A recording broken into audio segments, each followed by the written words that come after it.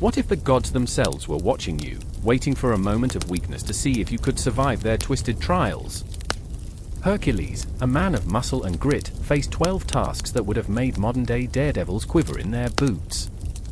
Each feat more outrageous than the last, each a death-defying act that makes even today's viral challenges look like child's play. But why? What drove this demigod to toe the fine line between heroism and madness? Consider this: a lion, its golden mane simmering in the sunlight, prowls the throne of Olympus. It's not just any lion, it's the Nemean lion, its hide impervious to steel. Hercules doesn't just wrestle it, he rips it apart with his bare hands. Why? Because a man can't be remembered as a hero without a few scars and a lion skin for a cloak, right? But there's a dark side to glory, a whisper of mockery from the gods, who dare him to grasp the impossible. As the echoes of divine laughter fade, the stakes grow sharper. Hydra's heads regrow with each severed neck, a grotesque reminder that some monsters can't be vanquished by brute strength alone. How do you defeat an enemy that multiplies with every victory? It's a puzzle wrapped in a riddle, coated with the venom of betrayal, because those who stand in Hercules' way aren't just beasts, they are the very fabric of his fate. Can you feel the sweat pooling in your palms? The weight of destiny pressed against your chest? This isn't just a myth, it's an ancient blood oath, a series of trials that test not just strength but resolve, cunning, and heart. Each task drips with tension, a countdown to chaos. The stench of the Stymphalian birds fills the air, metallic and sharp, a reminder that the skies are not safe, not even for demigods. But wait! What if I told you that these tales of valor are laced with humor so dark it would make a seasoned comedian squirm? Picture Hercules surveying a field of man-eating mares, thinking, why did I trade my peaceful life for this circus of horrors? Each task drips with irony, revealing the absurdity of divine interference in human affairs. His journeys lead to the underbelly of Olympus, where deceit runs rampant and friendships are forged in the fires of betrayal. It's not just about the triumphs, it's the failures, the near misses that throb like an open wound, each one a lesson learned in blood and grit. The question isn't merely whether Hercules can complete his tasks, it's how many pieces of his soul will be left intact when he's done.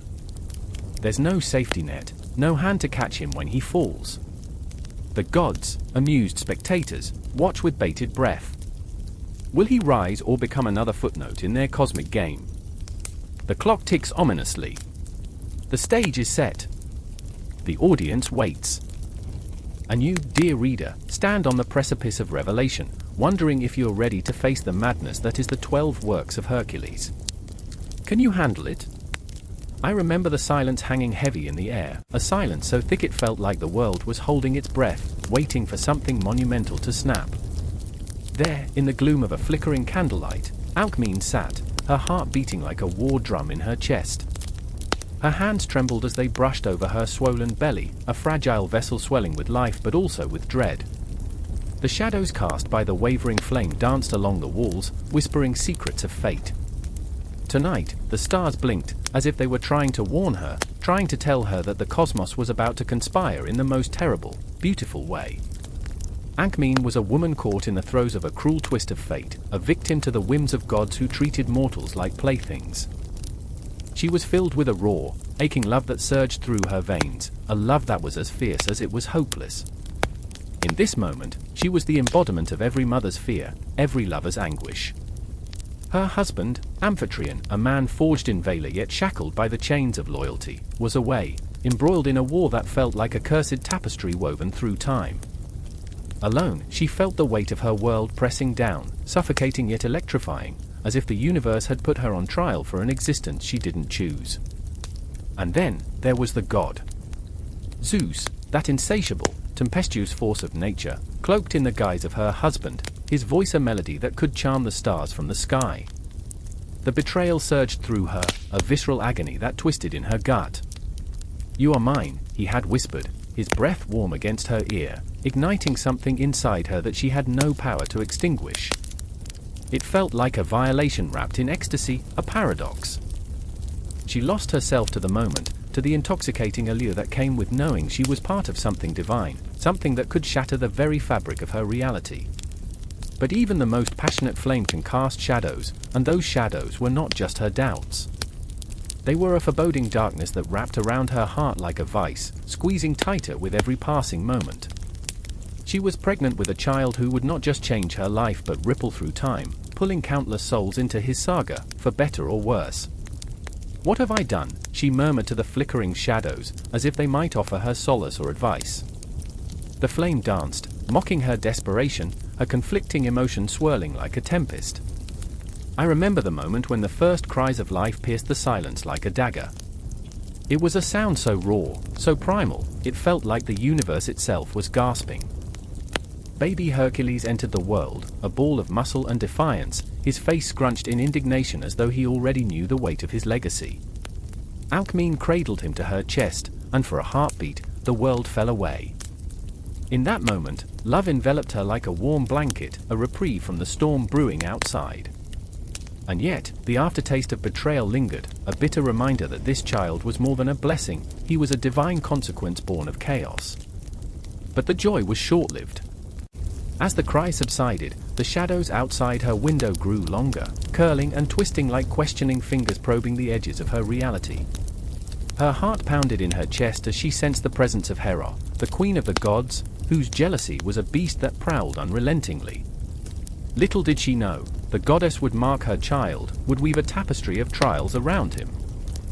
Alcmene, in her innocence, was unaware that the true battle was just beginning, a battle where her son would be both hunter and hunted. I remember the stillness in the air as the days turned into weeks. Hercules was a beautiful beast, growing bigger and stronger with each passing moment, defiance simmering beneath his skin. He had a fire in his eyes, a spark that promised greatness yet hinted at chaos. Alcmene watched him unfold, her heart swelling with pride, but a shadow loomed over her joy. The night whispered secrets, and she could feel the weight of the gods' eyes upon her, judging her for the audacity of her existence. But Amphitryon returned, weary from war, and in his gaze, Alcmene saw a flicker of hope. A man who had fought for honor, now a father who would protect his son. Yet, the moment he laid eyes on Hercules, a storm raged. Confusion flickered across his features, a mix of love and resentment, as he grappled with the truth that was seeping into every corner of their home. Love is complicated, they say, but betrayal twists it into something unrecognizable, something that gnaws at the soul. Hercules, oblivious to the chaos encircling him, laughed with the ease of innocence. He was a child who would grow into a legend, but in those moments, he was just a boy discovering the world, a world steeped in the scent of wildflowers and the laughter of his mother. I remember the way he would reach for the stars, his tiny hands grasping at the sky as if he could pull them down to him. It was beautiful, yet heart-wrenching, a reminder that even the brightest stars cast the darkest shadows. And then, as the moon waxed and waned, it happened. A night filled with uncertainty, the air thick with unspoken words. I recall Alcmene's gaze, a mixture of sorrow and strength, as she faced Amphitryon. "He is our son," she said, her voice a fragile thread in the heavy silence, born of love and deception. The truth hung between them, a fragile vase teetering on the edge of a precipice. Would they let it shatter, or would they find a way to piece it back together? As the clock ticked, time seemed to stretch and bend, the moments becoming a tapestry of emotions woven into the very fabric of their lives. Alcmene felt her heart racing, a wild stallion that couldn't be tamed, as she grasped the reality that her son was destined for something monumental. Would it be glory or destruction? The air crackled with tension, a storm brewing on the horizon, and she knew, deep down, that the winds of fate were about to change. In that moment, she held Hercules tighter, feeling the rapid thumping of his heart against her chest, a heartbeat that echoed the intricate, chaotic dance of the universe.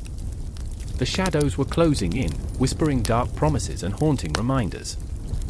The world outside was a tempest, but inside, amidst the flickering shadows, love and fear intertwined, creating a bond that transcended the very boundaries of life itself.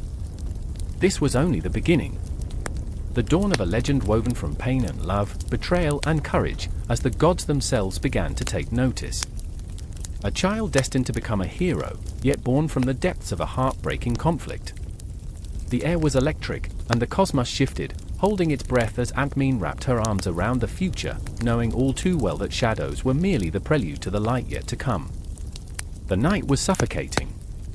Darkness pulsed like a living thing, wrapping its cold fingers around Hercules' throat. He stood on the edge of the precipice, breath hitching as the wind howled, a banshee's wail in the blackness. His heart drummed a frantic beat. What was that? A whisper? A voice?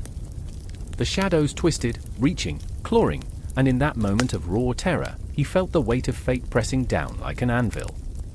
I remember the prophecy. It hung over us like a thundercloud, electric with dread and inevitability. Your strength will be your curse, it had said, its words curling around my mind like smoke. I felt it deep in my bones, the truth of it gnawing at me. The shadows seemed to chuckle, teasing the edges of my sanity. It was haunting, knowing that everything I held dear could slip through my fingers like sand. There, behind him, in the half-light, stood Iolaus, a flickering flame against the encroaching dark. His face was a mask of worry, lips pulled tight, eyes wide, and shimmering with fear. "Herc," he said, voice trembling like a brittle leaf, "we need to go." The prophecy, shut up. Hercules snapped, but it was not the words he wanted to unleash. It was the fear boiling inside him, churning like a storm. Iolaus had never been one to back down, but tonight was different. The shadows loomed larger, and with every heartbeat, Hercules felt the tether between them fraying. "Iolaus," he whispered, almost pleading. "If I fail, what happens to you?" "To us." The air thickened with unspoken dread. A sharp inhale, the kind that cuts deeper than blades. "We'll face it together. Always." But even in his fervent promise, I saw the cracks in his resolve. I remember the laughter of gods, the way they toyed with mortals, weaving destinies like strings. Hercules was a man of might, forged in the fires of battle, but beneath the bravado lurked a terror that chased him through the night. The stars were his witnesses, they twinkled mockingly, silent guardians of the unfolding drama. Then came the sound, a low growl from the abyss, deep and reverberating, crawling up my spine like ice. Hercules turned, muscles tensed, every instinct screaming danger. What was that? Iolaus' voice trembled, and it sent a shiver through the air, threading its way into Hercules' thoughts. "I don't know, but I can't let it take you," Hercules vowed, his resolve hardening. He was a hero, after all, or so the stories said. But the weight of a hero's heart was heavy, and in that moment, it felt like shackles. Darkness churned, swirling like thick smoke, a mass of shadows and whispers. The air grew thick and stale, it was an echo of death, of all the souls lost to fear. Hercules' grip tightened on the sword at his side, a cold reminder of countless battles fought, of blood shed under the indifferent gaze of the moon. "We have to move," he said, urgency clawing at his voice. But Iolaus would not budge, rooted to the spot as if the ground itself had claimed him. "No," he shouted, defiance sparking in his eyes. "You have to confront this. You can't keep running from what you are." The truth struck him harder than any blow. Running? Oh, he'd done plenty of that. From the scars of his past, from the shadows that haunted him. "What if this is my curse?" Hercules murmured, almost to himself. "What if I'm destined to bring ruin?" "Then let it come." Iolaus roared, fire igniting in his heart. Better to face it than live in the shadow of fear.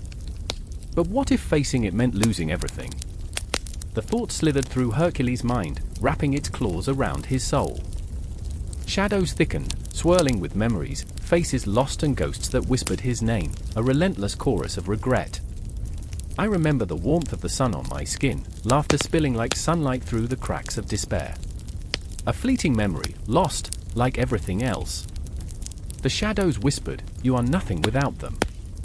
The cold truth gripped him, a dagger of ice in his heart. "I never wanted this." Hercules cried out, voice breaking. The wind howled back, a cruel laugh echoing off the stone walls around him. I was born a hero, but at what cost? Iolaus stepped closer, reaching for him, but the shadows pushed back. "You're not alone. I'm here. I will always be here." But what if the prophecy shattered everything? What if the fate of Hercules meant the end of Iolaus? The thought gnawed at him, a relentless beast. A low thunder rumbled, and in that moment, the shadows surged, crashing like waves against the shore of his sanity. Hercules felt the pull, a gravitational force drawing him towards the darkness, a siren's call that promised release, yet whispered destruction. Iolaus! Hercules shouted, voice raw with emotion, heart pounding like a war drum. Whatever happens, promise me you won't follow. Promise me you'll survive this. No. Iolaus cried, desperation coloring his words. You don't get to decide that for me. And in that moment, the storm broke. The shadows lunged, monstrous and hungry, and Hercules stood at the threshold of his own fate. The weight of the prophecy hung heavy, a noose tightening around his throat. I remember the flickers of doubt, the twinkling stars dimming, their light swallowed by the encroaching dark. Hercules' heart raced, pounding like a wild beast trapped in a cage of shadows. Their eyes met, and in that silence, 1,000 unspoken words hung in the air: love, fear, and the inevitability of loss. The darkness surged, a tidal wave of despair that promised to drown them both. And as Hercules took a step forward, the shadows erupted, swallowing the light, consuming all. Iolaus' voice lingered, a fragile echo in the depths of night. You are not alone, you never were. But the darkness was insatiable, and in its clutches, hope flickered like a dying ember, whispering of things left undone, of hearts intertwined, of a fate still unwritten. The air crackled with tension as Hercules stood at the edge of the forest, the stench of blood and smoke swirling around him like a noxious mist. A guttural growl rumbled from the shadows, echoing off the trees, a reminder that the world had teeth. It was here, in this grim embrace of nature, that his fate would be forged, not in the glow of glory, but in the raw, relentless grip of desperation. He clenched his jaw, sweat beading on his brow, and for a fleeting moment, he could feel the weight of the world pressing down like 1,000 burdens, each one heavier than the last. This was not just a battle against monsters, it was a war within himself, a fight against the shadows that clawed at his consciousness. The echoes of laughter faded, replaced by haunting whispers of past failures. He remembered the sharp, stinging guilt of his own hands turning against those he loved, the lives he had shattered in moments of rage, like fragile glass. A hero, they called him, but heroes are built on sacrifice, and what was left of his humanity when every choice felt like a betrayal? And then there was his companion, Iolaus. A loyal shadow, but with cracks in his armor, too. Iolaus, who wore his heart on his sleeve, held dreams of his own beneath the facade of friendship. The boy had laughter that could lift mountains, yet in his eyes danced the flicker of hope and despair entwined. He was both muse and mirror, reflecting Hercules' own demons back at him, a constant reminder that every step toward glory was steeped in pain. Together, they faced the monstrous world, each labor a testament to their bond, yet each challenge pulled at the threads that held them together. Are you ready? Iolaus asked, voice shaky like a leaf in the storm, his fear palpable. Hercules turned to him, seeing not just a friend, but a brother in arms, and in agony. They stood on the precipice of the first labor, the Nemean lion lurking in the darkness, its golden fur glistening, a cruel trophy of nature's wrath. Hercules thought of the lion's roar, a sound woven into the fabric of night, a declaration of supremacy. Would he break before it? Would he become the prey in his quest to prove his worth? Every step felt alive with uncertainty, the ground beneath them a pulsing heartbeat, each blade of grass whispering secrets of the past. I remember, Hercules muttered, the words tasting bitter on his tongue. I remember the weight of that first kill, the coldness of victory that numbed my soul. Iolaus met his gaze, and for a heartbeat, they shared a silent understanding. This labor was not merely a task, it was a reckoning. The shadows shifted, and suddenly the lion lunged, a flash of golden teeth and snarling fury. It was a creature of nightmares, a force of nature, embodying the chaos that lurked in Hercules' heart. He charged, muscles coiled like springs, but doubt echoed in his mind. What if he faltered? What if the monster became the conqueror? The clash was thunderous, an explosion of raw power and primal fear. The air tasted metallic, a promise of blood, but he pushed forward, rage igniting his spirit, the ramparts of his heart crumbling, leaving only raw, exposed flesh. Time distorted, stretching, and contracting like the sinews of a bowstring. Each moment hung heavy like a pendulum, swinging between hope and despair. Iolaus called out, his voice a lifeline in the storm, urging Hercules onward, but inside, the battle raged. What are you without the monster? The shadows taunted, and he fought not just against the lion, but against the very essence of himself, clawing for redemption in a desperate land. The lion's claws raked across his armor, teeth snapping dangerously close. Hercules felt the sting of pain ignite his rage further, each wound a reminder of the burden he carried. He remembered his mother's tears, the weight of expectations, the shadow of his father, a god, looming over him like a dark promise. He was no mere mortal, he was the embodiment of strength, yet within him lay a fragile heart, beating with the fear of never being enough. But as claws scraped and roars echoed, something shifted. He embraced the chaos, the fear melting into fierce determination. With a final surge, he grasped the lion, feeling the sinewy power thrumming beneath its skin, and in that moment of connection, he became one with the beast. The battle was not just about defeating a monster, it was about confronting the monster within. With a roar of his own, he wrestled the creature, feeling its life ebb away beneath his grip, and in an explosion of primal energy, he stood victorious, the lion's hide draped over his shoulders, a testament to the battle he had waged against himself. But the victory rang hollow. As much as he conquered the beast, he felt the lingering shadows of his own struggles thrumming beneath his skin. Did we win? Iolaus asked, breathless, eyes wide with a mix of awe and dread. Hercules turned to him, the weight of the lion's skin heavy on his shoulders, yet heavier still was the knowledge that this was only the beginning. 12 labors awaited, each one a step deeper into the labyrinth of his soul. I remember, Hercules began again, his voice echoing against the walls of uncertainty, a mantra to steel his resolve. I remember the lion, but I also remember the darkness that comes after. This is just the first. And thus, they stood on the precipice of something far greater than mere tasks, a haunting journey through the labyrinth of human experience, a quest to find meaning in the chaos, to confront the very essence of what it meant to be a hero, flawed and imperfect, yet relentlessly striving to emerge from the shadows. The clock ticked onward, each second resonating with the pulse of fate, a reminder that the next labor loomed, an eternity of struggle and triumph woven together in a dance as old as time itself. And as the forest whispered around them, they could feel it, the weight of destiny pressing down, the call of the next challenge echoing in their hearts.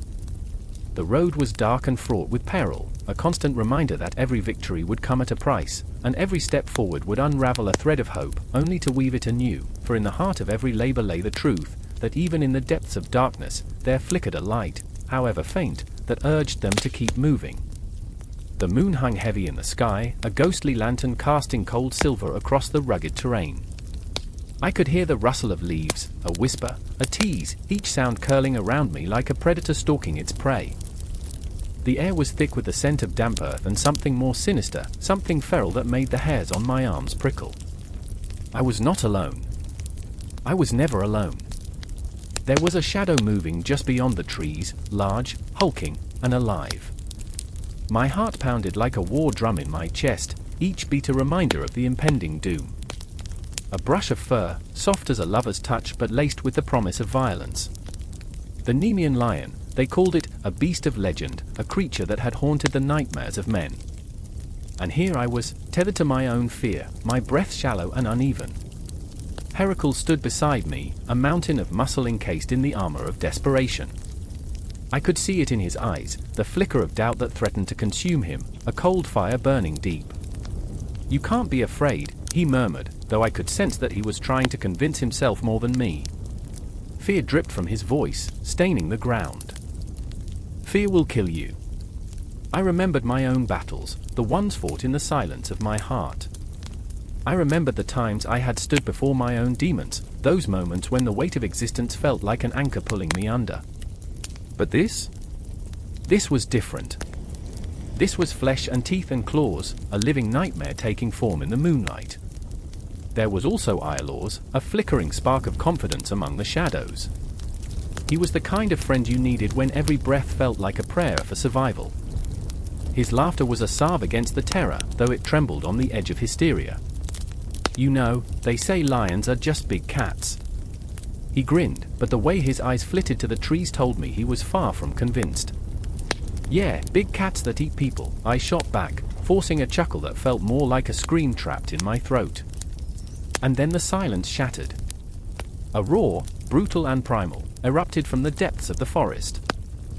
It rolled over us like thunder, a warning, a promise, a sound that rattled my bones and sent shivers cascading down my spine. Heart racing, I clutched the hilt of my sword, my fingers trembling like leaves in a storm. "It knows we're here," I whispered, and dread coiled tightly around my gut. The moonlight painted the trees in stark relief, shadows dancing like ghosts. I could see it now, muscles rippling beneath a pelt of golden fur, eyes glowing with an intelligence that pierced through the darkness. The creature moved with a grace that belied its size, each step deliberate, each breath a testament to its power. "Stay close," Heracles commanded, but the tremor in his voice belied his bravado. This was a man used to fighting, yet here, facing the embodiment of his greatest fears, he felt small. It was a shared feeling, the three of us, caught in the web of our own inadequacies. As the lion stepped into the clearing, the air thickened, charged with an electric tension. Time stretched, seconds feeling like hours, each heartbeat echoing the inevitability of the confrontation. The lion's gaze met mine, a connection, a moment suspended in terror. I saw something there, a wildness that mirrored my own inner turmoil, the chaos of existence distilled into a single heartbeat. It was beautiful and terrifying, and I felt an overwhelming urge to step forward, to touch the edge of that madness. But survival instinct kicked in, and I clenched my jaw, forcing myself to hold steady. It was not the lion that terrified me, it was the reflection of my own fears staring back at me. Iolaus moved first, a sudden burst of energy, lunging forward with a makeshift spear crafted from a broken branch. It was a desperate act, but we were all drowning in desperation, each of us trying to fight against the tide. The lion's roar echoed again, a guttural sound that rattled the very air, and I watched as it swatted Iolaus aside like an insect, sending him sprawling to the ground. "Get up!" I screamed, adrenaline surging through me as I rushed forward, driven by a mix of terror and loyalty. I could feel the heat radiating from the lion, a living furnace, and I knew that to falter now was to embrace death. The lion's gaze flicked towards me, and I saw an understanding, a recognition. This was not just a battle for survival, it was a reckoning. I was not merely a man, I was a manifestation of every fear, every doubt, every failure. And the lion? It was my grotesque twin, the embodiment of all I had ever tried to escape. I charged, heart hammering, my sword a gleaming extension of my will. The world fell away, a blur of sound and color and raw instinct. I felt the weight of history and the burden of expectation. This was my labor, my struggle, my moment crystallized in blood and sweat. Time lost all meaning. Each swing of the sword felt like a lifetime, each clash with the lion's strength a confrontation of wills, a duel that screamed of eternity. The beast fought back, its roars a symphony of rage, clawing at the fabric of my resolve. It tore past my defenses, the air thick with the scent of iron and despair. But I pressed on, even when the shadows whispered to me, urging me to turn back, to flee. The lion and I danced a dance as old as time, two creatures entwined in a primal rhythm of life and death. And in that chaos, a thought emerged, shimmering like the moonlight that bathed us both. I was not just fighting the lion, I was fighting for my own soul, for the man I was destined to become. As the battle raged, I caught glimpses of Iolaus in the periphery, his eyes wide, filled with a mixture of admiration and horror. I could feel Heracles' strength, his determination surging like a tide with each passing moment. We would not falter. We would not be silenced. It was a fight not just for victory, but for meaning, an echo of my existence that refused to fade. Whether I fell or triumphed, it was the struggle that defined me, the fire that forged my spirit. The Nemean lion roared, a cacophony of defiance and rage, but in that roar, I felt a kinship. The lines between hunter and hunted blurred, and as I swung my sword once more, I did not just seek to slay the beast, I sought to embrace the chaos, to dance with the shadows that haunted me. And that roar? It didn't end. It echoed on, reverberating through the very fabric of existence, a promise of battles yet to come, of the darkness lying in wait, lurking just beyond the next dawn. A scream pierces the night, raw and primal. It shatters the stillness, echoing off the craggy cliffs, a sound that sends shudders through the marrow of the earth. I stand there, heart racing, blood pounding, as if the very cosmos is holding its breath. It isn't just a scream, it's the sound of desperation, a cry for life, and it pulls me into the moment with a force I can't escape. It's him, Heracles, the mighty demigod, face set in determination, eyes blazing with a fire that seems both ancient and fresh. But the terror radiates from the shadows, from the unseen menace that lurks just beyond the firelight. The Nemean lion, its monstrous silhouette blending into the night, muscles rippling like dark water, breath hissing like a serpent poised to strike. I remember how the tales used to charm me with their glories, heroic conquests, the sweet taste of victory. But now, standing here, feeling the weight of the air thick with dread, the stories twist into a nightmare. This is not a glorious battle, this is a desperate dance with death. Then there's Atalanta, wild and fierce, her heart thrumming not only with the thrill of the hunt but with something deeper, a longing for approval, a need to prove her worth in a world that still tries to mold her into something she's not. She stands at the edge of the clearing, bow taut, eyes sharp, watching the lion rip through the remnants of a fallen prey, the raw blood slick against the ground. She inhales, a mix of fear and exhilaration. The stakes are high, and she knows it. She remembers every moment that led her here, the countless rejections, the taunts that echoed like ghostly whispers in her ears. They call her too wild, too hungry for freedom. But this is her chance to carve her name in the annals of history, to stand beside the great Heracles, not as a shadow, but as an equal. Time freezes as Heracles lunges forward, muscles coiling like the strings of a bow, adrenaline surging.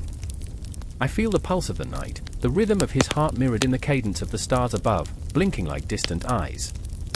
He grips his club, and in that moment, he isn't just a man, he is an embodiment of all humanity's struggles, the embodiment of every battle fought in the name of survival. I remember how I used to think of him as invincible, but now, those moments feel like fragile illusions, like dreams that vanish with the dawn. The lion's roar shakes the very ground beneath us, a sound that should reverberate only in nightmares. Fear grips me, an icy hand around my throat, squeezing tighter with every heartbeat. Heracles falters, just for an instant, and I see it, the doubt flicker in his eyes, the uncertainty that no amount of strength can banish. It's a reminder that even he, the legendary hero, is human. Atalanta takes a breath, feeling the bowstring hum beneath her fingers, the pulse of fate thrumming through her veins. This is her moment. She steps forward, heart racing, and I see the flash of determination in her eyes, a fierce, blazing fire, a reflection of every woman who has ever been told she can't, who has ever been shackled by expectation. She releases the arrow, and the world holds its breath. The arrow flies, cutting through the tension, singing a song of hope. It strikes true, piercing the lion's flank, and for a heartbeat, all is still. I remember that moment, the rush of air, the clarity of purpose. But the lion, that monstrous embodiment of fear, howls in fury, its rage palpable. The ground trembles beneath us as it turns its gaze upon Atalanta, the hunter now the hunted. Heracles roars, a primal sound of defiance, the kind that stirs something deep within me. It echoes in the very bones of the earth, a declaration of war against fate itself. He leaps forward, and I can almost see the glimmer of hope igniting in Atalanta's eyes. But the lion is relentless, a beast forged of night, and the dance of death turns savage. I feel the weight of the air shift, suffocating, as if it knows the fragility of this moment, teetering on the edge of triumph or despair. Heracles charges, but the lion strikes first, claws like daggers, teeth sharp as betrayal. I remember the tales of glory, but here, in this visceral clash, there is no glory, only survival, only the raw, unfiltered essence of being alive. The lion's hide, thick and impenetrable, becomes a metaphor for all that we hide from ourselves. I think of Atalanta, her layers of vulnerability, stripped bare by the fear that grips her heart, and of Heracles, who wears his strength like armor, yet feels every wound. The hide is not just a trophy, it is the essence of their struggles, of every scar borne in silence, every dream crushed beneath the weight of expectation. Heracles fights not just for victory, but for redemption, for the chance to prove that he is more than a legend. And Atalanta, oh, her heart beats wildly against the confines of convention. She wants to belong, but not at the cost of her spirit. Together, they are bound by something greater than themselves, the unyielding quest for identity, for validation in a world that often seems to claw back at them. The lion falls, a final roar escaping its throat, a sound that echoes through the trees, through the ages, through the very fabric of time. And yet, in victory, I feel a chill. What does it mean to wear the Nemean lion's hide?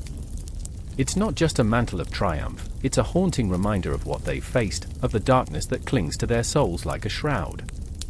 The air thickens with tension as they stand over the fallen beast, two flawed souls entwined in a moment of triumph yet haunted by the shadows of their struggles. I remember every heartbeat, every breath, the weight of their existence pressing down like a storm cloud, heavy with unshed rain. In this fleeting instant, the world outside fades, they are alone, yet profoundly connected. The lion's hide symbolizes more than just conquest, it whispers of sacrifice, of pain, and the relentless pursuit of self amidst chaos. And as they stand there, a fading echo of the roar still resonating in the air, I know this moment will ripple through time, a haunting note, forever entangled in their beings, pulling them deeper into the abyss of their own souls. The night grips tighter, the stars dimming, and I feel the pull of the cosmos, the time-worn reminder that every victory carries its shadows, that every hero wears heavy burdens. As they turn to leave, the lion's hide drapes over their shoulders, an indelible mark of both glory and heartache, a reminder that their story is far from over. I shiver, caught in the spaces between. There is no resolution here, only the haunting promise of what is to come, a spiraling descent into the next chapter, where shadows will dance again, and the heartbeats will echo louder still. The air was thick with the scent of damp earth and decay, the kind that wrapped around you like a shroud, suffocating yet oddly comforting. I stood at the water's edge, the moon a cruel spectator, illuminating the wretched marshlands of Lerna. Its silvery glow danced over the surface, casting shadows that writhed like spectral dancers. I could feel the pulse of something dark lurking beneath, an entity that thrummed with a hunger sharper than the edge of a sword. I remember the stories I had heard as a child, tales of a creature born from chaos, the Lernaean Hydra, a beast of many heads, each one more vicious than the last. A monster that could swallow the very light of hope, leaving only despair in its wake. And here I was, standing on the precipice of destiny, my heart pounding like a war drum in my chest, each beat a reminder of the peril that awaited me. Beside me stood Iolaus, my cousin, his face pale and drawn, the weight of our shared legacy pressing down like a millstone. We had fought together before, against shadows and tormentors. But this was different, this was the abyss staring back at us, the grotesque promise of a battle where death was a mere heartbeat away. His hands trembled as he gripped a torch, the flickering flame casting eerie shapes on his gaunt features. "Are you ready?" he asked, his voice a barely audible whisper, like the rustle of dead leaves in autumn. I wanted to laugh, but the sound caught in my throat. Ready? What did that even mean in the face of such malevolence? I remembered the stories of my father, of heroes who had faced the Hydra alone, their valor turning to ash as the creature's relentless heads regrew with each severed neck. Each tale concluded with triumph, but the truth was darker, far more insidious. "No one ever truly wins," I said, my voice cracking, the weight of that realization crashing down around us. Silence fell, an oppressive blanket, broken only by the distant croak of frogs, an absurd contrast to the chaos we were about to unleash. Iolaus's gaze drifted to the water, his breath hitching. "Do you think it knows we're here?" he asked, eyes wide, reflecting the glimmer of the moonlight. I followed his gaze, heart racing, and for a moment, I could have sworn I saw movement beneath the surface, a ripple that twisted and turned.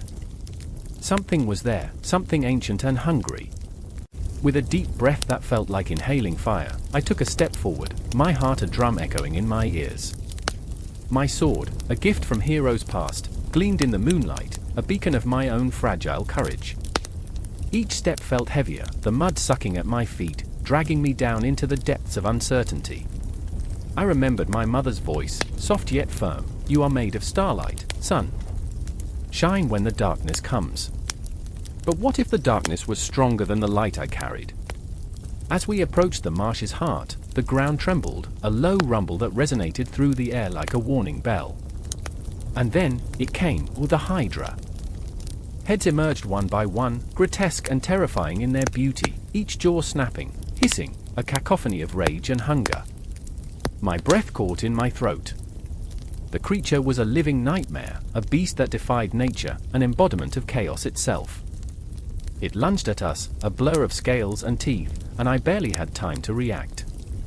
My sword sang as it sliced through the air, but the moment was disjointed, fragmented, like a broken mirror reflecting 1,000 possibilities. I struck ahead, severing it from its body, but as I did, 2 more sprouted in its place, each one a reminder of the futility of my efforts. "Keep moving!" I shouted, panic clawing at my throat. Iolaus, shaking but resolute, followed my lead, wielding the torch like a weapon against the encroaching darkness. We fought together, 2 halves of a whole, a tapestry of fear and fire woven into the night. But the Hydra didn't just fight, it raged and writhed, each head attacking with a ferocity that sent shockwaves through my very being. With each swing, each thrust of my sword, I felt the weight of not just my life, but the lives of those who would come after me. The echoes of their hopes and dreams hung heavy in the air. I remembered my father's stories again. He had spoken of bravery, but no one had told me of the loneliness it carried, the crushing isolation that came with knowing that every victory was soaked in blood. The Hydra lunged again. I ducked, barely evading its snapping jaws, and in that moment, I looked into the eyes of one of its heads. There was intelligence there, a cruel, mocking understanding that chilled my bones. It knew my fear, my hesitance, and it fed off it. "I can't do this!" I screamed, my voice breaking, the weight of inevitability threatening to pull me under. But Iolaus was there, an anchor. He had always been my anchor. "You can," he shouted, his conviction igniting a spark within me. "It's not just you fighting. It's us." The way he said it felt like a promise, a bond forged in the fires of adversity. With renewed fury, I pressed forward, slashing at the monster, feeling the slick warmth of its blood as it splattered across my face. And yet, even as I fought, I felt the encroaching shadows of despair pulling at the edges of my resolve. Each head that fell seemed to birth a new one, each victory a hollow echo of what lay ahead. Iolaus shouted again, his voice a rallying cry, piercing through the chaos. "Burn the stumps! They can't regrow if we destroy the necks." His words set off a flash of understanding, a light in the darkness, and I began to see the strategy unfold before me, even as desperation threatened to swallow us whole. As I tore into the Hydra's flesh, Iolaus moved with purpose, setting fire to the severed necks, the flames illuminating the battlefield with a fierce, otherworldly glow. But even as the fire blazed, terror gnawed at my insides. I remembered the stories, the weight of legends that painted us as heroes, but did not acknowledge the cost. The ghosts of those who had come before us lingered at the edges of my mind, whispering doubts and fears that threatened to drown me. "Fight!" Iolaus shouted again, and in his eyes, I saw something raw and desperate, the need to survive, to reclaim our destiny against the darkness. We were not just fighting for ourselves, we were fighting for every flicker of hope that had ever ignited a spark in the hearts of the downtrodden. So we fought on, 2 warriors against the unending night, our bodies weary but our spirits aflame. I felt the earth tremble beneath us as the Hydra roared in defiance, and I knew, deep down, that this was only the beginning. The battle was a cycle, a loop of pain and triumph. As the last head fell, the flames consuming the wreckage of the beast, I felt a pang of emptiness. Victory? What did that even mean? In the distance, the stars shimmered above, indifferent to our struggles, and I suddenly understood the weight of eternity. We had won this battle, but the war waged on, the cyclical dance of darkness and light, hope and despair. I turned to Iolaus, who was panting, his face a mix of triumph and sorrow. "What now?" I asked, my voice hoarse, the taste of ash lingering on my tongue. The shadows around us whispered secrets, and I knew that whatever lay ahead would not be easy. We were not just conquerors of a beast, we were now its haunted echoes, the burdens of our triumphs etched into our souls. The night stretched on, and we stood together, warriors amidst the ruins of our victory, staring into the vast unknown, knowing that the next battle was already waiting, lurking in the shadows, its breath heavy with anticipation. A scream shatters the stillness, reverberating off the wet stone walls of the cavern. It feels like a whip crack through the air, slicing through the tension, a warning shot in the night. I remember the moment when the shadows flickered, stretching grotesquely, as if reaching for something, someone. The Hydra's breath is heavy, sulphurous, an unspeakable fog wrapping around us, choking the air from our lungs as we stand at the precipice of chaos.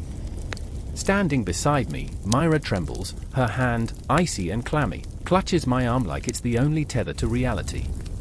There's a fierceness in her eyes, a fire that flickers in the face of terror, but I can feel the weight of her dread hanging like a stone in her heart. She's always been the brave one, but today the fear gnaws at her resolve. We can't let it regenerate, she whispers, every syllable coated in a palpable urgency. If we don't stop it now, it'll never end. I see the flicker of courage in her, a flame fighting against the darkness, and yet, the shadows loom larger. Regeneration, it's a word that clings to the walls of my mind like the creeping vines around the stones. The Hydra is not just a creature, it's a metaphor for all that hunts us, that haunts us, our own failures coming back to bite us, each one with 100 heads. I remember the stories, how they spoke of the creature's resilience, how cutting off one head only inspired 2 more. It feels like life itself, a monstrous cycle that refuses to relent. And then there's Lucas, his face a mask of determination and despair. He steps forward, his sword glinting in the dim light, a fragile promise against the onslaught of despair. We won't let it consume us, he vows, though his voice quavers, betraying the storm within. He's always been my anchor, but tonight I see the cracks in his armor, the way his fingers tighten around the hilt, the sweat beading on his brow. His bravado hides a chasm of fear, and I can't shake the feeling that this battle isn't just against the Hydra but against the ghosts of our pasts. The cavern seems to breathe, pulsing with an eerie life of its own. The darkness presses in, thick and suffocating, wrapping around us like a shroud. I remember the stories of heroes facing monsters, tales of valor and glory, but standing here, the only thing I feel is the weight of hopelessness. What glory awaits the victor of a fight where the true enemy is an endless cycle of despair? It's all absurd, really, like trying to grasp smoke with bare hands. Time bends, stretches, and warps in this darkness. Every heartbeat echoes like a war drum, a constant reminder of our mortality, and I can't help but think of the clock ticking down to an inevitable end. I remember my mother's stories of the Hydra, telling me how it was born from the depths of chaos, a being forged in destruction. We're all just trying to survive, she'd said, voice soft yet burdened. But survival feels like a cruel joke when faced with a beast that knows no end, a monster that reflects our failures, our insecurities back at us. The ground trembles now, the creature stirring beneath. I picture the scales of its body, slick and gleaming, each head poised in anticipation, eyes like molten gold, glinting with malice. What do you do when the very thing you fight is a reflection of your darkest fears? I want to scream, to throw down my sword and run, but Myra's grip holds me firm. Together, she says, her voice a fragile thread weaving through the chaos, binding us. Together. The word hangs heavy in the air. But what does together mean when we stumble through uncertainty, when the very act of standing shoulder to shoulder feels like the brink of collapse? I remember when Lucas and I first met, 2 misfits in a world that felt too big, too harsh. We were bound by our flaws, our failures, a tightrope of trust balancing over the abyss. But now, facing this creature, I wonder if that bond is strong enough to withstand the weight of our fears. Myra steps forward, her voice rising above the creature's growl. If we cut off its heads, we can weaken it, together.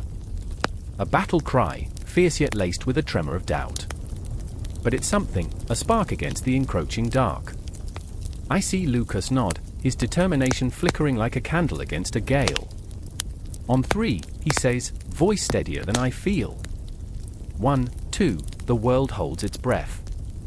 I remember the stories of courage, how heroes charge into the storm, hearts ablaze with purpose. But this is not a story, it's a raw, pulsating reality where every heartbeat is a reminder of what we stand to lose. The Hydra lunges, a blur of scales and teeth, and time fractures around us. We leap, driven by a heartbeat of desperation.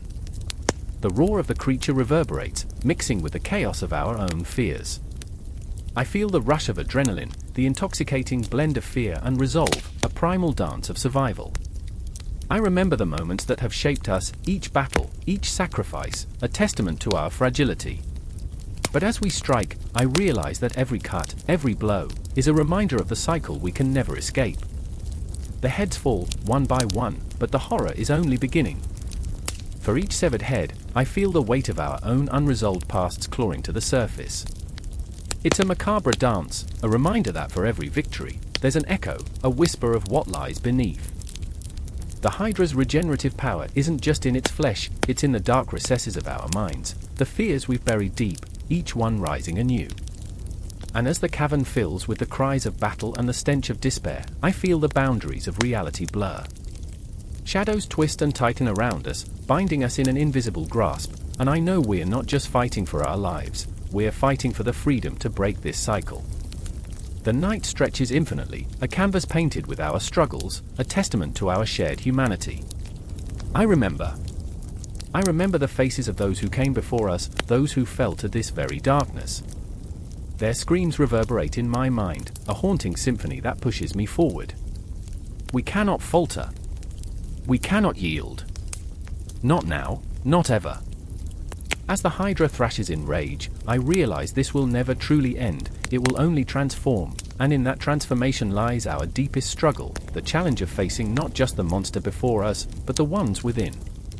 The forest was still, a suffocating silence that wrapped around me like a shroud. Time seemed to hang in the air, thick and oppressive, as if the very trees were holding their breath, waiting.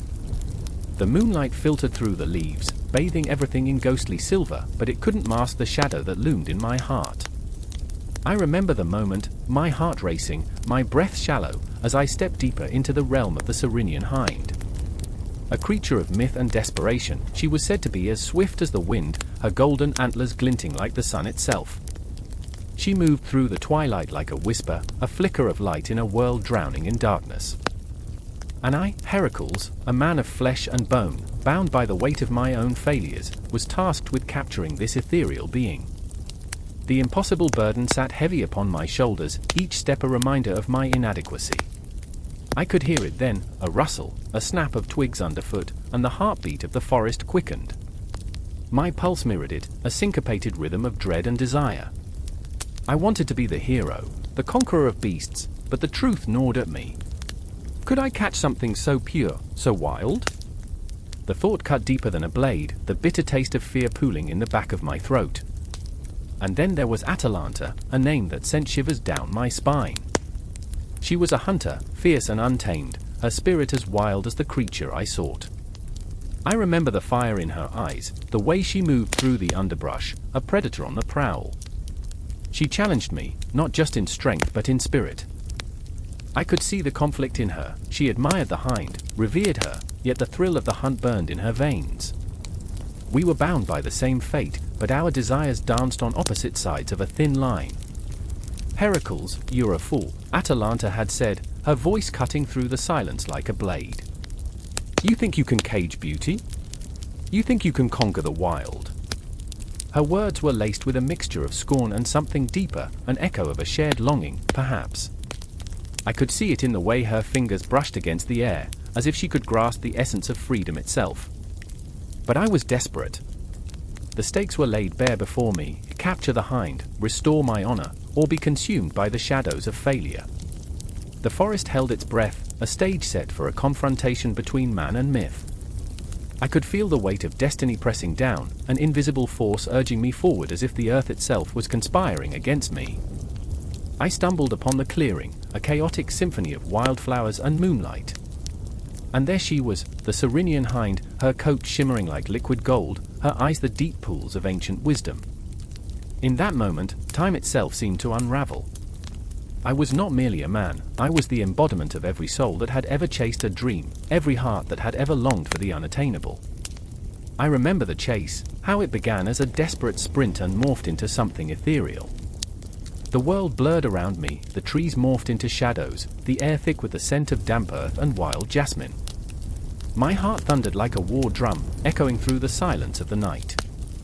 I lunged, a flurry of limbs, but she danced away, mocking my every attempt, weaving effortlessly through the thicket. Fool! Atalanta's voice rang in my ears, a haunting reminder of my inadequacies. You cannot capture what was never meant to be bound. Her words struck like arrows, each one finding its mark in my heart. The ground beneath my feet felt alive, thrumming with the pulse of the chase. I remember falling, tripping over roots, the earth rising to meet me with a cruel embrace. Pain shot through my body, but it was not the physical agony that gripped me, it was the realization of my own weakness. I was chasing an illusion, a specter that danced just out of reach. With every bruise, every scrape, I felt the weight of my failures stacking higher. The laughter of the gods echoed in my mind, mocking my plight. Look at him, the great Heracles brought low by a mere beast. But it was not the creature I feared, it was the truth of my own imperfection, the knowledge that I was not invincible. And yet, in that moment of despair, something shifted. I felt the pull of the Hind spirit, her grace intertwined with my own yearning. I could no longer see her as a trophy, but as a mirror reflecting my own struggles, my own desire for freedom. I remember stopping, breath ragged, hands on my knees as I gasped for air. In that stillness, I saw Atalanta again, her expression a tapestry of admiration and regret. You must let go, she whispered, a haunting plea woven into the very fabric of the night. You cannot control the wild. You can only understand it. Her voice held the weight of the ages, a wisdom as old as the forest itself. The Hind stood before me, her eyes deep and knowing, urging me to see beyond my ambition. I could feel the tension thrum between us, a fragile thread connecting our fates. I reached out, trembling, not to capture but to connect, my heart open, raw, willing to embrace the wildness of life. And then, in that fractured moment, time stretched and twisted, a spiral of emotions colliding. I could feel the cosmos swirling around us, a vast, ungraspable force, and yet, here we were, two souls in a forest, caught in the dance of longing and despair. The chase transformed, no longer a pursuit but a communion, a recognition of our shared struggles. I saw the shadows dancing in Atalanta's eyes, the fear of losing herself in the wild, and the wildness of the Hind, a creature that embodied everything I wished to be. As the night deepened, I understood the truth. To capture was to lose, to bind was to break. In the stillness, I found liberation. The Hind turned, a flicker of gold against the shadowy backdrop, her spirit whispering through the trees. She was free, and in her flight, I felt a sliver of my own chains breaking. But the task remained, capture or be captured, the looming specter of my labor still ahead. I stood there, heart pounding, caught between the pull of destiny and the realization that true strength lay not in conquering the wild, but in surrendering to its call. And as the moon hung high, I felt the universe shift. The night was alive, and I, the flawed, the heartbroken, was part of its intricate design. The hunt was on, but now it was not just about the Hind or my fate, it was about understanding what it meant to be truly alive in a world that demanded sacrifice. The silence enveloped us again, heavy with unsaid words and unfulfilled desires, yet it was not an ending. No, it was merely a pause, a moment suspended in time, a prelude to the trials that lay ahead, the weight of the world pressing down as we moved toward the unknown. In this tangled web of fate and desire, the next chapter waited, a restless spirit yearning for release. The moon hung low in the sky, slashing through the dark with its pale blade, casting an otherworldly glow on the craggy hillside. In this eerie silence, a heartbeat echoed, thumping, racing, primal. I ran, limbs heavy with dread, every footfall a prayer to gods long forgotten. The shadows whispered, curling around me like the serpentine forms of ancient spirits, and I felt the weight of their unyielding gaze. The Hind, resplendent in her golden hide, darted through the trees ahead, a fleeting mirage caught between the worlds of myth and reality. "Stay with me, Elia," cried a voice, raw and desperate. It was Lysander, his face twisted in anguish, eyes wide with fear. He stumbled, reaching out, but the beast glimmered just beyond his grasp, a will-o'-the-wisp luring him into the darkness. I turned, my heart a war drum in my chest. I remembered the stories, the legends etched into stone, how the hind was sacred to Artemis, a symbol of purity and the hunt, but here, in this cursed night, her beauty was a siren's call, a thread unraveling the fabric of fate itself. Lysander! I shouted, but the words scraped against my throat, thick and unyielding. I could feel the weight of my hesitation, a noose tightening as we pushed deeper into the thicket. The trees loomed like sentinels, their gnarled fingers entwined in a dance of shadows.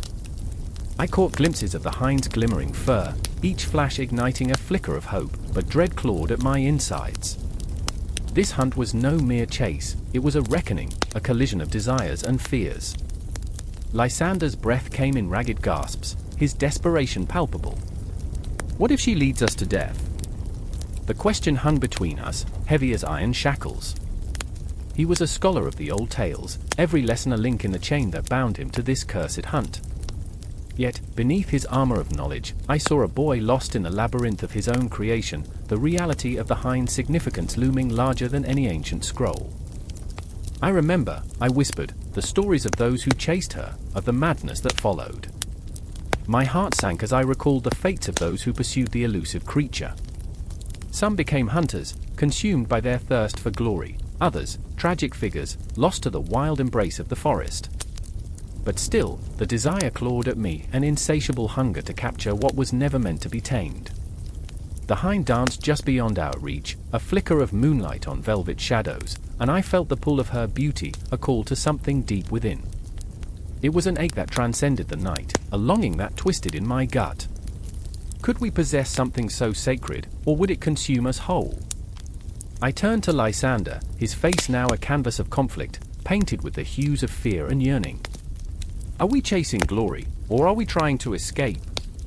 I asked, my voice barely a breath above the rustling leaves. The truth hung in the air, a spectre refusing to fade. He looked at me, eyes glistening with unshed tears, and in that moment, I saw the boy I had known, a boy who had dreamed of heroism, only to find himself ensnared in the clutches of fate. The ground trembled beneath us, a warning tremor that sent shivers racing down my spine. The trees whispered secrets, secrets that threatened to unravel the very fabric of our being. And then, the hind emerged, her eyes glowed like twin moons, reflecting the light of our inner turmoil. She stood poised, a statue of elegance and dread, and the world fell silent, holding its breath. Run! I screamed, panic surging like wildfire, but neither of us moved. Instead, we stood frozen, caught in the gaze of something transcendent, something that mirrored our innermost fears. The sound of our own hearts beat louder than thunder, a rhythmic pulse of life meeting the inevitability of death. Lysander took a step forward, drawn not just to the hind but to the void that lay behind her, a chasm of choices and consequences. I have to, he began, but the moment hung like a pendulum, the inevitability of his choice looming over us. No, Lysander! I cried, but my voice was lost in the clamor of fate. The hind turned, a flash of movement, and we were swept into her wake. My pulse quickened, a razor's edge of terror and thrill. This was more than a hunt, it was a dance with destiny, the intricate weaving of our desires against the tapestry of ancient myth. As she dashed through the underbrush, I felt the ground shift beneath me, a reminder of the fragility of life, of dreams, of the very paths we chose. The moonlight flickered, dimming as dark clouds began to gather, and I could hear it, the whisper of the cosmos, the heartbeat of the world, echoing in my veins. And there was Lysander, caught between light and shadow, the weight of his decision pressing down like the night itself. I remember, I breathed, the words tumbling from my lips, a mantra against the chaos. I remember the stories, of triumph and tragedy, of love and loss, and now we stand on the precipice. The words hung like a thread, fragile yet unyielding, tethering us to the moment. But as the hind wove through the trees, her form blurring with the shadows, I felt the rift widen. The chase was no longer merely physical, it was a haunting melody, a song that played on repeat in the corridors of time. What did it mean to hunt the sacred? To grasp at divinity with flawed hands? The answer slipped like water through my fingers as the moment drew closer to its climax. And within that pulse of night, between the heartbeats of fear and hope, our paths twisted like roots, binding us to this haunting tale where the Hind held not just the promise of glory, but the ghost of our own humanity. I felt it, a cold shiver that echoed in the depths of my soul, a promise of what was to come, and I knew, as the shadows danced around us, that we could not escape this fate. Not now, not ever. The night was alive with the weight of our choices, and with every heartbeat, the world held its breath, waiting. The forest roared. Not with the sound of thunder or storms, but with something deeper, an ancient, heart-thumping rhythm, pulsing through the roots and branches. Each beat resonated like a warning bell, vibrating in the bones of those who dared tread its shadowed paths. I stood at the edge, my heart a wild thing thrashing against my ribcage, each pulse echoing the screams of the past. The trees loomed overhead, gnarled fingers reaching out, as if to snatch away any glimmer of hope that dared linger in the air. "Are you ready?" Philoctetes' voice rasped, breaking the silence, a sound as rough as gravel underfoot. His eyes were pools of uncertainty, flickering with shadows of his own insecurities. The man was a fire, a warrior forged in the heat of battle, yet here, his flame flickered in the face of fear. "You know what's out there, Hercules. This isn't just another beast." I could see the tremor in his hands, the slight quiver of his lips, the way his bravado crumbled like brittle parchment. His soul carried the weight of his past, ghosts of soldiers fallen, of battles lost and won. Every scar on his body was a memory etched in pain, a reminder of lives taken and lives saved. I remember the nights we spent laughing at the darkness, I murmured, clenching my fists to steady the tremors coursing through me. But those shadows don't come with a punchline. They come with teeth. Memories of laughter echoed in my mind, bittersweet against the backdrop of dread. I could still hear us, two young men cutting through the thick veil of despair that cloaked our world, but today, that laughter felt like a distant star, too far to reach. The Erymanthian boar was more than a beast, it was a symbol of everything I feared, of failure, of loss, of the relentless weight of expectation. My shoulders ached beneath that weight as if Atlas had decided to rest his burden upon me, laughing as I stumbled beneath the strain. The beast was said to be insatiable, a monstrous entity that had devoured everything in its path, leaving nothing but fear and destruction in its wake. As we stood at the cusp of its domain, the air thickened, cloying, heavy with the scent of earth and dread. "Let's end this," I whispered, though my voice trembled with uncertainty, each syllable a fragile thread holding me together. Philoctetes glanced at me, a flicker of shared resolve igniting in his eyes. Together, we took our first steps into that shadowy labyrinth, the trees clutching at us, wrapping us in their suffocating embrace, as if the forest itself sought to keep us from our fate.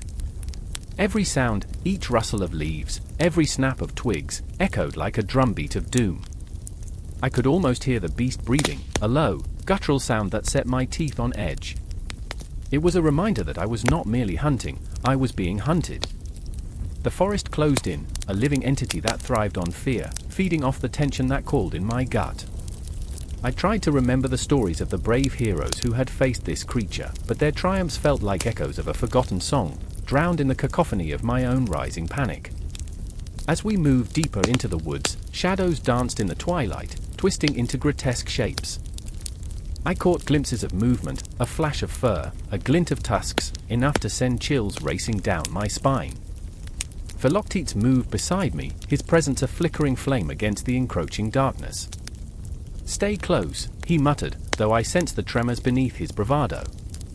We were not merely seeking the boar, we were wrestling with our own demons, the fears that had haunted us for far too long. And then, there it was. A cacophony of rustling and crashing that erupted like thunder, a sight that made my heart stutter. The Erymanthian boar burst into view, a titanic creature cloaked in shadows, its eyes glinting with a feral intelligence that sent a shiver down my spine. It stood poised, muscles coiled and ready, exuding a primal rage that felt like a physical force. I froze, the weight of my own inadequacies crashing down on me. Philoctetes shouted something, an order, a warning, but the words drowned in the roar of my heartbeat. The boar lunged toward us, a blur of fury and terror. Time slowed, stretching into a thin thread, and I could see every detail, the rippling sinews, the glistening tusks, the raw power radiating from the beast. With every fiber of my being, I felt its rage like a live wire, wrapping around my throat, squeezing tighter, suffocating. In that moment, I remembered everything: the laughter, the scars, the weight I carried. I remembered the dreams I had shattered, the promises I had failed to keep. I was not just fighting a monster, I was grappling with my very essence, my fears made flesh.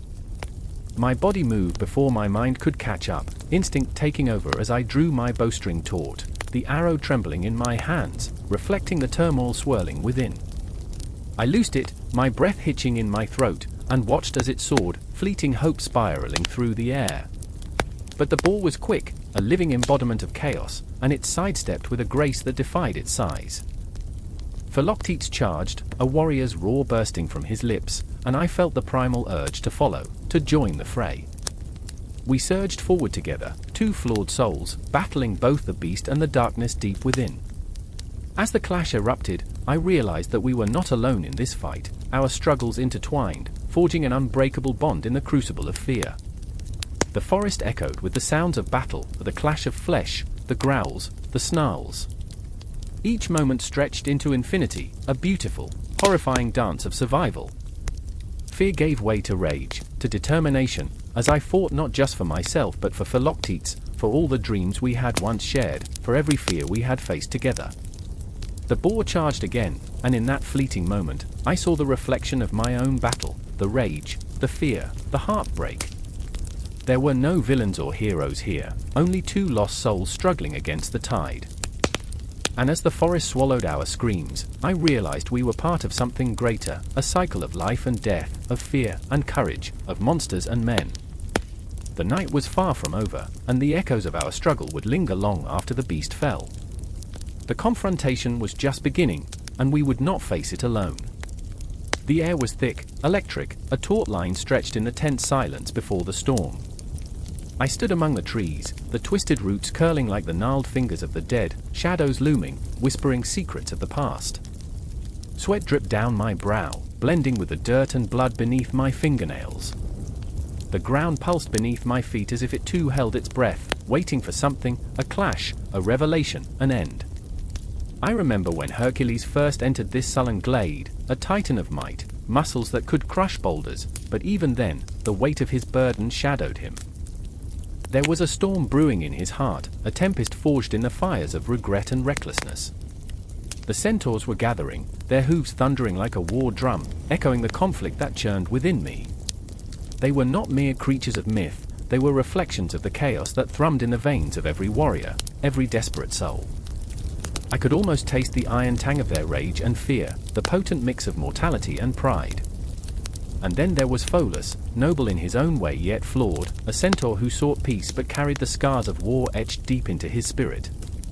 I could see it in the way he hung his head, the flick of his ears as if trying to catch the faintest whisper of reason amid the din. "I don't want to fight," he said, his voice a gravelly rasp, thick with sorrow. "But they'll come for him. They always do." He was a man caught between the familiar call of his kin and the haunting spectre of his conscience. Loss was a thick fog that clung to us, stifling, suffocating. I remember shaking my head, wishing I could wipe away the inevitable, a futile effort, much like trying to catch smoke with bare hands. "Can't we just talk?" I said, desperation creeping into my voice. But who was I kidding? Words were feathers in a forest fire, easily consumed. And then, the centaurs appeared, a kaleidoscope of raw power and primal fury. Their eyes burned with the fire of unquenchable loyalty, a brotherhood bound by fury and blood. I could feel their breath, hot and wild, the scent of earth and sweat mingling in the air. Everything was so visceral, so alive. "You think you can tame us, Hercules? You think strength is all that matters?" One of them roared, voice shaking the verdant leaves above. "Strength is not brawn, it's the courage to listen, to understand." But Hercules was a creature of battle and blood, and the doctrine of strength had been drilled deep within him. His fists clenched, the sinews in his arms tightening with the tension of a bowstring ready to snap. "I don't want to fight you," he bellowed, the sincerity of his words battling against the roar of primal instinct. "But I will, if I must." It was in that moment I saw the fracture, the crack in Hercules' facade, where vulnerability seeped through the cracks of his bravado. I felt it in the marrow of my bones, the clash of two worlds, one of brute force and the other of fragile diplomacy. A storm was brewing, and we were caught in its eye, swirling chaos ready to erupt. As the first arrow flew, a whistling beacon of impending doom, it felt like the world held its breath. It struck a tree, splintering bark like flesh, and the echo of that sound ricocheted in my chest. No! I screamed, the word tearing from my throat as if it could halt the inevitable. But the battle had been set in motion, and we were mere marionettes dancing on strings frayed with fury. The clash echoed through the trees, a symphony of primal rage and desperation. Hercules moved like a storm, swinging fists that could level mountains, yet within that whirlwind, I could see the struggle. Each blow was a plea, a yearning not to be alone in this fray. I remember the last time I fought, he cried to the cosmos, fists raining down like meteor showers. I lost everything. Pholus, caught in the crossfire of his kind and the man he once admired, tried to intervene, but the tide of battle was relentless. The fury of the centaur surged, hooves pounding against the earth, a wild orchestra of anger and heartache. I felt the fear, my heart racing like a drum, a rhythm of uncertainty. Would Hercules lose himself to this rage? Would Pholus find courage among the chaos? Stop! Can't you see? I cried, my voice a desperate thread woven into the cacophony. Can't you see it's all a cycle? The strength, the fight, it leads to nothing but more pain. But my words were lost among the howling winds of conflict, caught in the jaws of fate. Amid the chaos, a fleeting moment crystallized in time. Hercules' eyes met mine, a connection that slashed through the noise. In that heartbeat, I felt everything, the weight of his life, the shadows of his choices, the silent screams of his regrets. Help me, he mouthed, and in that plea, I found my own heart breaking, a mirror reflecting his despair. Then, a scream shattered the sky, a centaur had fallen, and the ground trembled as silence fell, heavy and suffocating. The world crashed around us, the moment suspended like a breath held too long. I saw Hercules, his chest heaving, a man caught in the turmoil of his own design, grappling with the ghosts of his past. Pholus, now torn between loyalty and the bitter taste of loss, stood frozen, a guardian of both worlds, bearing witness to a tragedy unfolding. I remember reaching for them, my own fear mingling with their anguish, the struggle of hearts entwined in a dance of destruction. The air crackled with energy, emotions raw and exposed, waiting to spill like ink on parchment. Every heartbeat echoed in my ears, a countdown to something unfathomable, a lesson etched in the scars of our souls. And then, amidst the chaos, clarity. The realization that strength is not the absence of fear but the courage to face it. In that moment, we were not just men and beasts, we were reflections of each other's struggles, intertwined fates that begged for understanding. When the dust settled, and silence reigned, a fragile truce hung in the air, the weight of our choices heavy, yet somehow lighter. The battle was not over, it had only just begun. We were left standing on the precipice of truth, hearts exposed, souls trembling in the aftermath of what had been. And as the moon rose high, casting a silver glow over the carnage, I understood. Strength is not just in battle, it is in the quiet resolve to connect, to confront the darkness within ourselves and others. With every breath, I felt the tension shift, the cosmos watching, waiting, as the next chapter loomed ahead, electric with promise, fraught with uncertainty. The night was just beginning, and we were ready to face whatever came next. The stench hit me first, a thick blanket of rot that clung to my skin like a second layer, suffocating and palpable. It wasn't just the smell of dung, it was desperation, despair, and the silent screams of all who had been forgotten. I stood at the entrance of the Augean stables, a fortress of filth, an arena where the air turned sour and hope fled. Inside, the chaos took shape, mountains of manure, grotesque and towering, forming a dark landscape of labor and sorrow. I remember the way the sun plunged into the horizon, casting long shadows that stretched like fingers across the ground, as if begging for mercy. I was no hero, just a man faced with a task that felt insurmountable. A labor that had been thrust upon me, a cruel twist of fate that had wrapped around my throat like a noose. I could feel the weight of my own inadequacies pressing down, a reminder of every failure buried deep in my chest. "Step aside," I murmured to myself, but my voice trembled, unsure. "You can do this." The echoes of my words bounced back, mocking me, drowning me in doubt. I turned my gaze to Philemon, the keeper of these cursed stables, his eyes glinting like sharp stones, filled with disdain and a twisted sense of authority. He had seen men break beneath the burden of his animals, each failure a story etched into the walls of this hell. "Do it right, or don't do it at all," he sneered, his words slick with malice. I wanted to retort, to throw back the bitterness that festered between us, but the truth was undeniable. I needed him. I needed his guidance, even as I despised his arrogance. He was a man wrapped in shadows, the embodiment of everything I feared becoming. Somewhere in the depths of the stables, the beasts stirred, their low grunts a haunting symphony of hunger and neglect. Every sound felt amplified, reverberating against the walls of my mind. I knew the stories, tales of warriors and heroes, of gods who looked down from Olympus, yet none of them prepared me for this. The stink of failure was a constant reminder that I too was mortal, flawed, and perhaps just as wretched as the beasts I was to cleanse. I remember how they laughed, I whispered, more to myself than to Philemon. Laughter echoed in the back of my mind, mocking laughter, cruel and relentless. Friends turned to ghosts, all of them lost to the tides of time, leaving me with only the weight of my name. Hercules, they'd say, their voices dripping with scorn. He's just a boy playing in the fields. The air thickened with tension as I approached the first pile, my resolve trembling like a leaf in the wind. Each shovelful pulled from the earth felt like a part of my soul being ripped away, stripped bare before the gods I had tried to please. Sweat poured down my back, mingling with the filth, a reminder that I was alive, that I still fought. As I dug deeper, the weight of my past pressed harder, memories surfacing like ghosts seeking release. I saw my mother's face, pale and frightened, the day she had let me go. I remember the promise I made, to be strong, to be better. Better than what? I screamed into the void, the question clawing at my insides. I could feel Philemon's eyes on me, a predatory gleam igniting his features, feeding off my struggle. "You'll never escape it," he taunted, stepping closer, the stench of his own arrogance mingling with the decay around us. "This is who you are. This is your legacy." He was right, in a way. My name was shackled to my failures, a brand that seared my skin. But I refused to let him see me crumble. I pushed through the muck, a primal scream clawing at my throat. Each shovelful became a battle cry, a desperate attempt to claw back my dignity.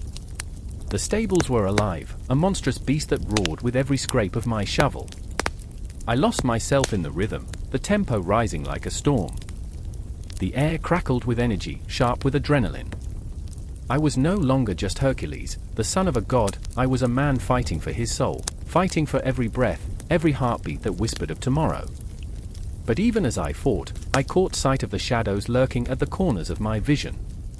The other workers, men and women alike, their faces drawn with despair, haunted by their own demons. They watched me, their eyes reflecting a mix of hope and resignation, weighing my every move. And I realized then, their stories were entwined with mine, a tapestry of desperation woven with threads of shared suffering. It's more than just manure, I thought, my heart racing. It's blood, it's sacrifice. It's life. The weight of their gazes pressed hard against my chest, igniting a fire I didn't know I possessed. I was not just cleaning stables, I was cleaning my own soul, stripping away the layers of doubt and fear that had accumulated like the filth around me. "Help me!" I cried, a fierce urgency lacing my voice. It was a plea and a command, a call to arms against the darkness that had gripped us all. With that single word, the air crackled with possibility, and for a moment, we were no longer isolated in our suffering. We were comrades, warriors against the tide of despair, and together we would rise. The first shovelful of dirt and waste flew through the air, a symbol of rebellion, a declaration of war. Laughter erupted among us, ragged and raw, like the breaking of chains. I felt alive, a rush of electricity coursing through my veins, pulling me deeper into the heart of the battle. In that moment, nothing else mattered. The stables, the filth, the mockery of Philemon, all faded into the background. Together, we flung the filth aside, and with each heave, we unearthed hope. We were transforming our plight into something beautiful, something sacred. And just then, as we fought through the muck, I glimpsed the faintest glimmer of light breaking through the darkness, a promise that maybe, just maybe, this labor could cleanse not only the stables but the very essence of who we were. But then the shadows crept back in, reminding me of the task ahead, the confrontation waiting at the end of this labor. The cleansing was only the beginning, and with every heartbeat, anticipation twisted like a knife. Because even as we fought, I knew the real battle was yet to come. The river had always whispered secrets, a murmur beneath the cacophony of life, but now it screamed. The water, once a shimmering ribbon weaving through the heart of the city, had transformed into a churning beast, furious and wild. Standing on the edge of the bank, I could feel the vibration in my bones, a low hum of chaos that reverberated through my very being. I clutched my sister's hand, her fingers cold and trembling, just like mine. The air was thick with fear, an electric charge that made every breath feel like an act of defiance. "I can't do this," she said, her voice barely above a whisper, thick with terror. Her eyes were wide, searching for solace in the chaos, but all I saw reflected back were the shadows of our childhood, innocence lost in the roar of rushing water and the debris that danced like specters above the surface. "We have to," I replied, fighting against the rising tide of despair that threatened to pull us both under. "If we don't stop it now," I let the words hang in the air, heavy with unspoken dread. Across the river, a figure stood silhouetted against the fading light. It was Marcus, the engineer, our last hope. His face was set in grim determination, a man on the precipice of madness, straddling the line between brilliance and despair. The shadows twisted around him, as if they were alive, hungry for failure.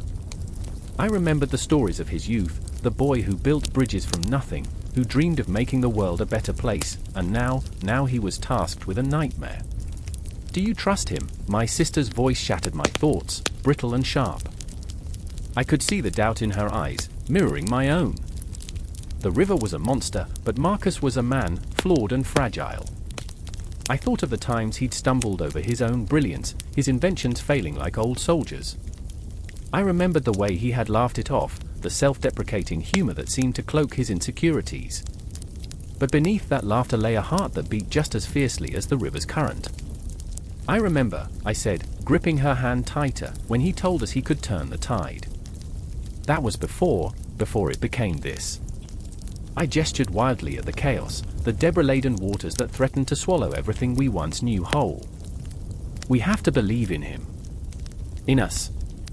In that moment, the sky roared a deep, sorrowful growl, dark clouds gathering like angry spirits, and the wind howled a lament, echoing Marcus's unspoken fears.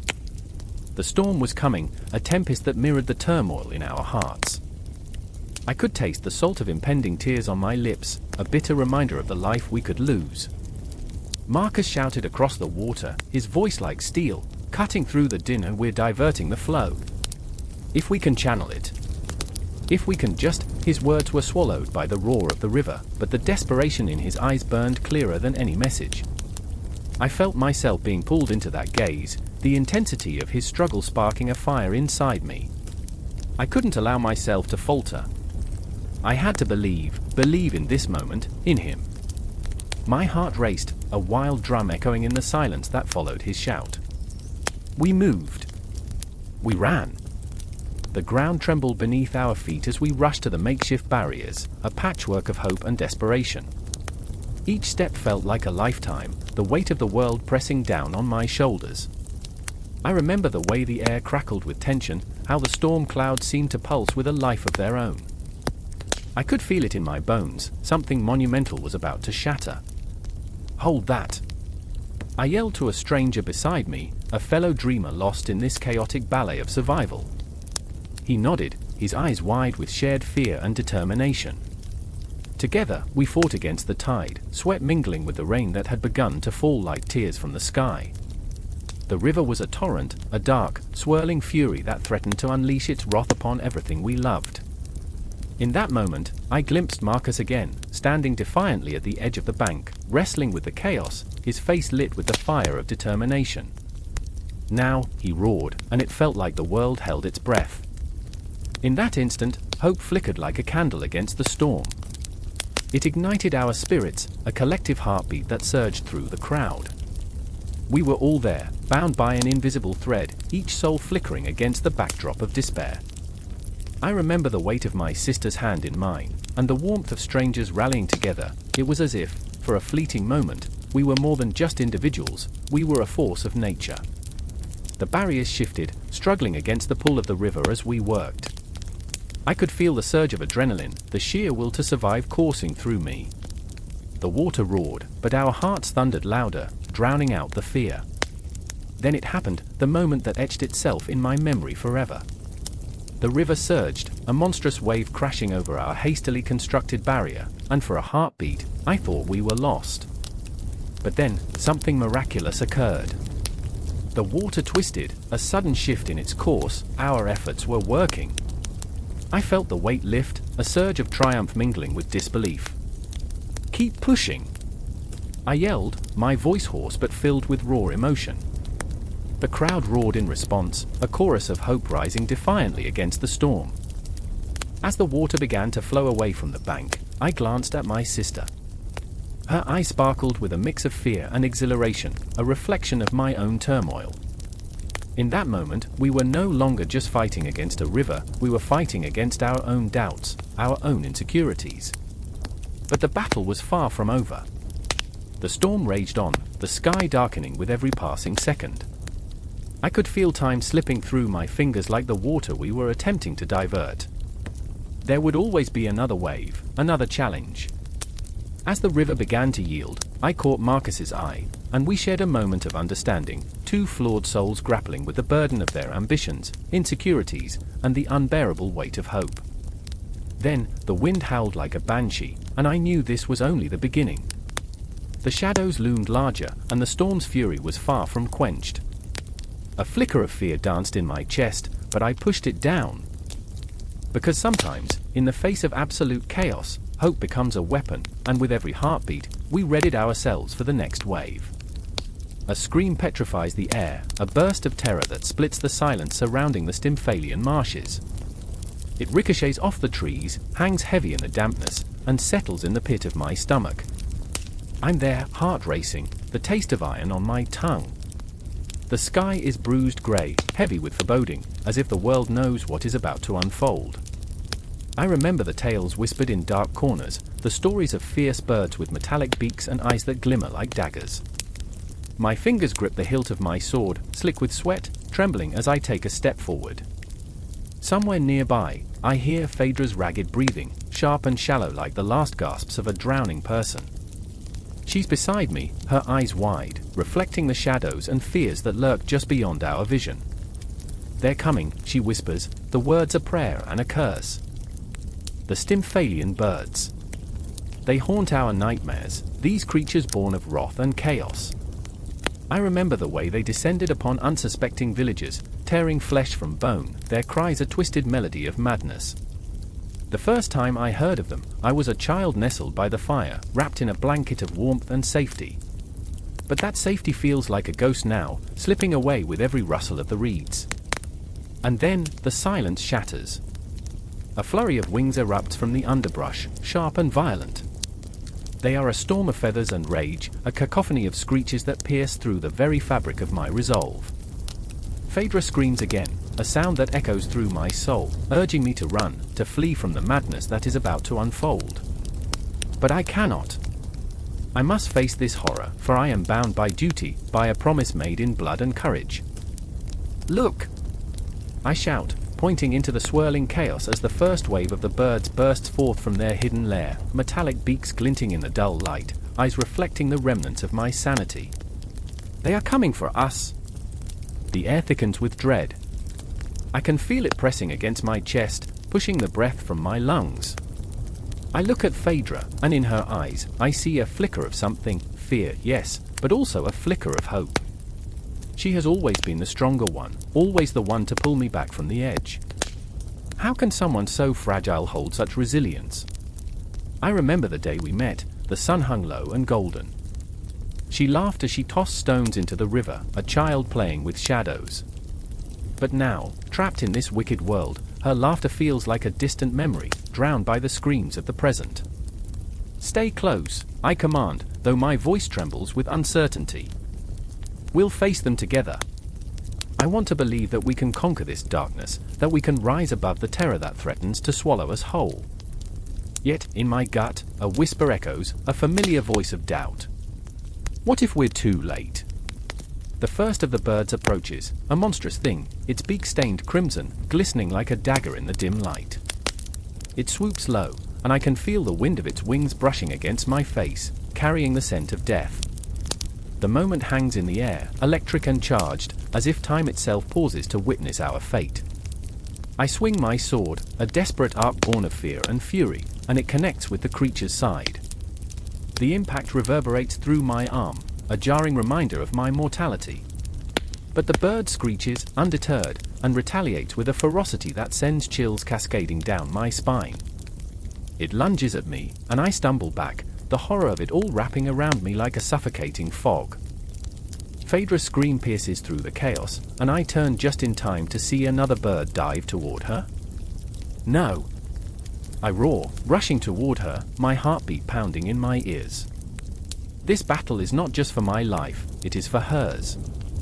I remember our dreams, the shared visions of a better life, where the sun kissed the earth in a golden embrace. Dreams that now lie shattered around us, scattered like broken glass reflected in the eyes of these feral beasts. My heart aches for what was, for what could have been, but there is no time for nostalgia here, or only survival. I grab Phaedra's arm, pulling her close, and together we fight, our movements a chaotic dance of desperation and resilience. The birds descend upon us like a storm, flapping and screeching, their cries echoing in the depths of our fear. Each strike of my sword feels like a prayer, a plea for salvation, and yet I see the shadows of despair creeping in on the edges of my vision. We are losing ground. I can feel it in the weight of Phaedra's grip on my arm, in the way her breath quickens with each passing moment. We can't hold them off, she cries, her voice trembling like a fragile twig ready to snap. But I refuse to let go. I remember the warmth of her laughter on that fateful day, the way the sun danced in her hair, the joy that felt boundless. That memory anchors me, keeps me tethered to the fight. We will find a way. I shout over the cacophony, my voice raw with defiance. The world narrows, the birds a blur of death and despair, but in the eye of the storm, I see her, Phaedra, fierce and unyielding, fighting alongside me. Time stretches and contracts, a cruel trick, and I feel the weight of every heartbeat, every breath, filled with the weight of determination.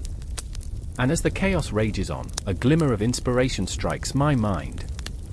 I remember the stories of the past, the tales told in whispers about a hidden weapon, something that could turn the tide. The water. We need to lure them to the marsh. Hope ignites in her eyes, a flickering flame against the dark. We can do this, she murmurs, and I feel the power of her belief coursing through me, a lifeline in the tempest. We begin to move, weaving through the chaos, dodging beaks and talons, hearts pounding with the rhythm of desperation. I can taste the salt of sweat on my lips, the metallic tang of fear in the air, as we fight our way toward the water's edge. The birds screech, furious at our escape, and I know, this is our moment, our chance to take back control. But shadows linger still, whispering doubts, reminding me of what lies ahead. I glance at Phaedra, and in that fleeting instant, I see the truth. This battle is not just against the birds, it's against the very darkness that tries to consume us. And as the sun dips below the horizon, casting a final glow over the chaos, I know the fight is far from over. The Stymphalian birds may have torn at our flesh, but deep within, there's a flicker of something unbreakable, an ember of resilience that refuses to die. The marshes stretch before us, a vast expanse of murky water, and I take a deep breath, feeling the weight of the world on my shoulders. The confrontation is only beginning, and my heart races at the thought of what's to come. Together, I whisper, gripping her hand tightly, we will face this. And as the darkness closes in, a promise hangs in the air, thick with tension, as we plunge into the shadows of the unknown, the echoes of our determination rippling through the night. The air was thick with tension, the kind that clings to your skin like a second layer, suffocating, electric. I stood there, heart hammering, watching the sky darken, clouds heavy with the weight of an impending storm, a harbinger of something sinister. And there, in the gathering gloom, they appeared, shadows slicing against the twilight, birds of prey, their beaks glinting like knives. It was an omen, a warning, a thrill that sent chills racing down my spine. I remember the first time I saw them, their eyes, hungry and relentless, darting toward the horizon like stars colliding. The memory unfurls like a dark flower, petals of dread opening to reveal the horrors that lie within. We called them the Watchers, but their gaze was not one of benevolence. It was a challenge, a taunt. They were the predators, and we, the unsuspecting prey.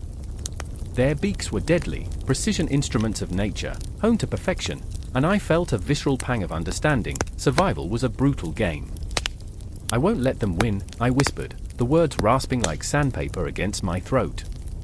But in that moment, I felt so small, so fragile, as if the very earth beneath my feet could crumble into dust at any moment. I was not alone in this fear. Beside me was Jaden, a boy with a heart as wild as the skies themselves, yet bearing his own scars. He was fire and ice, bravery battling against his inner demons. "We can't give in," he said, his voice steady, but I could see the flicker of doubt in his eyes, a shadow dancing just below the surface. The birds circled, their wings beating a dark rhythm against the sky, like war drums echoing through the ages. Each flap sent a shiver through my soul, reminding me of my own fragility. I could almost taste the iron tang of fear in the air, swirling with the scent of rain. "Remember your dreams," I urged Jaden, "they're our only refuge." The ghosts of our ambitions whispered, tangled with the sound of wings slicing through the wind. He nodded, but I could see the storm brewing inside him, the tempest of memories clawing to break free. I remember the way it felt to fly," he said, his voice trembling, "to be unbound, free from this curse." The notion swirled around us, taunting and teasing, a cruel joke played by fate. Jaden was a dreamer, a boy who had tasted the sweetness of hope, only to be snatched back into the pit of despair. I felt that familiar ache, the weight of my own dreams slipping through my fingers like grains of sand. We were standing on the precipice of something monumental, the air thick with a tension that clawed at my throat. I could almost see the ghosts of the fallen, their faces etched against the canvas of the approaching storm, a chilling reminder of the stakes at play. "We need a plan," I said, urgency flooding my veins. But what plan could hold against the relentless precision of those beaks, so sharp they could sever your very spirit? Jaden's eyes widened, a flicker of rebellion igniting within him. "What if we used their arrogance against them?" he suggested, the spark of ingenuity lighting his features. "What if we became the hunters?" His words sent a shiver of excitement through me, a pulse of adrenaline that throbbed like a heartbeat, the thrill of danger igniting our safety. But there was another presence lurking in the shadows, a third member of our dire little trio, Emeris. Her spirit was a tempest, a force of nature both fierce and frail. She stood apart from us, wrapped in her own thoughts, her face pale and drawn, the weight of her own battle evident in the way she held herself. Meris had lost much to the darkness that loomed overhead, her laughter now a ghost of what it once was. "You think they'll let us play?" she asked, her voice a whisper, floating on the air like a wisp of smoke. "Better than waiting for them to feast on our fears," Jaden replied, a hint of defiance creeping into his tone. "We're not just prey, we're survivors." But I could see the tremor in his hands, the flicker of uncertainty behind his bravado.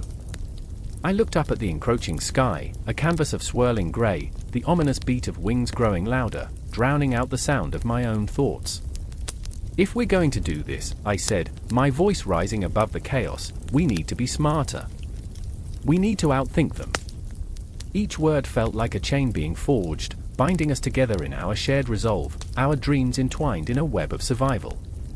The birds circled lower now, their silhouettes dark against the stormy sky, a tapestry of menace woven into the fabric of our reality. I could hear their cries, a cacophony that echoed the very fears that threatened to consume us. Kneeling, I took a handful of dirt, letting it slip through my fingers as if it were the last remnant of my childhood slipping away. Let's lure them, I said, and with each syllable, a plan began to form, the desperate, fragile hope.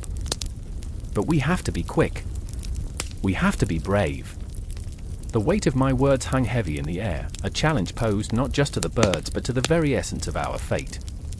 Meris's eyes flickered with something akin to belief. And if we fail, she asked, that hint of vulnerability pulling at my heart. Then we'll face them together, I answered, knowing that in this moment, our shared fears and dreams could become the very weapons we needed. The storm raged around us, shadows looming, but something in the air shifted, a heartbeat, a promise, an understanding of what this battle truly meant. With a final glance at the darkening sky, we steeled ourselves for the coming confrontation. The birds would come, their deadly beaks poised like daggers. But we had something they could never possess, unity, a shared spirit, and the wild hope that thrummed in our veins. We were ready. And maybe, just maybe, we could turn the tide. The air crackled with tension, a raw electric hum that made the hair on the back of my neck stand on end. I stood at the edge of the labyrinth, heart pounding like a war drum in my chest. The scent of sweat and fear mingled with the damp earth beneath my feet, each breath tasting of impending doom. Somewhere within the twisting corridors of stone, the Cretan bull lurked. A creature of nightmare and myth, its presence echoed through the shadows, primal, ferocious, and endlessly hungry. I remember the moment vividly, as if it had been carved into my very soul. I had not chosen this path, it had thrust itself upon me, a curse cloaked in the guise of a heroic labor. The laughter of the gods rang mockingly in my ears, a cruel reminder of my fate. Each heartbeat felt like a ticking clock, counting down toward an inevitable confrontation.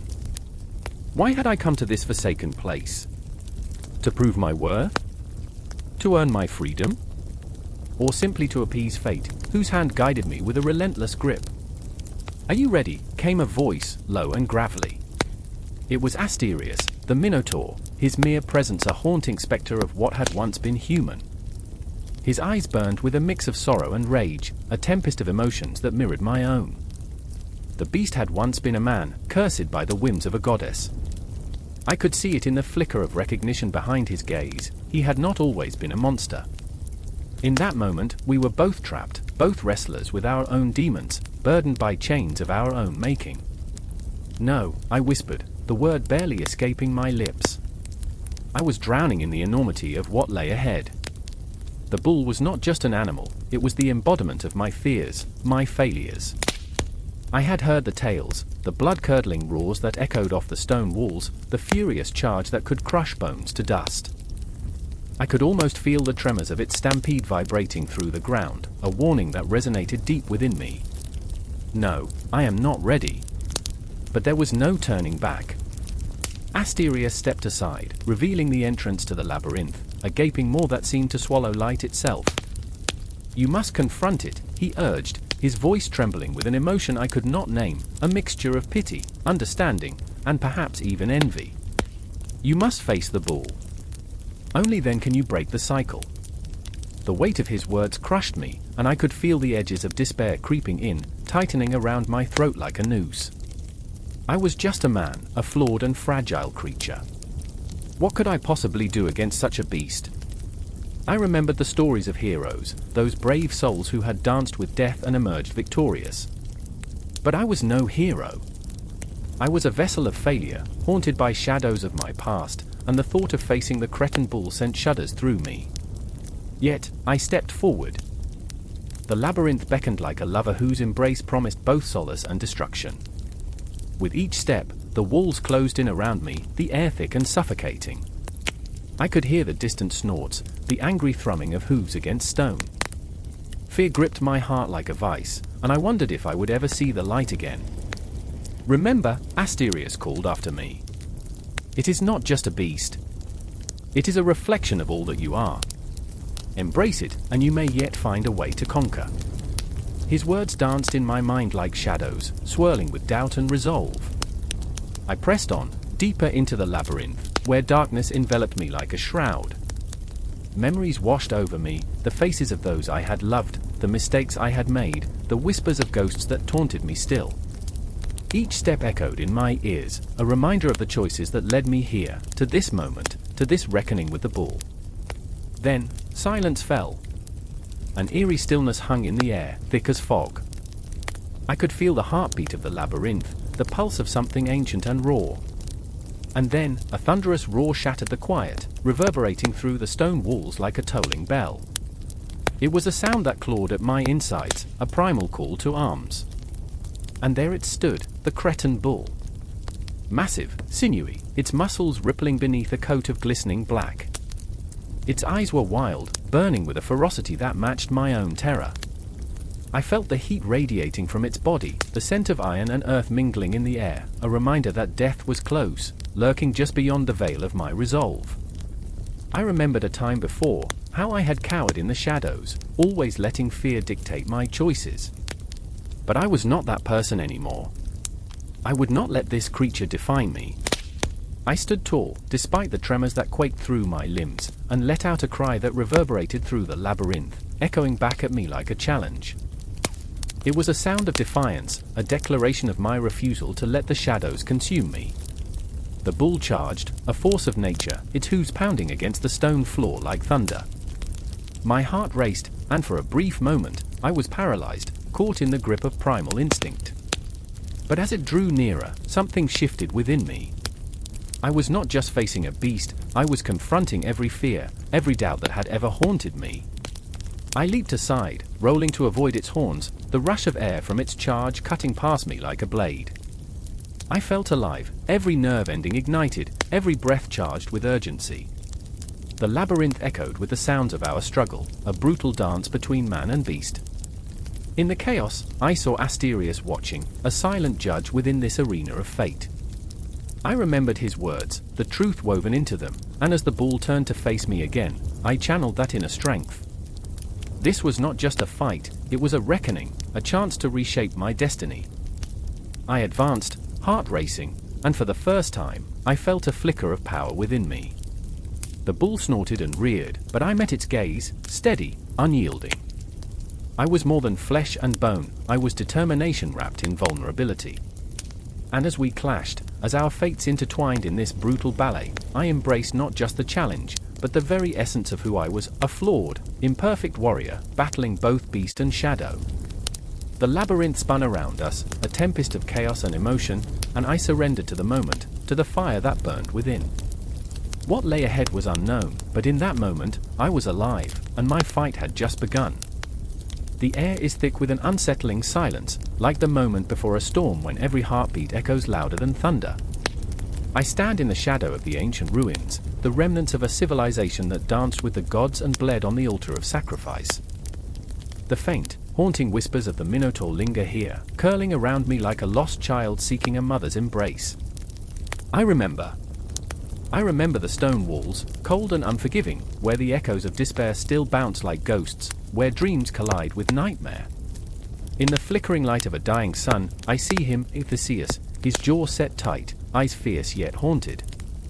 He stands at the edge of a precipice, a hero caught between triumph and tragedy.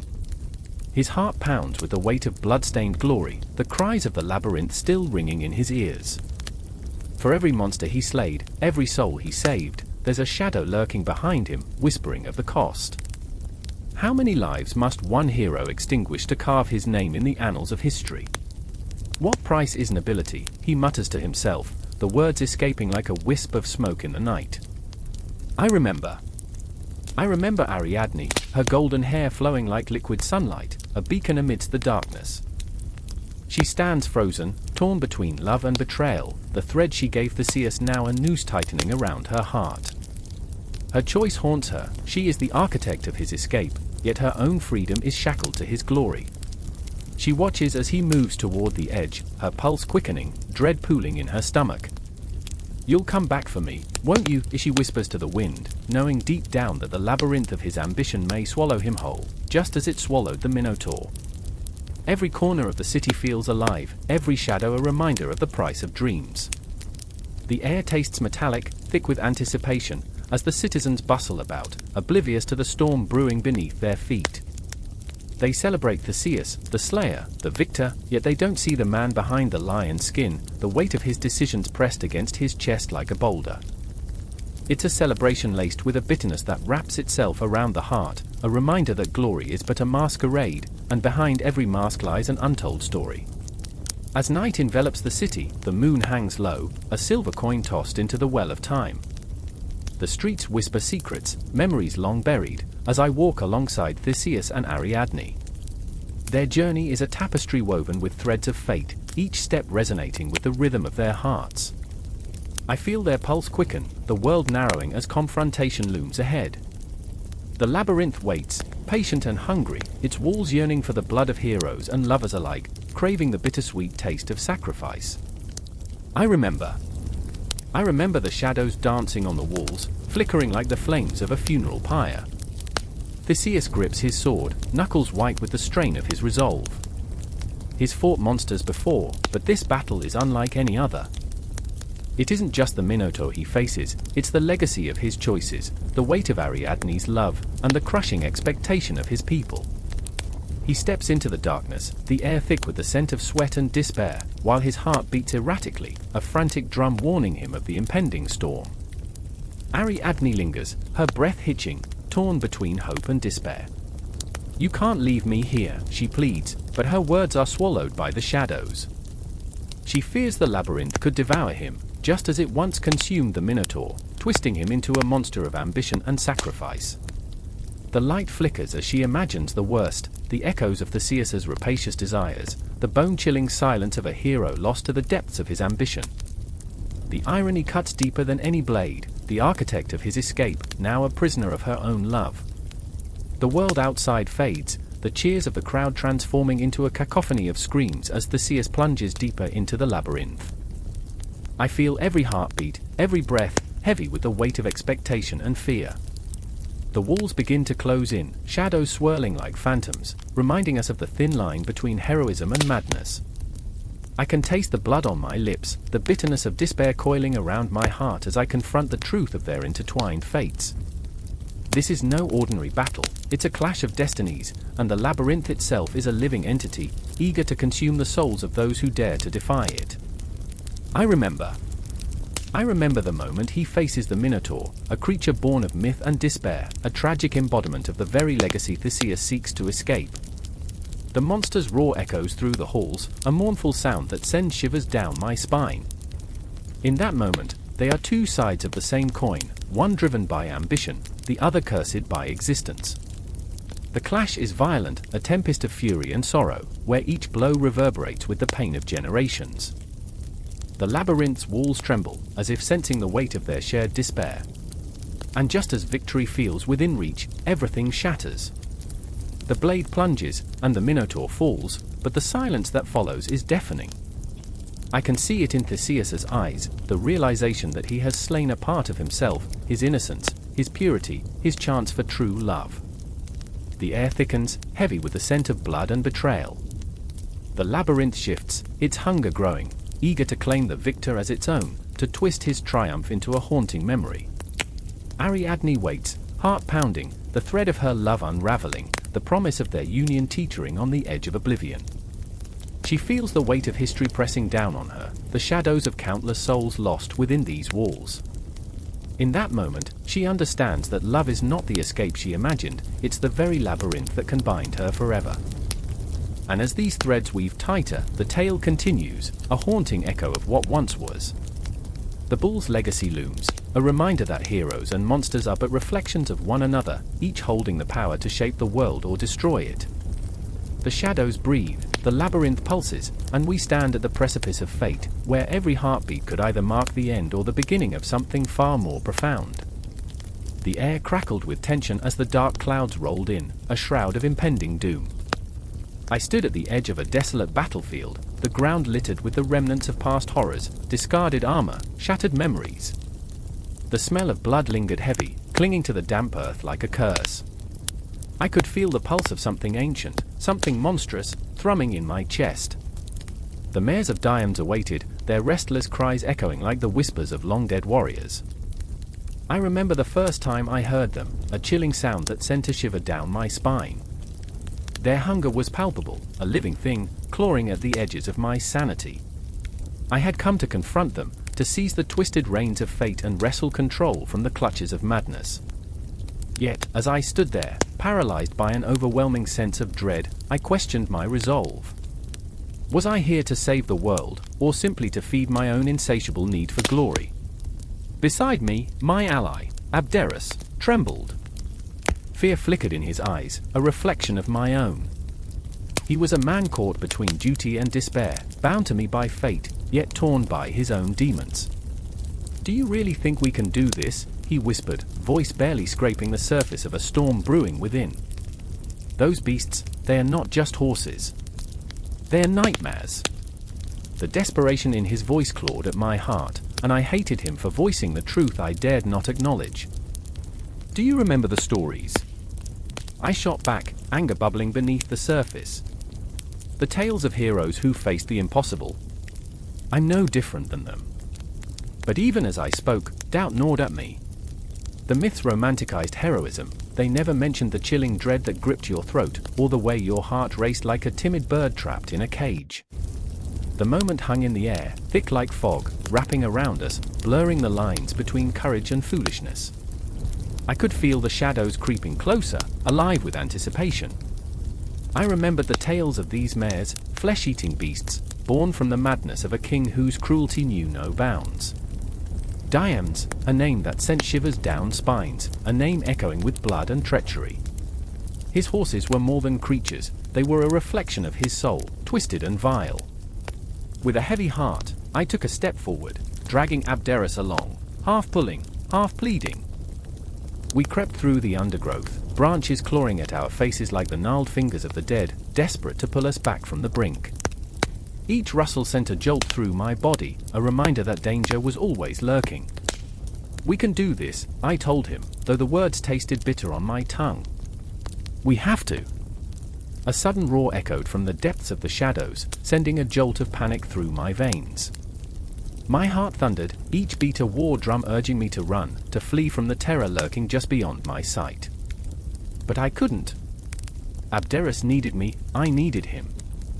We were two flawed souls entwined in this grim tale, bound by courage that often felt like a cruel joke. Then we saw them. The mares, brilliantly white yet stained with the crimson of their past hunts.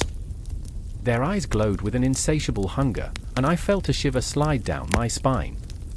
I remembered a time when I had laughed at the absurdity of myth, when I had thought myself above such fears. Now, I felt the weight of their reality, pressing down on my shoulders like a yoke. "Stay close," I murmured, though I hardly believed my own words. Abderus nodded, his fingers clenched tightly around a rusted sword, knuckles white against the steel.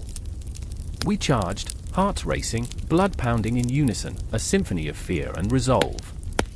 As we advanced, the mares reared back, nostrils flaring, sensing our presence. Their cries were haunting, each sound a wail of despair and insatiable hunger echoing through my mind. I could feel Abderus falter beside me, the doubt washing over him like a tide. "What if they eat us alive?" he whispered, a tremor lacing his voice. "What if we become like them?" "Then we'll become legends," I shot back, my bravado more a shield than a belief. I remembered the tales of glory, the sweet taste of victory that felt so far away now. The mares charged, hooves pounding the earth like a heartbeat, and I felt something deep within me stir, a primal instinct to fight, to survive. I lunged forward, blade glinting in the dim light, a fleeting promise of hope against the encroaching darkness. The air was thick with adrenaline, every moment stretched into eternity. I could see the glimmer in the mare's eyes, the promise of death laced with the bitterness of regret. Abderus stood firm beside me, and for a moment, we were united, two flawed souls against a world steeped in shadows. But then, amid the chaos, I saw it, the ghost of Diomedes, lurking just behind the veil of reality, a spectre of rage and despair. The echoes of his madness twisted through the air, wrapping around my heart like chains. I remembered the stories of heroes who triumphed, but I also remembered the ones who fell, consumed by their own hubris. Time warped, memories crashed into the present like waves against a rocky shore. I saw faces of those who had come before, lost souls who had faced their own demons, only to be devoured by the insatiable hunger of the mares. I felt their regret, their fear. The clock ticked ominously, each second echoing like a drumbeat of doom. And then it happened. Abdera stumbled, his resolve crumbling beneath the weight of his fear. I reached for him, but the darkness swallowed him whole, a reminder that even the most valiant could be lost in the shadows. My heart splintered, 1,000 shards piercing my soul as I faced the mares alone, the silence heavy with the knowledge of my own vulnerability. The mares charged, and I stood my ground, heart racing, blood thrumming in my ears like an ancient incantation. I remembered the faces of the fallen, the stories swirling around me like ghosts. In that moment, I understood the truth. It was not just my fight, it was a testament to all who had come before, a flicker of hope against the overwhelming tide of despair. And then, as the night closed in around us, I raised my sword high, heart pounding, bracing for the inevitable. The mares screamed, a chorus of hunger and fury, and as darkness enveloped me, I felt the weight of history crashing down, a tidal wave of emotion threatening to consume me whole. The moon hung low, a ghastly orb spilling silver light across the endless rows of the abandoned field, where the grass grew wild and unkempt, whispering secrets of the night to those brave enough to listen. Sweat trickled down my spine, a chilling reminder that the night was far from serene. Shadows danced at the edge of my vision, taunting me with their silent, mocking grace. I gripped the earth with my fingers, the cold dirt grounding me. But the noise was what pulled me deeper, a chorus of snorts and thuds that felt like a heartbeat echoing from some unseen creature lurking just beyond the tree line. "Do you hear them?" I whispered, my voice shaking, almost lost in the rustling of the wind. Alyssa's eyes were wide, reflecting the moonlight and the fear etched on her face. She nodded slowly, her breath shallow, caught in a web of unspoken dread. "They're hungry, Augean," she murmured, as if saying the words could somehow summon them into the open. I glanced over my shoulder, half expecting to see the mares, their ghostly forms looming like specters of hunger. Each nightfall, they transformed, gluttony thickening their frames, their eyes glimmering with a feral desire that chilled me to the bone. It wasn't just hunger, it was something insatiable, something wild and raw that threatened to consume everything in its path. I had seen it before, those eyes, the way they glinted with a madness that begged for satisfaction, a craving that could never be filled. Alyssa's hand tightened on my arm, her nails digging into my skin. "We should go," she urged, her voice a thread of panic. But I couldn't move. I was rooted to the spot, my heart a relentless drumbeat in my ears. "Not until I see them," I insisted, each word laced with a reckless desperation. It was a compulsion I couldn't shake. I needed to understand what gluttony had wrought, this transformation that twisted beauty into monstrosity. The night pressed in closer, shadows thickening as if they had a life of their own. I thought of the stories I'd heard, the transformation of the mares, a punishment for indulgence, a symbol of the insatiable desires that plagued humanity since time immemorial. Yet, somehow, they were not just beasts of burden now, they had become something almost divine in their suffering, a metaphor woven into the very fabric of our existence. "Look!" Alyssa's voice cut through the darkness, filled with a mix of awe and horror. In the distance, their figures emerged, backlit by the pale glow of the moon. They moved with a grace that belied their grotesque forms. Their coats glistened, reflecting light like polished marble, but their eyes, their eyes were pools of darkness, swirling with unquenched hunger. "I remember," I began, my voice barely a whisper, "the first time I saw them. They were beautiful then, elegant, so unlike this." The memories flooded my mind like a tide, each wave crashing harder than the last. I could still picture the lush green fields that had cradled their once glistening coats, the laughter that had danced on the air like music. Now, the laughter felt like distant echoes, consumed by the insatiable need that drove the mares to the brink of madness. I swallowed hard, the weight of what I had seen pressing against my chest. A raw pain unfurled within me, a connection to these creatures, to their suffering, and to the gluttony we all carried, hidden just beneath the surface. "Please, we need to run," Alyssa pleaded again, but I was lost in my own despair. It was as if the gluttony within those mares mirrored something deeper within me, a yearning for understanding, for connection, for the kind of beauty that could never be satisfied. The wind howled through the trees, and as if summoned by its call, the mares surged forward, their hooves pounding against the earth like a war drum, a harbinger of the chaos that was to come. I watched as they raced toward us, their manes flowing like dark water, the embodiment of all that is wild and untamed, all that we fear yet cannot resist.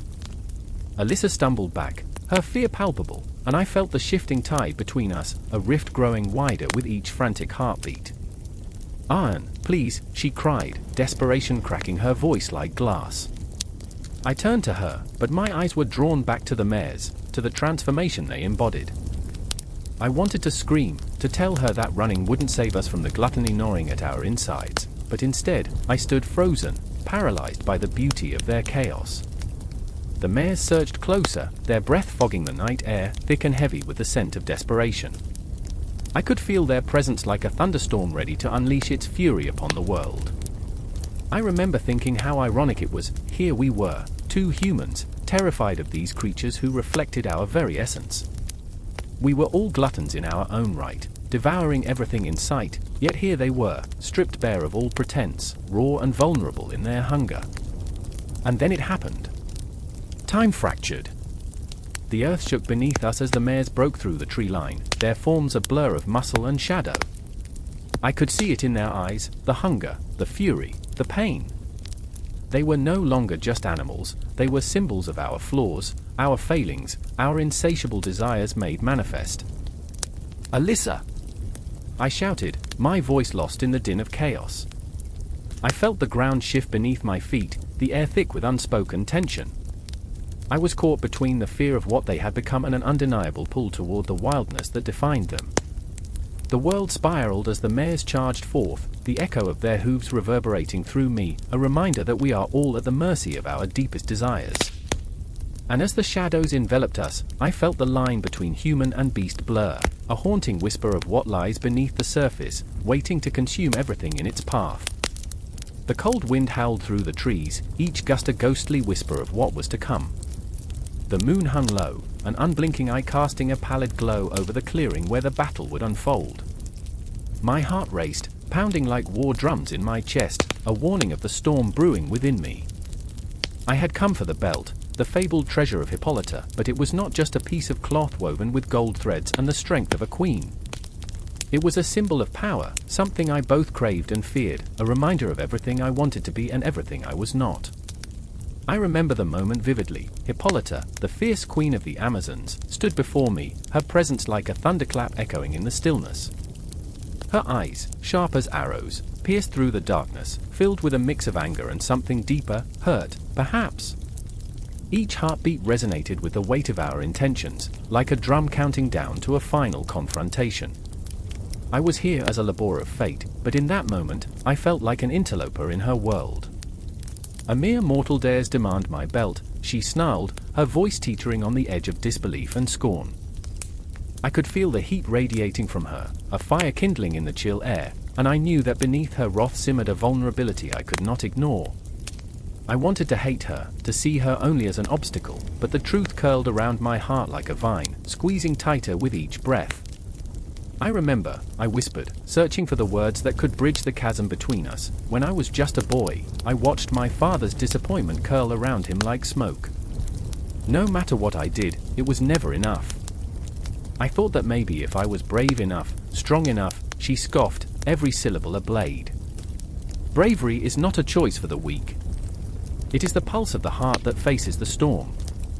Her words stung, but they also ignited a fire in my soul. I knew then that this moment was not just about her belt. It was about our scars, the ones that shaped us, the ones we bore like badges, and the ones that threatened to tear us apart. In the shadows, the guards of the Amazonian realm shifted, their eyes glinting like daggers, waiting for a signal, but I was caught in the riptide of her fierce gaze. I saw something behind the anger, a woman burdened by a legacy she never asked for, a queen who wore her crown like a noose. My heart twisted. I couldn't help but wonder how many dreams had been broken beneath the weight of honor. "I didn't choose this life," I said, my voice barely above a whisper. "I didn't choose to be a pawn in someone else's game." Hippolyta's expression softened for a heartbeat, a crack in the armor of her fury. But just as quickly, the storm returned, swirling around us like a tempest. You think you can take what is mine? A belt? A symbol? You'll face more than you know. And there it was, the dread curling in my stomach, a reminder that power comes at a price. The shadows deepened, shifting closer as if they were alive, hungry to consume every moment of our confrontation. In the periphery, I saw Atalanta, another Amazon, her beauty sharp as the edge of a sword. She watched, her lips pressed into a thin line, torn between loyalty to her queen and her own conflicted heart. I knew she harbored secrets, desires wrapped tightly in layers of duty.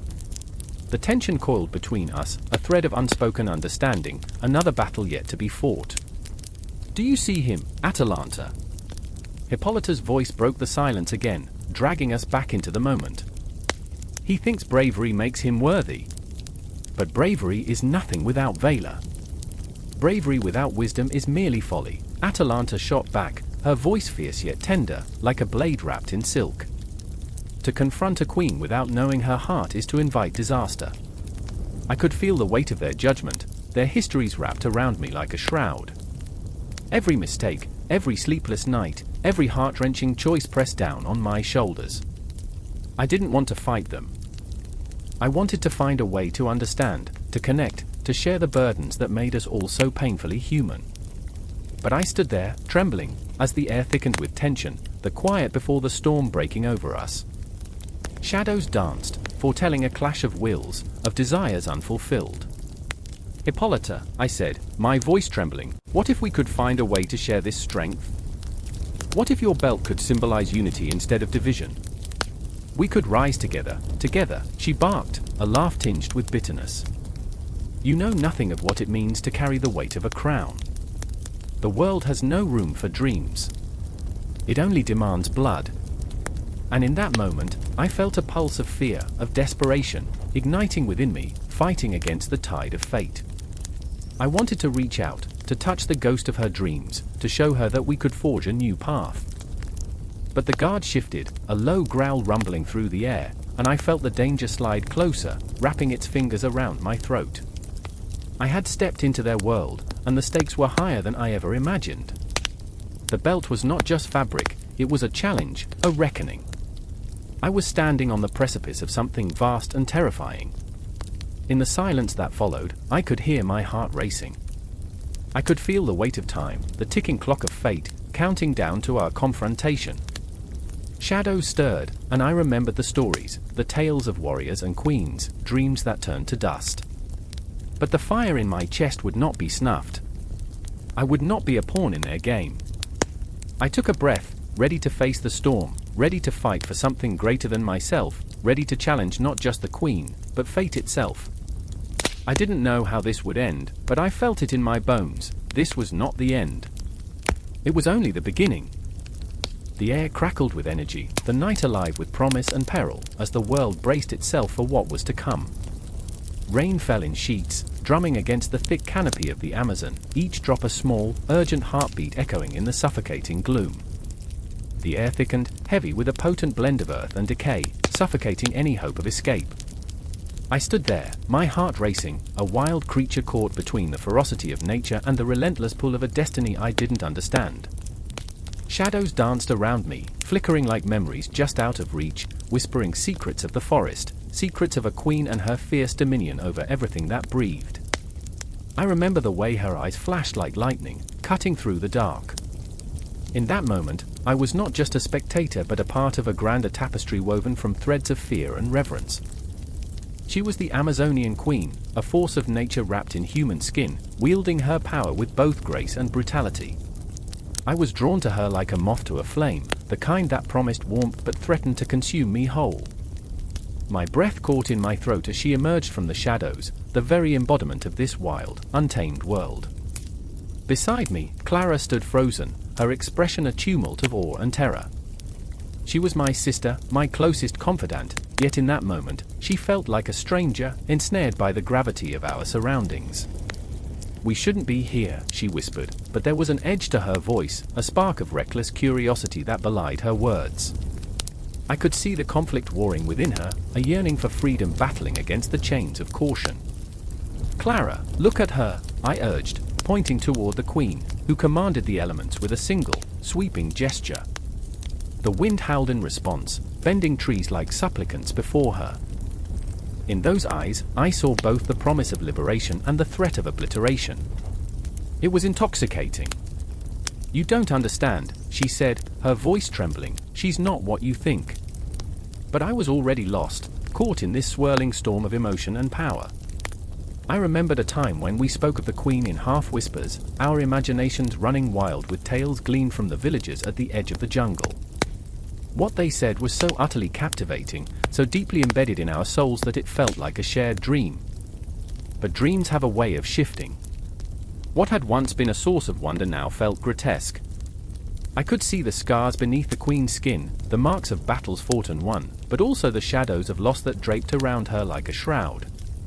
What had she sacrificed? What darkness lingered behind that fierce exterior? "Do you think she's lonely?" I asked, the words slipping from my lips unbidden. The thought settled heavily between us, an uninvited guest that demanded we ponder the weight of her isolation. Clara's eyes softened, momentarily forgetting her fear. "Maybe," she replied, her voice barely above a whisper. But the moment shattered with a sudden roar, the queen raising her arms, and the very ground trembled beneath our feet. The raw power of the jungle surged around us, and I felt it pulse in my chest. I could taste the electric air, a blend of anticipation and dread. "She's calling," I murmured, a half-formed thought spiraling into reality. With every heartbeat, I felt myself slip further into her world, where rules were ignored and raw emotion ruled. Then there was Tobias, a boy from our village, who had chased us into the forest, driven by a reckless desire to prove himself. His laughter rang hollow against the cacophony surrounding us. "You're both fools," he shouted, a bravado masking his fear. I could see through his bravado, the boy who longed for something greater, yet felt trapped by expectations. "Stop!" Clara cried, reaching for him, but it was too late. The queen's attention snapped toward him, a predator sizing up its prey. My heart raced, each beat echoing the unspeakable truth. We had trespassed into her kingdom, and now, the queen would demand her due. In that split second, everything shifted. The air thickened with tension, crackling as if the universe held its breath. I felt the weight of centuries on my shoulders, a connection to both the queen and the boy standing before her. Tobias faltered, his bravado crumbling. He became a figure caught between childhood and the raw truths of the world, a boy on the brink of manhood, facing the depths of his own fear. I remembered our shared laughter, the innocence of dreams, and now, the stark reality of this moment. With a voice like thunder, the queen spoke, resonating through the trees. "What do you seek in my domain?" The question hung heavy, a challenge and an invitation all at once. My throat tightened, and I felt Clara's hand grip mine, a lifeline in the chaos. We had come in search of adventure, seeking the thrill of the unknown, and now we were faced with the embodiment of it. "Wisdom," I found myself saying, my voice trembling but resolute. "Understanding." The word spilled from me, raw and unfiltered. Did I seek wisdom, or was it a desperate plea, a wish to connect rather than conquer? The jungle seemed to hold its breath, the very trees leaning in to hear my confession. The queen's gaze pierced through me, and in those swirling depths, I saw the reflections of my own struggles, my own yearning for acceptance. The forest roared with life around us, but in that instant, time stood still. I remembered my dreams, the longing to find my place in a world that often felt too big. Clara's grip tightened, and I could hear her heart racing alongside mine. "We're not here to harm you," she said, her voice steadying as if to anchor us both. "We're seeking a truth we've lost." The queen's lips curled into a knowing smile, but it was a smile tinged with sorrow. "And what will you sacrifice for that truth?" The question hovered, a dark specter looming over us, twisting the air thick with uncertainty. I felt my pulse quicken, the primordial fear rushing through my veins. Would we have to pay a price? The weight of the moment pressed down, suffocating yet electrifying. I began but faltered, caught in the gravity of what lay before us. My memories twisted and turned, the echoes of laughter, friendship, and the stark truth that sometimes the quest for understanding leads us to the precipice of something far too real. And just like that, the queen turned, disappearing back into the shadows, leaving us trembling at the edge of her kingdom, hearts racing and minds racing faster. What lay ahead? What choices would we make as we stood on the brink of something vast and terrifying? The rain continued to fall, relentless and unyielding, a heartbeat in the dark. The jungle held its secrets close, and we were left to navigate the labyrinth of our own souls, caught forever in the haunting echoes of this moment. A low, mournful howl echoed through the desolate land, the sound of a distant wolf lost to the night, or perhaps a warning, a lament for what was to come. I was on the edge of a precipice, the stench of fear and desperation clinging to me like a second skin. The sun had dipped below the horizon, leaving nothing but a bruised sky, smudged with the colors of dread. There, in the dim light, I could see him, Geryon, a monstrous figure, his three bodies twisted in a grotesque dance of power, each one marked by a primal rage that stirred the very air around us. I remember the weight of the moment, each heartbeat a drum of impending doom. The cattle, his prized possessions, grazed beneath the shadow of his fortress, glimmering like treasures in the fading daylight. Their deep brown eyes glistened with something akin to wisdom, or maybe it was fear. I felt a bond with them, an unspoken understanding that we were all prey to the same fate, caught in the snare of this world's brutality. Each breath I took was a reminder of my own frailty, a stark contrast to Geryon's monstrous strength. I could sense the tension in my partner, the warrior with a heart forged in fire, Iolaus. His fists were clenched, knuckles white, eyes narrowed, filled with an intensity that threatened to spill over. I remembered when he laughed, carefree and reckless, a boy playing at war. Now, he was a man trapped by loyalty, trapped by fear. The battle we faced was not just against the physicality of Geryon, but against the shadows of doubt that loomed larger than the towering mountains behind us. I swear by Olympus, he muttered, the words tumbling from his lips with a fervor that felt both sacred and desperate. We're not leaving here without them. But whirling in the corners of my mind was the echo of his laughter, haunted by the specter of what this fight could cost him. I remember the nights we spent talking about glory and conquest, the romanticized tales that fueled our youth, now turned sour, heavy with the dread of possibility. The wind shifted suddenly, carrying the scent of blood and the memory of lost dreams. I could see Geryon's eyes, 3 sets of them, glimmering with an otherworldly hunger, each gaze a dagger aimed at our resolve. It was as if he knew us, knew our fears, our dreams, our desires. I felt stripped bare under that gaze, exposed, vulnerable. I remembered my own insecurities, how every triumph in battle was merely a mask for the insecurities I wore like chains around my heart. The quiet was suffocating. Iolaus broke it, his voice raw, a mixture of anger and despair. We can't turn back now. Not after everything. His words hung in the air, heavy with the weight of mortality and the curse of ambition. He was right, turning back was not an option. But what did it mean to fight? To claim those cattle? In my bones, I felt the futility of it all, the echoes of lives lost for riches and pride, and yet, there was something else, a flicker of hope or perhaps madness. The first strike was sudden, an explosion of chaos as Geryon lunged forward, his colossal form shifting like an avalanche. Iolaus was quick, dodging to the side, but I found myself frozen, the moment stretching like a taut string, threatening to snap. I remembered the stories of heroes, how they faced their monsters with courage, but all I felt was the chill of fear, coursing through my veins like ice. The cattle scattered, a flurry of hooves and terrified moos, a cacophony of panic that mirrored my own heart.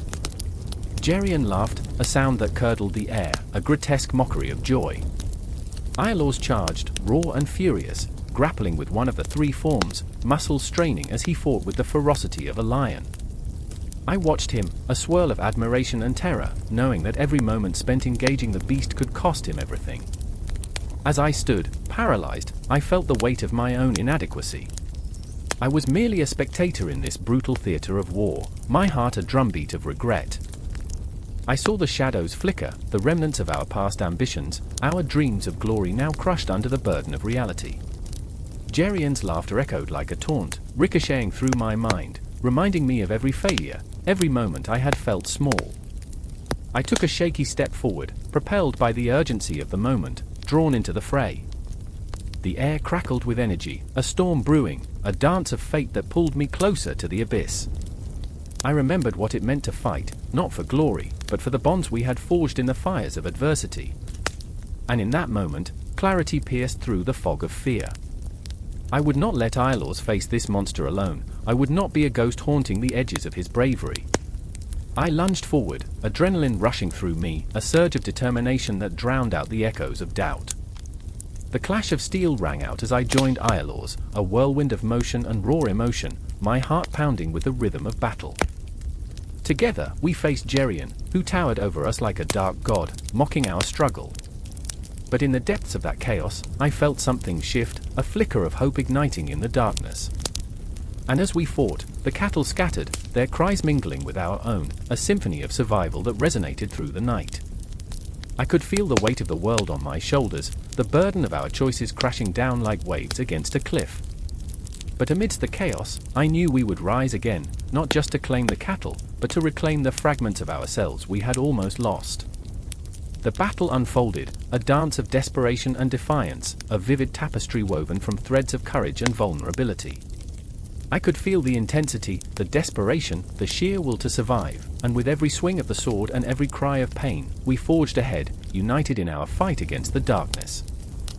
With every heartbeat, the tension thickened, the shadows lengthened, and the confrontation with Ceryneian loomed closer as the night deepened.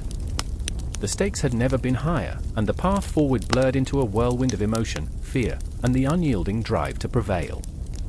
And so we fought, bound by the threads of destiny, each blow a testament to our resolve, each moment a reminder that in this cruel world, even the smallest spark of hope could ignite a fire fierce enough to light the way through the darkness. The sun hung low, a blood-orange eye bleeding into the horizon, casting shadows long enough to swallow entire towns whole. I stood at the edge of the world, where the earth crumbled into an abyss that whispered promises of despair. Each breath was stolen from my lungs, gripped tight by the weight of what lay ahead. The air crackled with tension, heavy with the scent of scorched earth and unshed tears. I knew this feeling all too well. It gnawed at me like the relentless pull of the ocean, an insatiable hunger for something I couldn't name. Beside me, Marcus's face was a mask of determination, his jaw clenched as though it could ward off the invisible ghosts flitting just beyond the reach of our flickering campfire. I glanced at him and saw the flicker of fear beneath his bravado. The shadows danced around us, mocking our futile attempts to stand against the encroaching night. "I remember," he said, breaking the silence, his voice raw and trembling. "I remember a time when the stars felt like friends." It was a strange sentiment, one that echoed through the void like a soft, mournful song. I could almost see the memory swirling in his eyes, every wish cast into the night sky, every whispered promise lost to the winds of fate. Just beyond Marcus, Ilara sat hunched over, her fingers tracing the jagged lines of the map spread across her lap. Her brow furrowed, a storm brewing behind her dark eyes. She was a tempest, a force of nature, fierce and untamed, yet haunted by a shadow that clung to her like a shroud. I could see it in her posture, defiance mixed with despair. "Do you really think we can get there?" she asked, her voice barely above a whisper. The question hung in the air, fragile and heavy, like the moment before a summer storm.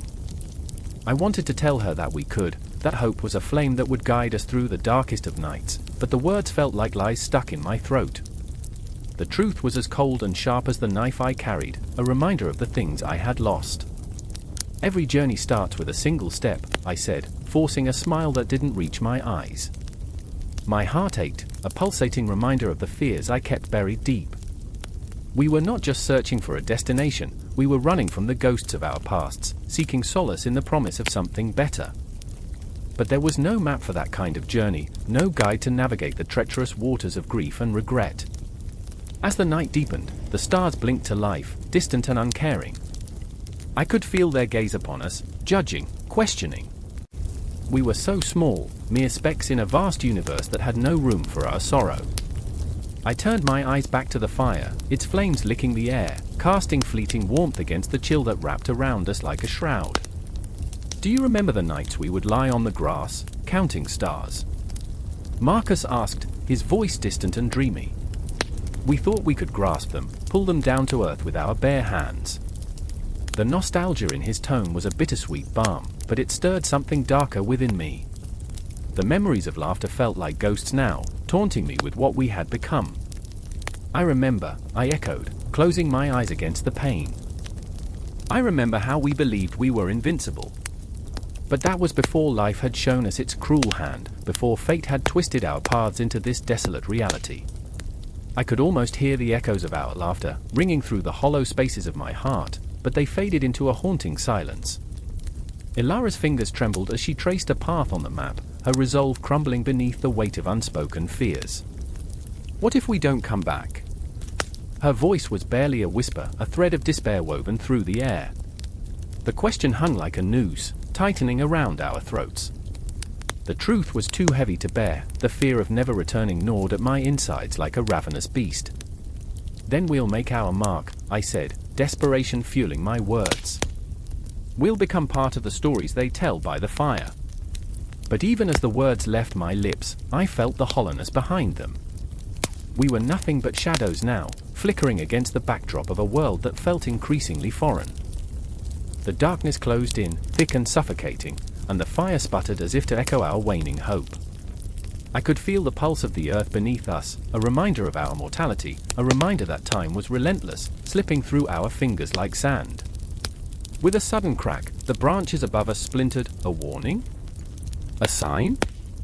We all jumped, hearts racing, the night alive with the rustle of unseen creatures. What was that? Ilara gasped, her bravado evaporating, leaving behind a vulnerable girl who had lost too much already. Just the wind, Marcus said, but his voice wavered, and I could see him scanning the darkness, searching for threats that may or may not exist. I felt it too, the primal fear clawing at my insides.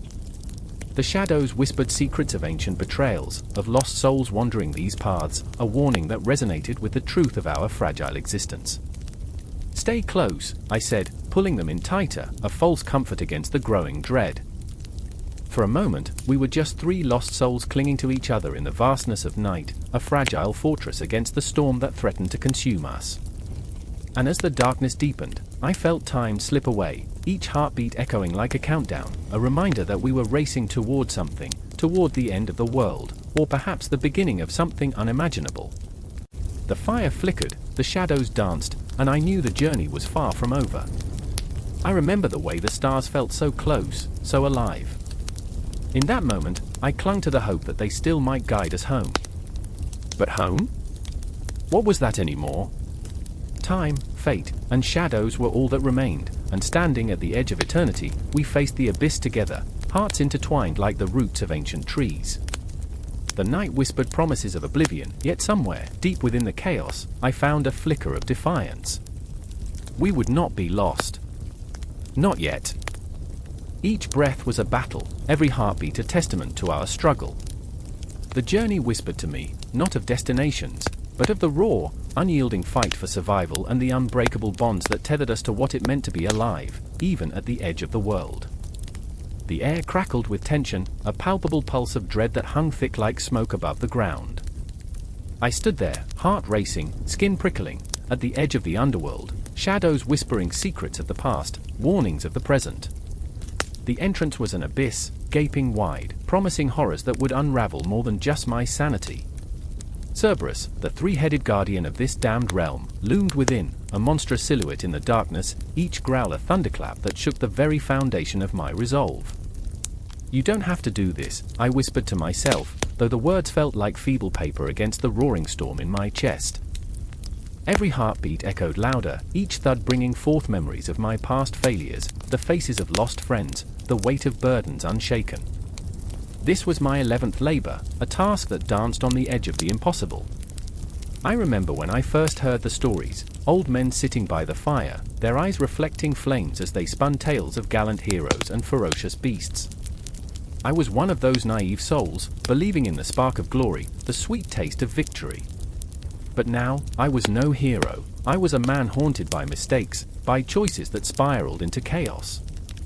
I'll bring him back, I muttered, steeling myself against the creeping fear that snaked up my spine. This was not just about the capture, it was about redemption. It was about proving I was more than the ghosts that taunted me. From the shadows emerged Eurydice, a flickering flame in the dark, her face a canvas of anguish and worry. "You can't do this alone." "You're not ready," she pleaded, her voice trembling. I saw the flicker of doubt in her eyes, the fear of what I might face. She had lived through the whispers of despair here, had felt the cold fingers of loss wrap around her heart. A chill ran through me. "I can't lose you again," I said, feeling the weight of her absence like iron chains. Her fate had been my greatest regret, and I'd carry it like a noose until the end of my days. "I have to do this." "When the darkness comes," she warned, "don't forget the light. Don't let it consume you." The shadows flickered, and from the depths, I felt the tremor of Cerberus's growl like a distant thunderstorm, primal and unyielding. "Get back, Eurydice!" I shouted, pushing her away, the desperation in my voice betraying my own fear. I was terrified of becoming what I feared most, a monster. But even more, I was terrified of losing what little hope remained. And then I stepped forward, crossing the threshold into the underworld, where the air thickened with despair. The walls pulsed with the weight of lost souls, and a cacophony of wails filled my ears. The very ground felt alive, a grotesque tapestry woven from the remnants of those who had come before me. "Cerberus!" I bellowed, my voice cracking like glass. "I am here for you." The silence that followed felt alive, charged with 1,000 unsaid words. It was a moment suspended in time, and I could almost hear the clock ticking down, each tick a reminder of my mortality. Then he appeared, a nightmare materialized. 3 heads snarled, eyes glowing like molten gold, fixated on me. Fear wrapped around my throat, a vice that threatened to choke the breath from my lungs.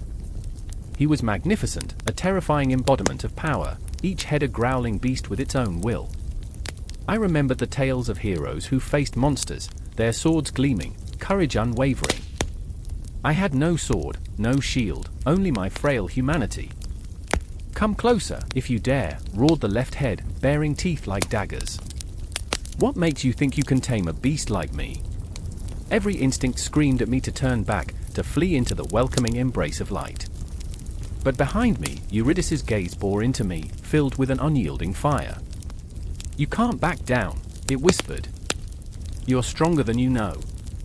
I lunged forward, not out of bravado but desperation, grabbing a chain that dangled from the beast's collar. The heat radiating from him was a storm, a wave of fury that threatened to engulf me. The world around me erupted in chaos, shadows danced, the air crackled with rage. Each frantic pull of the chain felt like a heartbeat in the silence, a desperate plea for control. "You will not win, Cerberus. You will come back with me." The head snarled and snapped, each a tempest of fury and strength. "You think you can bind me," the middle head growled, disdain dripping from its words. "I am the guardian of the dead. I am the end." And in that moment, I felt the weight of countless souls behind me, of those who had fought and failed, their broken dreams echoing through the air. I could almost see them, flickering like ghosts in the dark, urging me on. "This is for you," I cried, the chain biting into my palms, pain grounding me. "For all of you." With a surge of will, I pulled with every ounce of my being. Cerberus howled, a sound that reverberated through the caverns of hell, a raw, primal scream of defiance. The darkness thrashed around us, shadows clawing at my sanity, but I held on, gritting my teeth against the storm. "Let it consume you, or become stronger." Eurydice's voice echoed in my mind, melding with the roar of the beast. I felt it then, the moment when fear and resolve collided. I wasn't just a man grappling with a monster, I was a vessel of hope, a beacon against despair. I would not let Cerberus take me, nor would I let the darkness claim my soul. And as the dust began to settle, as the echoes of the underworld swirled around, I realized something vital. This was not merely a battle of strength, it was a collision of souls, and mine was ready to fight. Darkness clung to the air like the weight of unfulfilled promises.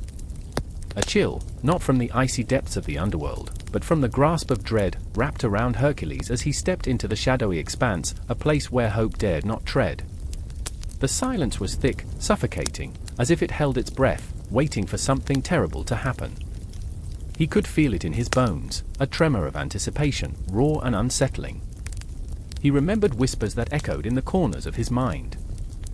"You are a hero," they said, "but what does that mean in a land where shadows walk among the living?" His heart thundered, a relentless drumbeat urging him forward, but doubt clawed at him, a familiar foe he thought he had vanquished. Was he truly strong enough to confront the god of the dead, to reclaim what had been taken from him? The memory of Megara, her laughter like a distant melody, now haunted him. He could hear her voice, sweet yet laced with sorrow. Would he find her here, among the lost souls, or would he walk away empty-handed, a hollow shell of the man he once was? As he pushed deeper into the underworld, the air thickened, pooling around his feet like a heavy fog. Each step felt like wading through memories, some bright, others dark. "I remember," he muttered to himself, "I remember the sun on my face, the warmth." His hands trembled, fingers tightening around the hilt of his sword, a lifeline in a land where the only weapon was fear. Suddenly, a flicker of movement caught his eye, a figure emerging from the shadows. Hades, cloaked in a shroud of black smoke, stood before him, a king in his dismal realm. His eyes glinted like shards of obsidian, reflecting a wicked curiosity, a cruel delight in Hercules' anguish. "Ah, the great hero," he drawled, voice smooth as silk, but laced with venom. "Come to retrieve what is mine? Or perhaps you seek to offer your soul in trade?" Hercules' breath hitched, rage and despair swirling within him. "Let her go, Hades! She deserves to be free." The words left his lips like a guttural roar, each syllable soaked in desperation. He had faced titans and monsters, but nothing prepared him for the cold, calculating gaze of the god of the underworld. Hades stepped closer, the shadows of his domain wrapping tighter around Hercules, suffocating, intoxicating. "Free?" Hades echoed, a mocking smile playing on his lips. "What an amusing notion. Tell me, hero, what is freedom? To exist only to be forgotten? To struggle for a fleeting breath in a world that devours hope?" His laughter rang hollow, reverberating through the cavernous void, a chilling symphony that made Hercules' skin crawl. Hercules staggered back, the weight of Hades' words pressing down upon him. Memories of Megara flickered like candle flames in the night. "I remember," he whispered, "her courage, her love." Those moments felt so distant, like the fading echoes of a dream. His heart ached, an unbearable longing slicing through him. He had been a fool to think strength alone could conquer despair. Yet, in that darkness, a spark ignited. "You underestimate me, Hades," Hercules declared, his voice gaining strength, fueled by the love that burned within. "You may control the dead, but you do not own their memories. I will fight for her. I will fight for all of them." The words ignited a fire in his chest, surging with purpose. Hades' amusement turned to a dangerous edge, eyes narrowing. "Then let us play a game, Hercules. A trial of wills. Find her within my realm, or remain here forever, a shadow among shadows." The challenge lingered in the air, thick with the acrid taste of fear and defiance. The realm shifted around him, a living nightmare of twisted paths and echoes of despair. Ghostly figures drifted past, their faces a mosaic of sorrow, longing, and regret. They reached out, pleading silently, their eyes reflecting the pain of unfinished lives. Hercules felt their despair claw at him, unrelenting. "I remember," he murmured, his heart breaking for the lost souls who wandered this bleak expanse. With each step, he heard whispers of lost dreams, love stories cut short, laughter silenced by time and fate. The atmosphere pulsed with echoes of who they were, the lives they had lived. It was overwhelming, a tide of emotions that threatened to drown him. Yet, he pressed on, driven by a single, powerful thought, Megara. "I will find you," he swore to the shadows, voice steady now. "No matter how deep I must go."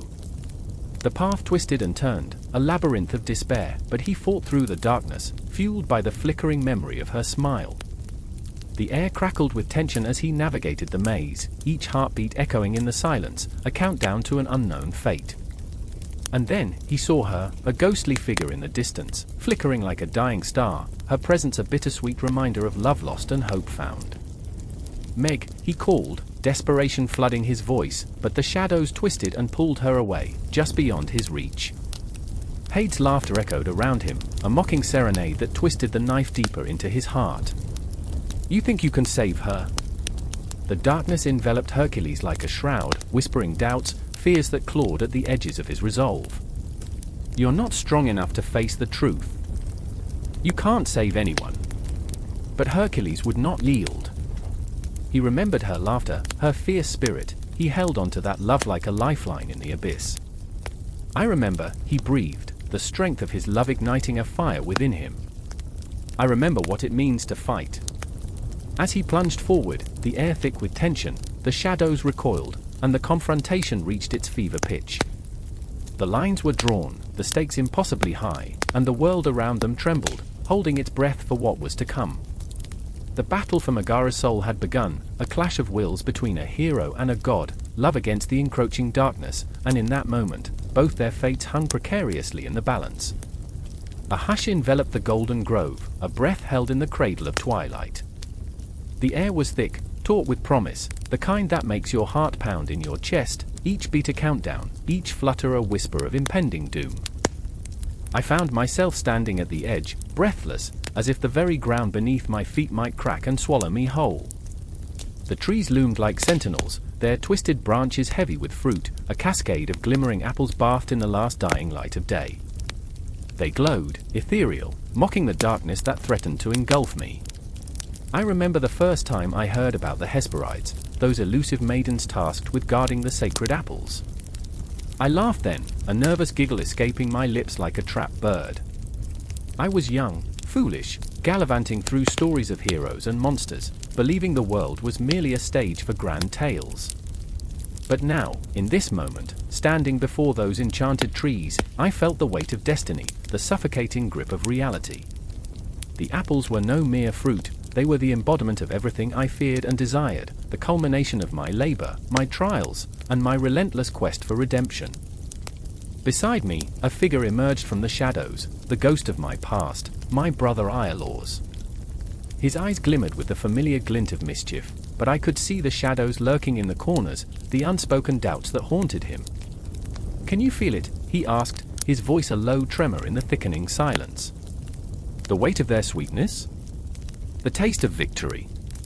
Iolaus reached out, almost instinctively, his fingers brushing against the bark, searching for something he could not name. "Victory?" I echoed, the word tasting bitter on my tongue, a stark reminder of failure. "This isn't a game, Iolaus. They're guarded by a dragon, a creature born from nightmares, fierce and untamed." I felt a shiver crawl up my spine, a reminder of the darkness that lurked beyond the shimmering fruits. He let out a breathy laugh, laced with a hint of desperation. "And what's life without a little risk?" Iolaus leaned closer, his voice a conspiratorial whisper. "You've faced the lion, the Hydra, the very depths of the underworld. Why should this be any different?" But I could see it in his eyes, fear. Just like mine. With each passing moment, the shadows lengthened, stretching across the grove like dark fingers reaching for us, threatening to pull us into their abyss. I clutched my sword, a familiar weight against my side, but its comfort was a lie. What good were weapons against fate? I had fought monsters made of flesh, but the real battle was here, with the demons in my mind, the expectations that chained me. "I remember," I said slowly, the words tasting like ash. "I remember the first time I let you down." The memory washed over me, a moment of weakness, a slip of the hand, a promise broken. I could almost hear the echo of our mother's voice, the soft reproach mingling with the scent of wildflowers. Her laughter, once a melody, now haunted me like a ghost. "Don't," Iolaus said sharply, breaking the spell. "You can't dwell in the past, Heracles. Not now." His eyes narrowed, and I knew he was fighting his own demons, the insecurities that whispered of inadequacy. "We need to focus on what's ahead." Ahead? I turned my gaze to the grove, the trees swaying ever so slightly, as if they sensed the tension between us. The apples hung tantalizingly close, glowing with an otherworldly allure, temptation and danger woven into one. They promised glory, but at what cost? The air crackled as the dragon stirred, its growl rumbling like distant thunder, sending a jolt through my veins. Iolaus and I exchanged a glance, a silent understanding passing between us. Fear and resolve intertwined, a bitter tang that settled in our throats. I could feel the dragon's heat radiating from the shadows, its presence looming over us like a dark cloud ready to unleash a storm. I stepped forward, heart racing, each footfall echoing in the silence. "We do this together," I declared, the words spilling from my lips, fueled by an adrenaline-laced desperation. No more shadows, no more ghosts. And then it lunged, a blur of scales and fury, a maw filled with teeth gleaming like daggers, eyes burning with ancient wrath. The world exploded around us, noise and chaos swirling into a tempest. I swung my sword, a desperate arc through the air, but the creature was swift, a phantom of destruction. The clash was deafening, the metallic ring of steel meeting scale, the roar of the dragon drowning out reason. Iolaus fought alongside me, his presence a flicker of light amid the darkness, yet my mind spiraled into memories of failure and doubt. I remember the times I had faltered, the moments I had let fear dictate my path, the glimpses of my brother's disappointment, those haunting echoes whispered like a death knell. But in that moment, as the dragon's breath seared the air around us, I made a choice. I wouldn't let fear consume me. I wouldn't let the shadows reclaim what was mine. "Together!" I bellowed, summoning every ounce of strength, every memory of laughter and love, every promise I had made. "Together!" With each swing, each clash, we fought not just against the dragon but against our own insecurities, our burdens, the weight of our lineage. The apples glinted above, a beacon of hope against the night, urging us to press forward, to battle through the storm. I could feel the tide shifting, the intensity building like a raging fire, and I forged ahead, step by step, as if the very earth beneath my feet pulsed with renewed strength. Iolaus shouted something, brave and reckless, and the moment hung in the air, heavy with the taste of possibility. The dragon roared, rage and fear intertwining, and in that heartbeat, I realized, this was our labor, our legacy, entwined with every struggle, every triumph. The shadows faded, the nightmare of failure transformed into a chorus of determination. And as we fought, as we became part of this ancient tapestry, I knew, somewhere deep within, that the apples were not just fruit. They were the embodiment of every choice we made, every shadow we faced, a promise that even in the darkest of nights, we could reach for the light. The grove pulsed with energy, a world caught between dusk and dawn, and the air shimmered with the scent of blooming jasmine, a reminder that dreams lingered just out of reach. I remember, I whispered, lungs burning, heart pounding, I remember the taste of glory, but the fight was far from over. The dragon loomed, an embodiment of our fears, and as I lunged forward, I could feel the weight of legacy pressing down upon us. The battle raged on, and the quest for the apples, the very essence of our labor, became more than just a task. It became a testament to our resolve, a testament that would echo into infinity, never truly ending, forever entwined with the shadows that dance beneath the trees. A scream pierces the suffocating silence, a raw, unfiltered cry that echoes through the darkened woods, trembling leaves shushing the night. I stand frozen, heart pounding against my ribcage like a trapped bird full of terror. The moon, an indifferent spectator, cast silver light over the scene, illuminating the figure hunched over the earth, hands clawing at the ground as if to desperately unearth some long-buried truth. My breath catches, thick and heavy, as shadows twist and dance around us, whispering secrets of dreams long shattered. It's her. Clara. The girl who once laughed like sunlight breaking through clouds, now reduced to a broken shadow of sorrow, unraveling before my eyes. No, no, no, she keens, her voice taut with anguish, each sob a dagger to my heart. I step forward, but something holds me back, in fear. Or the weight of my own guilt. It wraps around me like the twilight mist, suffocating, inescapable. Clara, listen to me. My voice spills out, desperate and strained, as if I'm trying to reach her from the other side of a vast chasm. But she's lost in a world of her own, clawing at the dirt as though it might yield the answers she seeks. I remember the golden apples, their glimmer, the promise they held. We thought they were the key, a way to unlock our dreams, but now, they feel like leaden stones dragging us deeper into despair. And then there's Lucas, watching from the edge of the clearing, a storm of emotions clouding his eyes. He's always been the strong one, the anchor in our tempestuous sea. But this moment? This is ripping him apart. I can see the conflict churning within him, fear and loyalty wrestling like wild beasts. "We have to go," he whispers, and his voice trembles, betraying the calm facade he tries to maintain. "We can't stay here." "But how can we leave her?" My mind ricochets with the weight of decisions, the crushing magnitude of what's at stake. I've been here before, caught in a moment where every choice feels like a betrayal. I remember the stories of old, the myths that taught us the price of greed, the curse of desire. Those golden apples, once shimmering beacons of hope, now dangle like a noose around our necks. "Clara, please!" I plead, my heart racing, each heartbeat resonating with the pain of our past. "You can't give in to this. It's not worth it." But she doesn't hear me. She's lost in memories, reliving the moments that brought us here, and I can't help but wonder if I've been complicit in this nightmare. My hands shake, trembling with the burden of truth I can't bring myself to voice. I watch as the moonlight glints off her tear-streaked face, and time slips through my fingers like sand.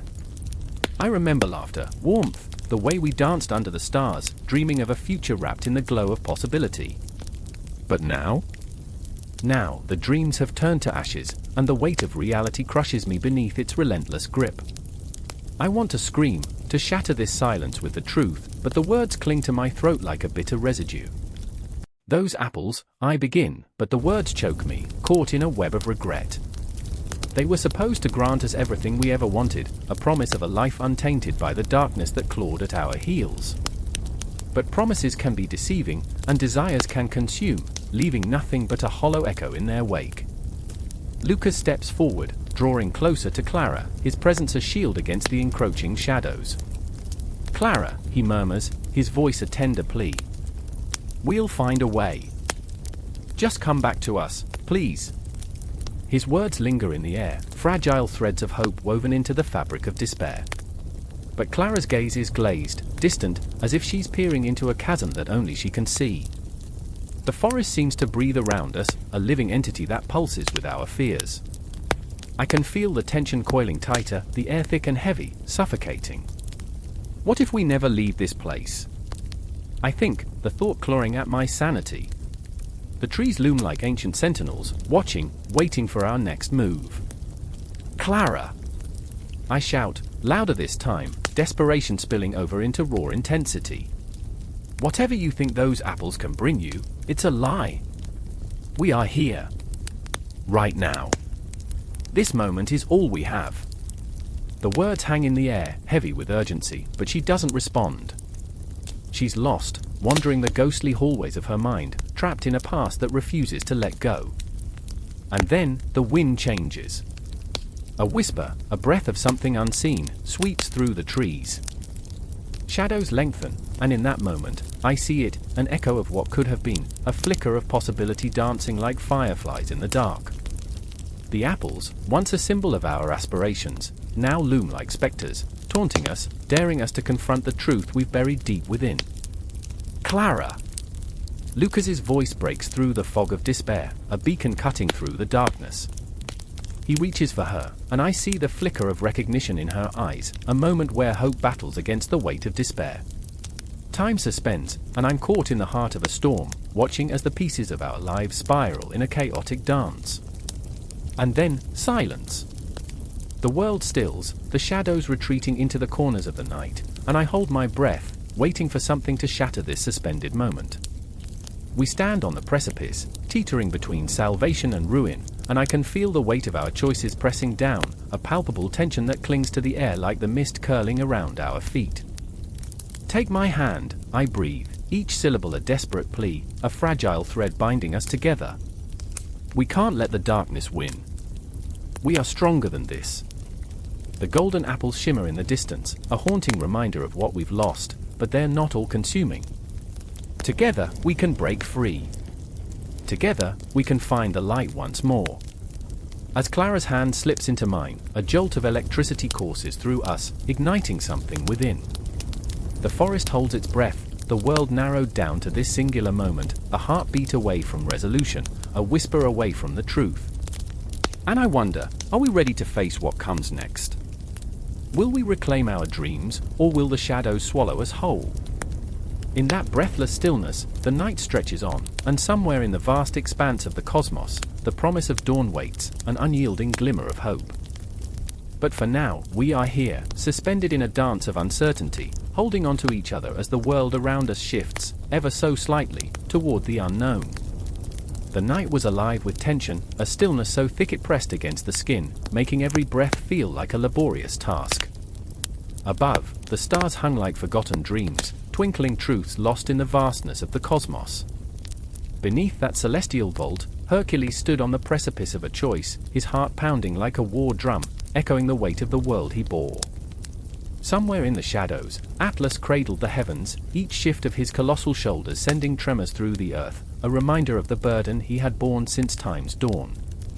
The silence was palpable, pregnant with the unsaid, and in that moment, the air crackled with a shared desperation. I remember the first time I saw them, their silhouettes etched against the twilight, two titans caught in a web of expectation and regret. Hercules, with his sun-kissed skin and brawn, stood as a beacon of strength, yet in his eyes danced a fragile flicker of doubt. Atlas, a titan whose very essence was intertwined with the fabric of the universe, bore the weight of the cosmos with a sorrowful resignation. The two were bound by fate, yet chained by their own flawed nature. Each felt the other's pain, but neither fully understood the other's burden. "Why can't you just let go?" Hercules shouted, his voice slicing through the night, a raw bark of frustration intertwined with desperation.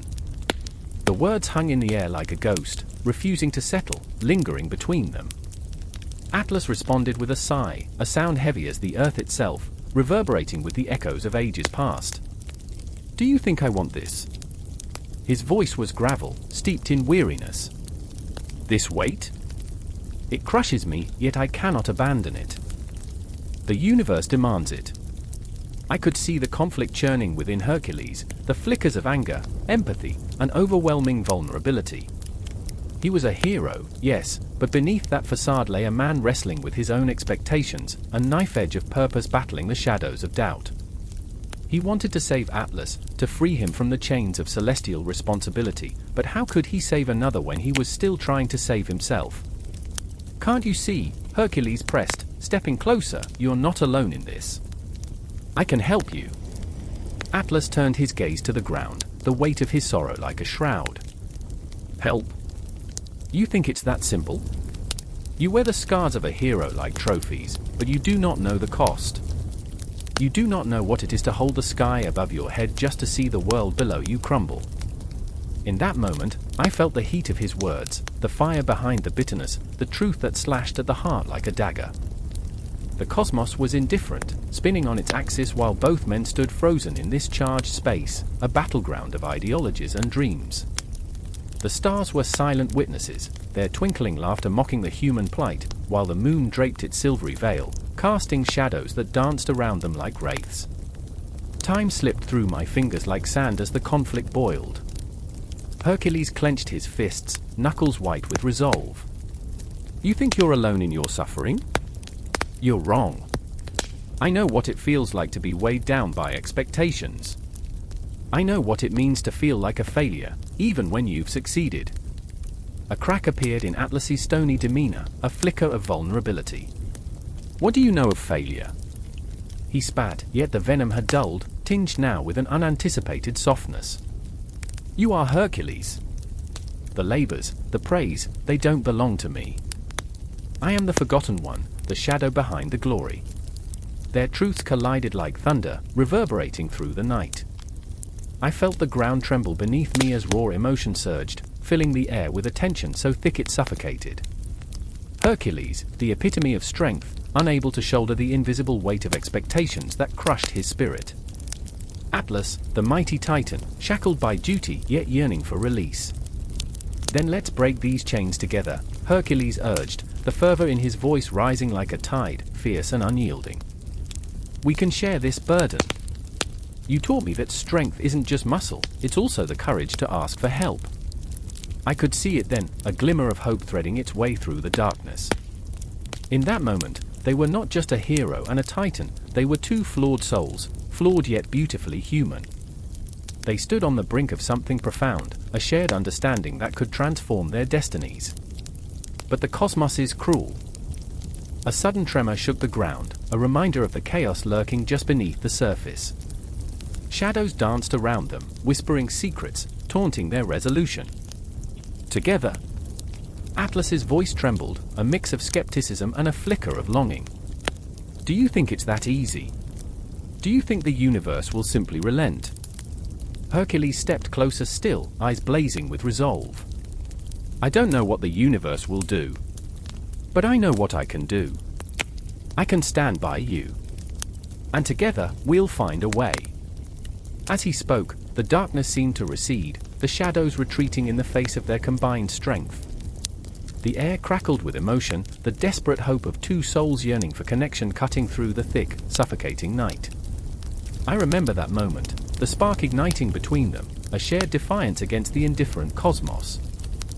The weight of the world may have pressed down on their shoulders, but together they would push back, creating ripples in the fabric of fate. Then silence enveloped them again, heavy and foreboding, a pause before the storm. Every heartbeat echoed, every breath charged with anticipation, hanging delicately between resolution and despair.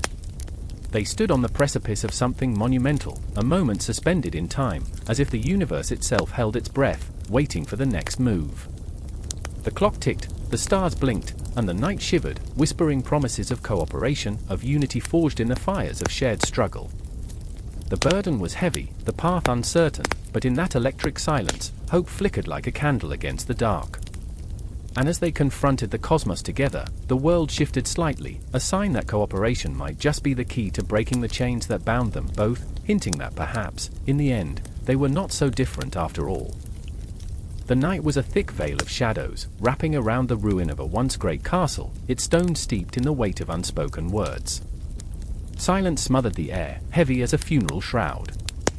I stood there, heart racing, a chill creeping down my spine. The moon hung low, a ghostly eye that seemed to judge, to watch. I knew this night would change everything. I remember the way Hercules' laughter echoed through the halls, a lion's roar that once filled me with warmth. I remember the promise of his strength, the way he held me as if I were the sun itself, a fragile orb in the cosmos of his immense world. But promises are fickle, like the flicker of candlelight in a storm, illuminating the dark only for a moment before drowning again in uncertainty. And tonight, as the shadows shifted, I felt the weight of that uncertainty creeping closer, like a predator stalking its prey. Deianira, his voice called from the depths of the castle, a sound that vibrated with emotion, both fierce and tender. But those words were laced with something darker this time, a foreboding that sent a shiver racing through me.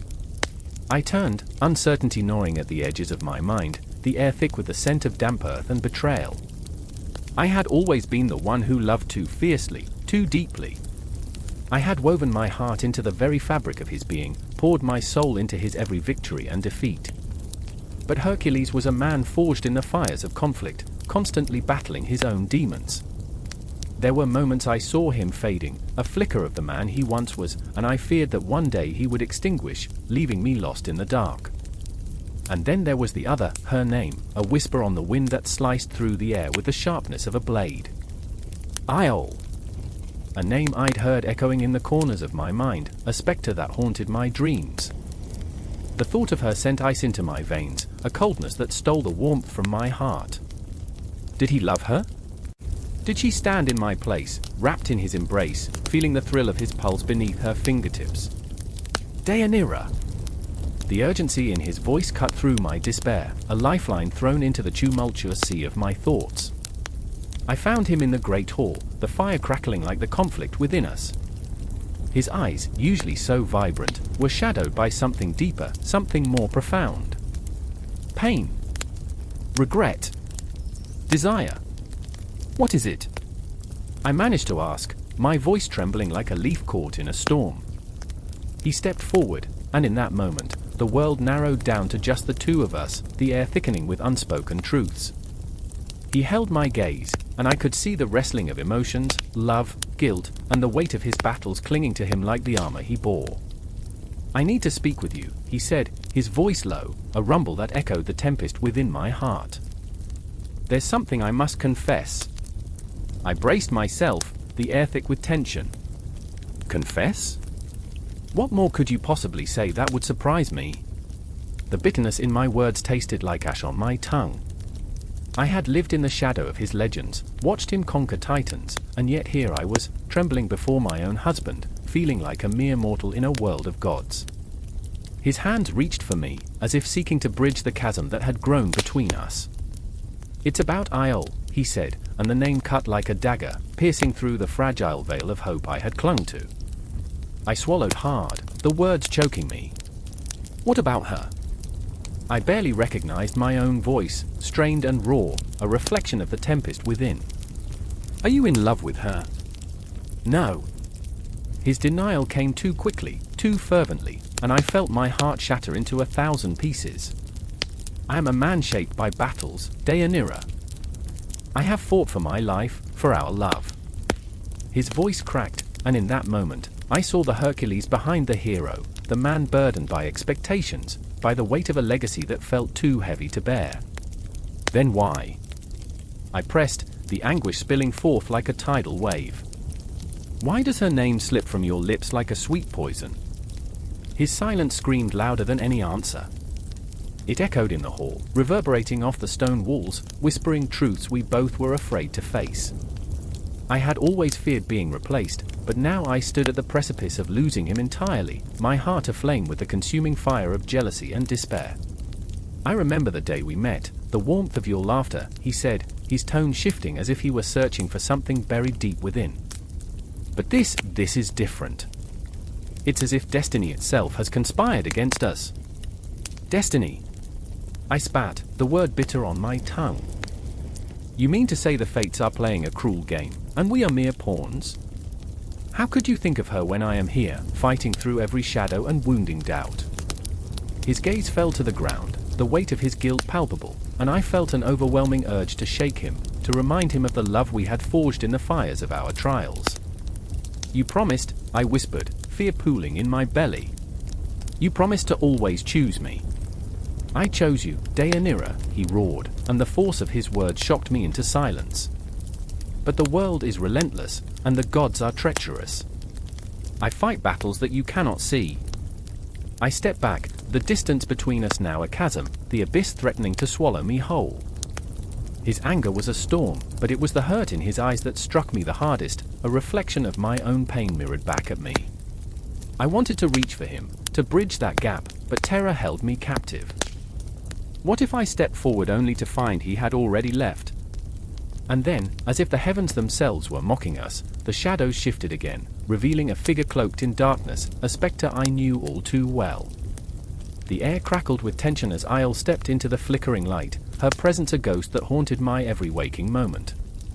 "Am I interrupting?" she purred, her voice dripping with malice and mockery, a contrast to the fragile tension that had enveloped us moments before. I felt my heart sink, the world around us folded into a tight knot of despair. There was no going back now, no way to unsee the truth that had been laid bare in that moment. And as I stood there, caught in the tempest of emotions, I knew that the confrontation was inevitable. The night air hung heavy with unspoken truths, and the clock ticked louder, each second a reminder of the fragility of love, of life, of everything we held dear.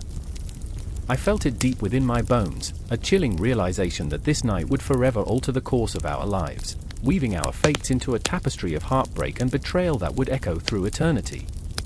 So here we were, three souls entwined in a web spun by the fates, each breath a heavy weight, each heart a ticking clock. Shadows danced around us, whispering secrets that would remain unspoken, the air thick with the promise of chaos yet to come. The night was far from over, and in the flickering light, we stood on the brink of a storm that would shatter everything we had ever known. The air is thick, almost choked with anticipation, as the clock ticks in a rhythm that echoes like the slow beat of a dying heart. I can feel it in my bones, the suffocating weight of betrayal looming like a storm cloud ready to unleash its fury. The shirt hangs in the dim light, a garment of deceit, its fibers woven with the lies of those who once stood so close. I remember the laughter that once danced in this room, now replaced by an uneasy silence that settles in my throat like an unwelcome guest. Look at it, Ilara whispers, her voice trembling, the edges frayed like the hem of the cursed cloth. Look at what they did. Her eyes, once bright with dreams, now shadowed with fear, fixate on the shirt. It isn't just fabric, it is a testament to our folly, a relic of trust shattered to pieces. A symbol of the treachery that lies beneath the surface of every smile shared, every secret whispered. I can feel the weight of her gaze, urging me to understand, to grasp the gravity of this moment. Why would he? I mutter, the question catching in my throat. My heart races, a wild drum in my chest, each beat a reminder of the life weaved into this deceit. I recall his laughter, the way it used to wrap around my soul, warm like a summer evening. But that warmth is gone now, replaced by a chill that wraps around my spine like icy fingers. The betrayal is not just his, it's ours. We stitched this together, thread by thread, and now, the fabric unravels, revealing the darkness beneath. Because he wanted to win, Ilara replies, eyes glimmering with unshed tears, her voice barely above a whisper. Win at any cost. The words hang heavy in the air, laden with the weight of unspoken truths. The room feels smaller, closing in as if the very walls conspire against us, pressing tightly around our shoulders. The echoes of laughter fade, replaced by the haunting specter of what could have been. The shirt sways gently, a ghostly reminder of the man who once wore it, his arrogance etched into every stitch. My fingers twitch at my sides, desperate to reach out, to touch the fabric and unravel its secrets, yet I know better. It is poison now, and I am but a fool standing at the edge of a chasm, peering into the abyss. How do we confront him? I ask, my voice breaking, unraveling like the threads that bind us. We don't, Ilara replies, a fierce resolve igniting in her gaze. We expose him. We make him feel the weight of his betrayal. The fire in her words ignites something deep within me, a flicker of hope, but it's smothered quickly by the suffocating reality of our choices. I remember the nights we shared, the hopes we wove into dreams, and how easily they could unravel into nightmares. I glance back at the shirt, a shroud of deception. The fabric whispers secrets that claw at my mind, filling the silence with the echo of his lies, his sweet promises drifting away like smoke in the wind. What if he denies it? What if he turns it all back on us? I can't help but feel the gnawing fear clawing at my insides. The betrayal is a wound, raw and bleeding, and I am terrified of the repercussions, of the fallout that could tear us apart. We'll have the truth on our side, Ilara insists, her voice fierce like a candle fighting against the dark. We'll confront him at the masquerade. He'll never see it coming. The masquerade, the irony isn't lost on me. A night where everyone wears a mask, hiding their true selves beneath layers of fabric and pretense. I can only imagine the twisted dance of deception we'll partake in. It feels like a cruel joke. Every heartbeat echoes the uncertainty of our plan, the tension buzzing like electricity in the air. I want to ask if she's certain, if she's ready for the storm we're about to unleash, but I already know the answer. Ilara is resolute, her spirit like a flame in the dark, but I can feel the flicker of doubt in my own heart. I remember the way betrayal twists the mind, clouds judgment, and shatters bonds. I remember when we thought he was one of us, I say, the bitterness curling around my tongue like poison. When we thought we were invincible. The memories flood me, long nights spent dreaming of a future painted in vibrant colors, now faded to shades of gray. What a joke, huh? I force a laugh, but it sounds hollow, like a ghost echoing in an empty room. He was never one of us, Ilara replies softly, her eyes searching mine. He was always waiting for the right moment to strike. The realization stings, wrapping around my heart like a vice. The betrayal was planned, premeditated, a carefully orchestrated performance. And here we are, the unwitting cast, stepping into a tragedy we never sought. As the shadows lengthen, the world outside blurs into a haze of uncertainty. I can feel time slipping through my fingers like grains of sand as the minutes count down to our confrontation. I glance at the shirt again, feeling an overwhelming urge to burn it, to erase the memory of what it represents. But we can't hide from this. It's a part of us now, woven into our very beings. Tonight, we'll unmask him, Ilara says, a fierce determination igniting in her eyes. We'll turn the tables. The words hang between us, heavy with promise and peril, as we step into the abyss together, two souls bound by betrayal, ready to face the darkness head-on. And in that moment, I know the storm is coming. The masquerade will unfold, and the truth will rise, raw and unfiltered, beneath the weight of deception. I can feel it in every fiber of my being. A reckoning awaits, and as the clock ticks toward midnight, I brace myself for the collision of hearts, the clash of dreams, and the haunting whispers of betrayal that refuse to die. The air crackles with tension, each breath a laborious effort, as the sun sinks behind the jagged mountains, bleeding its colors into the sky. Shadows stretch across the land like grasping fingers, clawing for what little light remains. I stand there, heart pounding against my rib cage, feeling the weight of destiny pressing down like a millstone. It's heavier than I ever imagined, a palpable force that threatens to crush me. I remember the stories, the tales of Hercules, the invincible hero, the demigod who wielded strength like a weapon. But here, in this moment, he is as fragile as any man.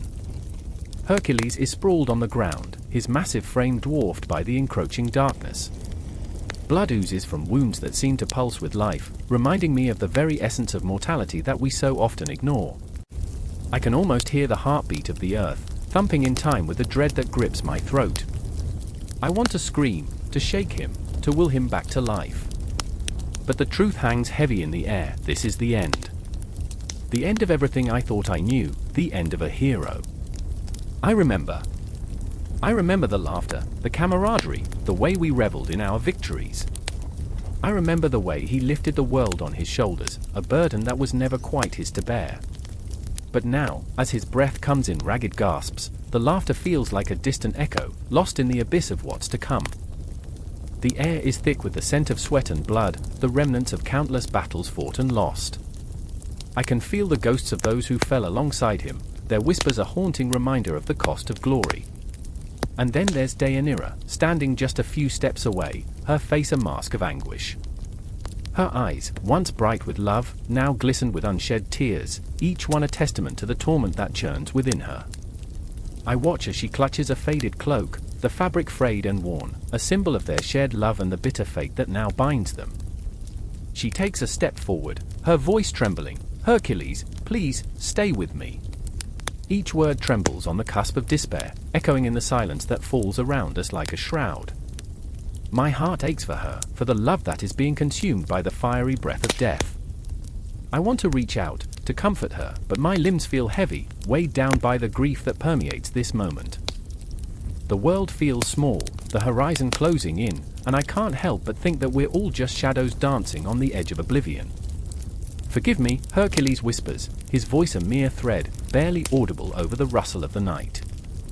It breaks something inside me, that fragile admission, as if he knows he's failed us, failed her. I want to deny it, to shout into the void that he has always been a hero, a beacon in our darkest nights. But the truth is, in the face of death, even the greatest among us are stripped bare, their flaws laid open for all to see. I remember the tales of his strength, his battles with monsters, but here, he is simply a man, vulnerable and afraid. The ground beneath me trembles as if the universe itself mourns, the stars flickering like candles in the dark, each one a soul lost to the night. Deianira collapses beside him, the weight of her love and pain too much to bear. "You are not alone," she cries, her voice breaking like glass. "I am here. I will always be here." And for a fleeting moment, it feels as if time stands still, love and loss entwined in a tragic dance, the cosmic balance teetering on the brink. I want to scream, to tear my heart out and lay it at their feet, to show them that love is both a blessing and a curse. Hercules, the mighty lion, is reduced to a whisper, and even the strongest among us cannot escape the grip of fate. I remember the quiet moments, the ones we took for granted, the simple laughter over shared meals, the warmth of camaraderie under starlit skies. But those memories slip through my fingers like grains of sand, each one a reminder of what is lost. Deianira cradles Hercules' head in her lap like a child, her fingers tangled in his hair, and I can see the depth of her love, the rawness of her grief. She is both the keeper of his legacy and a witness to his demise, tethered to him in a way that transcends the physical. With each shallow breath he takes, I feel the world pulse, a heartbeat of life fading into silence. I want to scream. I want to rage against the heavens, to tear apart the fabric of fate that has woven this tragedy. But what is left to say? Words feel inadequate in the face of such despair, mere echoes of what should have been. As the last vestiges of light fade, darkness envelops us, a blanket heavy with sorrow. I watch as Hercules' eyes flutter, the flicker of recognition battling with the encroaching void. Deianira, he breathes, the name a lifeline thrown into the sea of uncertainty. There's a haunting beauty in the way he whispers it, a final plea wrapped in love, a promise that transcends the final curtain. I don't want to witness this, but I am rooted to the spot, a spectator to the heart-wrenching tragedy unfolding before me.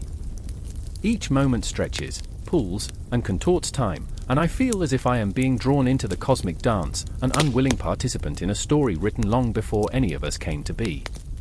The silence thickens, pregnant with unspoken words and shattered dreams. I remember the weight of unanswered questions, the ache of unfulfilled promises. The night deepens, and the stars shimmer like the tears we've lost, each one a reminder of the ephemeral beauty of life. And then, with a final shuddering breath, Hercules' body becomes still, the mighty demigod surrendering to the darkness that beckons him. In that fraction of a second, everything fractures, the world tilts, the cosmos gasps, and I feel the ground beneath me rumble.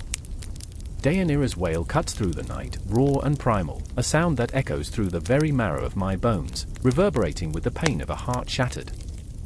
In the distance, shadows dance, the echoes of warriors long gone whispering secrets of sacrifice and love, of loss and redemption. The air is thick with the memories of a hero, the legacy he leaves behind, and the love that cannot die. I cannot look away. I will not let this moment slip into the void.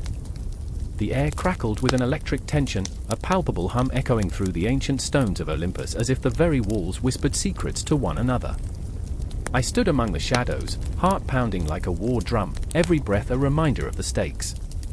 It was here, at the pinnacle of existence, where dreams intertwined with despair, that immortality was not merely an aspiration but a merciless reality. They were calling for us, voices of countless souls, drawn to the promise of eternity, yet tinged with the bitter aftertaste of sacrifice. I remember Lena's eyes, fierce and shining like twin stars caught in the throes of a dying nebula. In that moment, she looked as if she could rend the heavens asunder with her will alone. "We have to do this, Kai," she shouted, her voice breaking through the thick atmosphere, a clarion in the night. But it was more than resolve, it was desperation, the kind that gnawed at the edges of sanity. If we don't make the ascent, if we don't claim our place among the gods, then we're nothing. Nothing. That word echoed, clawing at my insides. Years of toil, of pain so profound it felt like a living ghost lodged in my throat, all boiled down to this moment. I had watched her lose herself to the relentless pursuit of power, witnessed the way ambition twisted her heart until only shadows remained. "You don't know what you're asking for," I whispered, my words barely rising above the weight of the night. It felt sacrilegious to question her when everything we'd fought for was laid bare before us. "Do you?" she shot back, and in her gaze, I saw the flicker of 1,000 unfulfilled promises. "You think life as a mortal is enough? You think we can just fade away into nothingness?" But beneath that fiery exterior was a chasm of fear, fear of mediocrity, fear of being lost to the annals of time. I knew that abyss well, I'd danced on its edge too many times to count. "Maybe I'm afraid of what comes next," I admitted, the confession slipping out before I could stop it, an involuntary surrender. What if immortality is just a curse? The ground beneath us trembled as if the gods themselves were hearing our debate, their impatience vibrating through the air. Unseen forces clawed at my resolve, beckoning me toward a precipice I had long feared. The imposing temple loomed before us, its marble facade glimmering in the ethereal moonlight, beckoning like an open mouth ready to swallow us whole. And then there was Marcus, my other half in this chaotic symphony, standing at the threshold, torn between loyalty and dread. His face was a mask of conflict, the shadows playing tricks as they cast deeper lines into his brow. "Lena," he said, his voice low, almost reverent. "What if we're not ready? What if the price is too high?" "Too high," she spat, her passion igniting the air around us like a wildfire. "We've lost too much already. What more could they take?" Yet I could see the hesitation in her stance, the way her fingers trembled against the cool stone, betraying a flicker of doubt. I remembered, oh, how I remembered the faces of those we'd left behind. Friends, lovers, the laughter shared over meager meals, dreams that lingered just out of reach. In the pursuit of immortality, we had become specters in our own lives, shadows trailing behind us in a world that no longer felt like home. "Lena," I murmured, a plea wrapped in fear. We could live, really live, if we just walk away now. But her resolve was iron, her heart a fortress. And live as what? As nothing? An echo. She stepped forward, her silhouette stark against the shimmering backdrop of the night sky, a goddess unwilling to be chained by fate. "They wait for us. The gods are watching. This is our moment." Time hung suspended, a taut string ready to snap, and the cosmos itself seemed to hold its breath. The temple's door began to creak open, darkness spilling forth like a living thing, inviting us into its maw. I felt it, an icy tendril creeping up my spine. Each heartbeat was a countdown to an unknown future, and with each pulse, I felt my resolve begin to waver. "Marcus," I called, my voice a raspy whisper, "what if we're too late? What if we step through that door and it's the last thing we ever do?" He turned to me, those deep-set eyes searching mine, desperation woven into his every feature. "What if it's the only thing that makes us whole again?" The words hung in the air, heavy with the weight of possibility and dread. The ground shook violently, a growl from the depths of Olympus answering our unspoken fears. Lena stood resolute, her gaze fixed on the abyss. "I will not let fear hold me captive," she declared, a vibrant ember of defiance igniting her soul.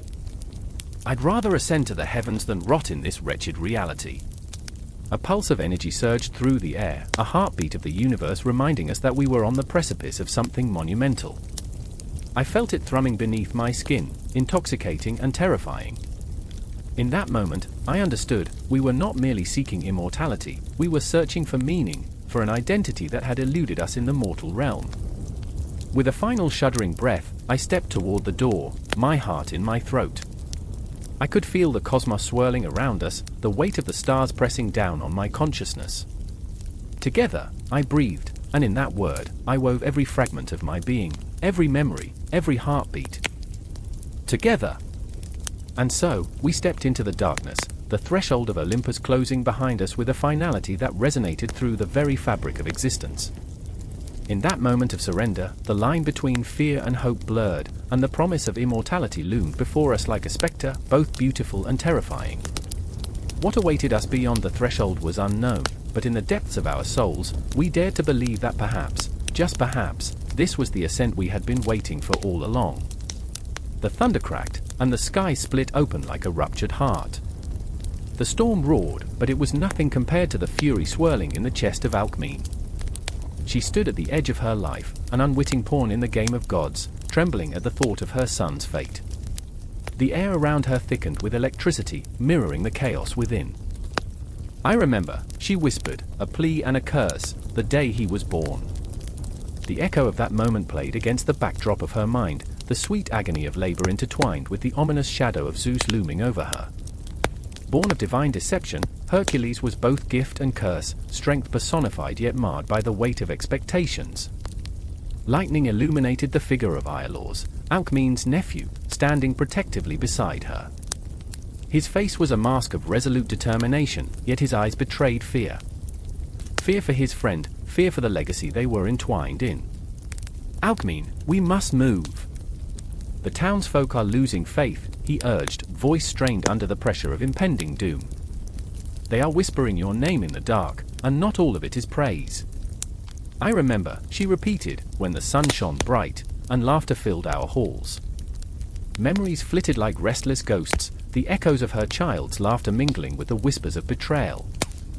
Hercules, the hero, had grown into a man forged from fire, yet every ember bore the scars of his lineage.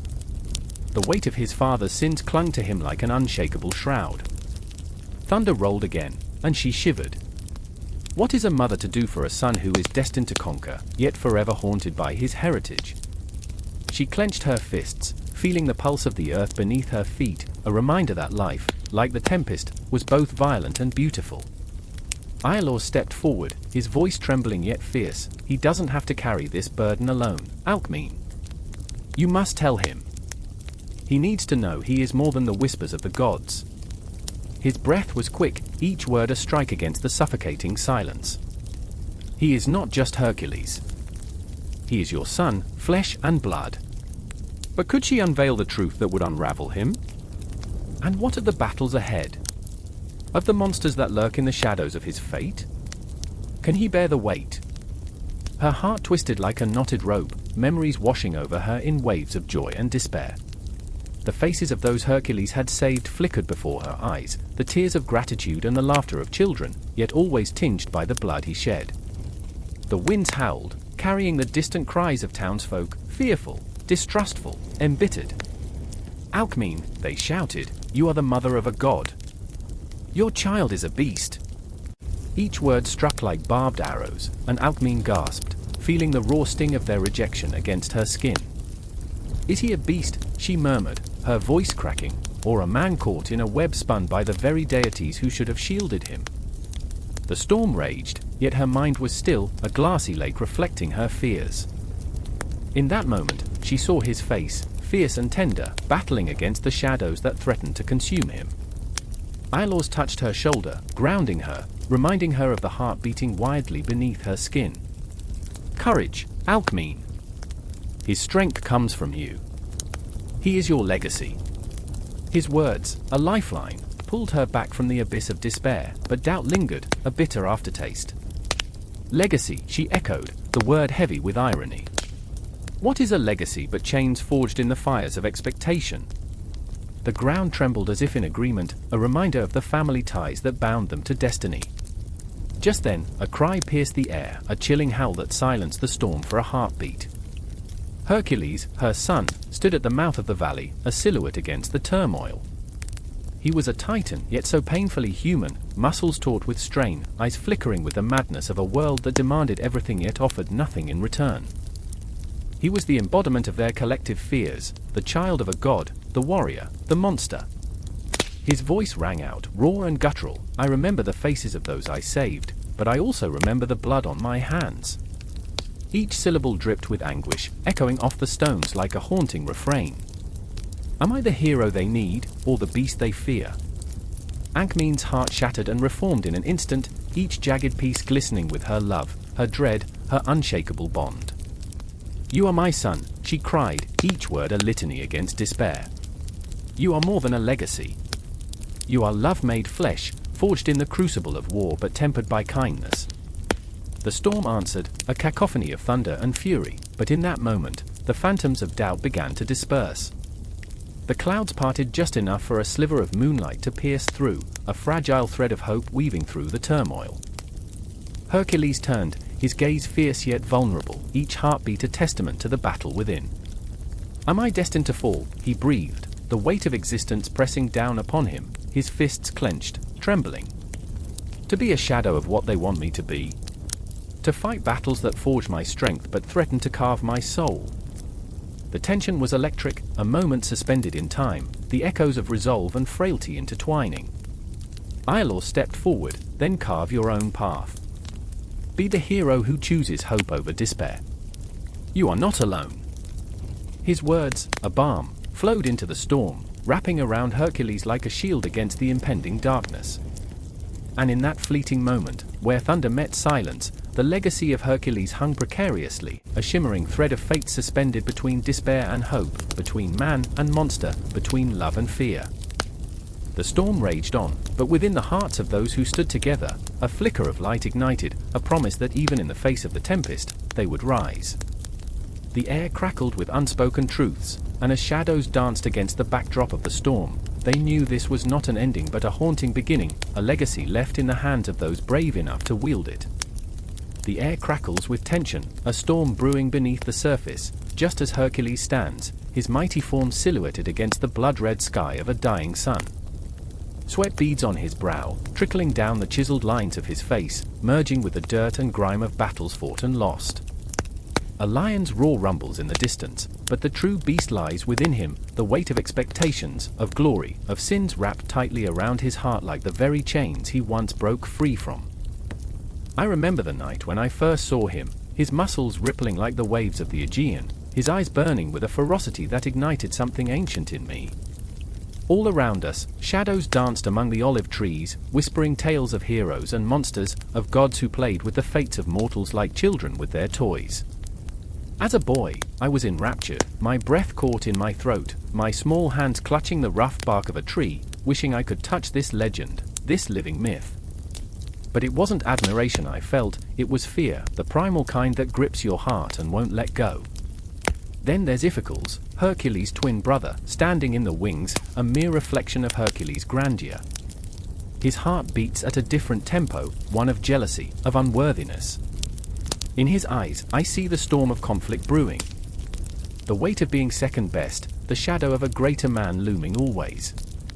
He loves Hercules, and he resents him. A paradox wrapped in familial bonds. Night after night, he watches as the world bows to his brother's strength, while he remains an afterthought, a whisper in the wind, a mere shadow of what greatness could be. I remember, Heracles whispers in the dark, the sound of applause echoing like thunder in my ears, but it was never for me. He grips a rusted sword, a relic from battles long gone. It feels heavy in his hands, a reminder of his own inadequacies. The battlefield is a cacophony of chaos, echoes of clashing metal, guttural cries of anguish, and the sickening thud of bodies hitting the earth. Hercules faces the Nemean lion, its golden fur glistening under the moonlight, a creature born of nightmares and nightmares embodied. He charges with the ferocity of a tempest, every sinew taut, every muscle coiled like a spring ready to unleash hell. Heracles watches, torn between awe and loathing. Why not me? He screams internally as his brother wrestles the beast, blood and sweat mingling in a grotesque dance of life and death. Time slows as Hercules hands close around the lion's throat. It is both a fight for survival and a desperate grasp at redemption.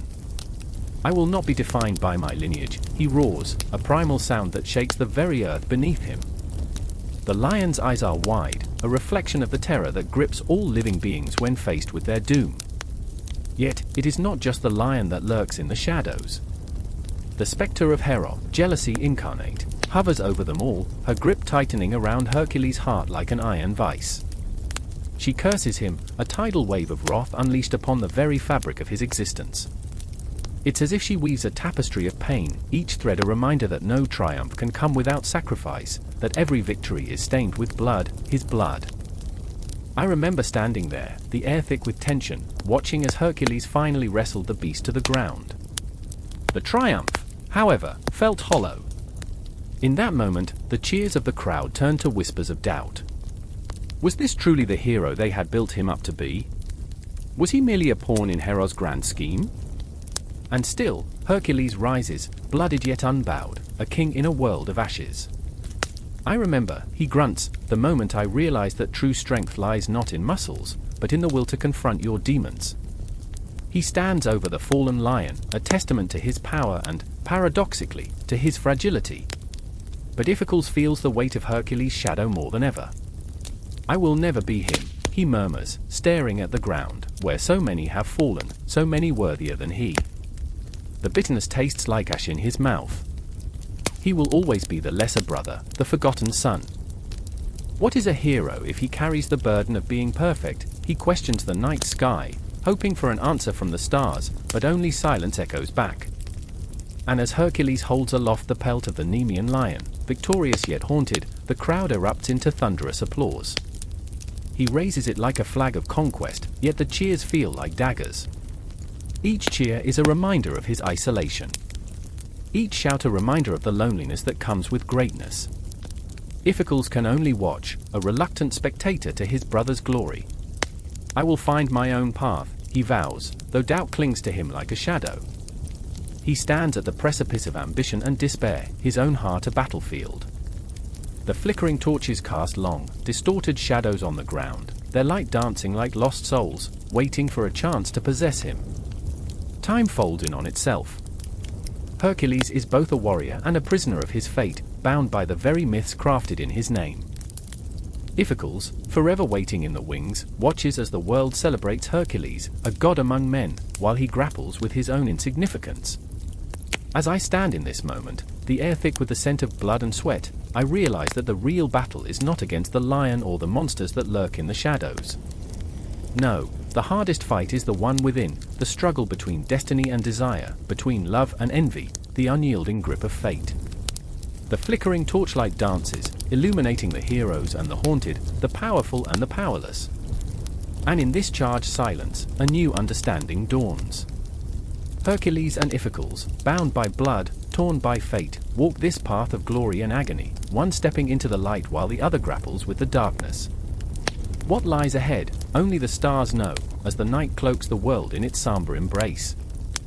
The echoes of their struggles will ripple through time, mere whispers of a story yet unfinished, a loop of tension and longing, a relentless cycle, echoing into eternity.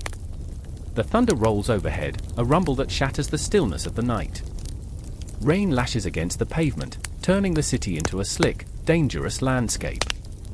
I stand on the edge of the asphalt jungle, heart pounding like a war drum, wondering if I'm mad to think I can do this. The flickering streetlights cast long shadows, a dance of light and darkness, just like the demons lurking within me. This is my labor, my modern-day Herculean task. Not one of glory, but of survival, like standing against the Ceryneian Hind, swift, elusive, an embodiment of my own fears. And yet, here I am, chasing something intangible, something that feels both sacred and grotesque, both thrilling and terrifying. I remember how I got here, the whispers of every choice echoing in my mind, each decision a step deeper into the labyrinth of my own making. Lena stands beside me, her hands clenched into fists, every muscle in her body tense, like a coiled spring ready to snap. Her eyes are a storm, reflecting a mixture of fury and desperation. She is fighting her own labor, battling the Hydra that is her past, each head of regret rearing up to bite back every time she thinks she's slain it. There's an intensity in her gaze, something raw, something that screams of battles lost and won in the darkest corners of her mind. "Are you sure about this?" she asks, voice barely a whisper, but the weight of it hangs between us like the thick fog rolling in from the river. I nod, but my heart races with doubt. The ache of it thrums beneath my skin, a reminder of how fragile courage can be. Courage, oh, how it dances just out of reach, taunting me, as unreachable as the stars above, constellations of dreams shrouded in the night. And then there's Marcus, lurking in the shadows of my thoughts, a ghost I can't shake off. He's the Nemean lion, ferocious and relentless, a part of my life I can never fully escape. I remember the way he used to laugh, how it felt like warmth against the chill of loneliness, but it was an illusion, like the mirage of a desert oasis fading into nothingness. He's been silent for too long, his absence deafening, leaving me grappling with grief that chokes me, a monster of my own making. I hear his voice in my head. "You think you can save her," it echoes, mocking and cruel. "You can't even save yourself." The rain intensifies, pounding against the ground like a desperate heartbeat, a reminder that the world doesn't care about my struggles. It's a chaotic symphony of sound, as the city thrums alive around us, horns honking, footsteps splashing, laughter mingling with shouts. This is the modern-day arena, a place where warriors are no longer clad in armor but wrapped in vulnerability, clutching their smartphones like shields. Yet our battles are real, visceral, each interaction a labor worthy of Hercules himself. I remember the first time Lena and I forged our fragile alliance. It was a shared grief that tethered us, a fragile thread spun from the ashes of loss. "We're not broken," she said, her voice fierce with conviction, "we're just cracked." Little did we know we were setting off on a quest of our own. It felt absurd yet right, like two misfit heroes standing against the tide, hearts pounding in rhythm. But now is different. Now we're at the crux. The air is thick with tension, an electric charge that makes my skin prickle. I can feel the weight of our intentions, dreams, and fears pressing down on us, smothering. The thunderclap overhead rips through the silence, echoing around us, a primal roar. I take a deep breath, the scent of rain mingling with something darker, something ominous. Let's go, I say, the word spilling out with a force I barely recognize. Lena nods, and we step forward, two warriors on the brink of conflict, facing the unknown. We move as shadows, slipping into the alleyways that twist like serpents through the city. Each turn brings us closer to our destination, a warehouse, a skeleton of steel and concrete, where Marcus is rumored to be hiding. The fear grips me tighter now, a vice that threatens to crush what little resolve I have left. I remember every moment we spent together, the laughter, the fights, the unspoken words that linger like ghosts in the air. The warehouse looms ahead, its door a gaping maw. The shadows seem to breathe, beckoning us into the dark abyss.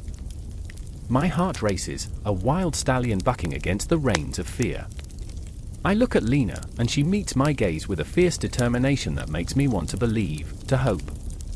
Are you ready? She breathes, and for a moment, time stretches, the universe hanging in perfect balance, waiting for our decision. The rain continues to pelt down, a backdrop of chaos, reflecting our inner turmoil. I want to scream, to launch myself into the tempest of what lies ahead. I want to reach for something, anything, that might tether me to sanity. Ready or not, I whisper, and we push through the door. Inside, the world shifts. There's a stillness, heavy and charged. The air is thick with memories, as if the walls themselves have absorbed the stories of those who have come before us. Every sound is amplified, a creak, a drip, a distant echo. I look around, half expecting to see Marcus, only to be met with shadows, shifting and swirling like lost souls. Look out! Lena shouts, an instinct kicks in. I pivot just as something crashes against the wall beside me, our bottle, shattering like the fragility of our lives. The chaos explodes, the darkness erupts into a fray of emotions, fear, anger, desperation, all of it raw and visceral. We're here, standing at the nexus of our own labors, grappling with the demons we've conjured out of grief and hope.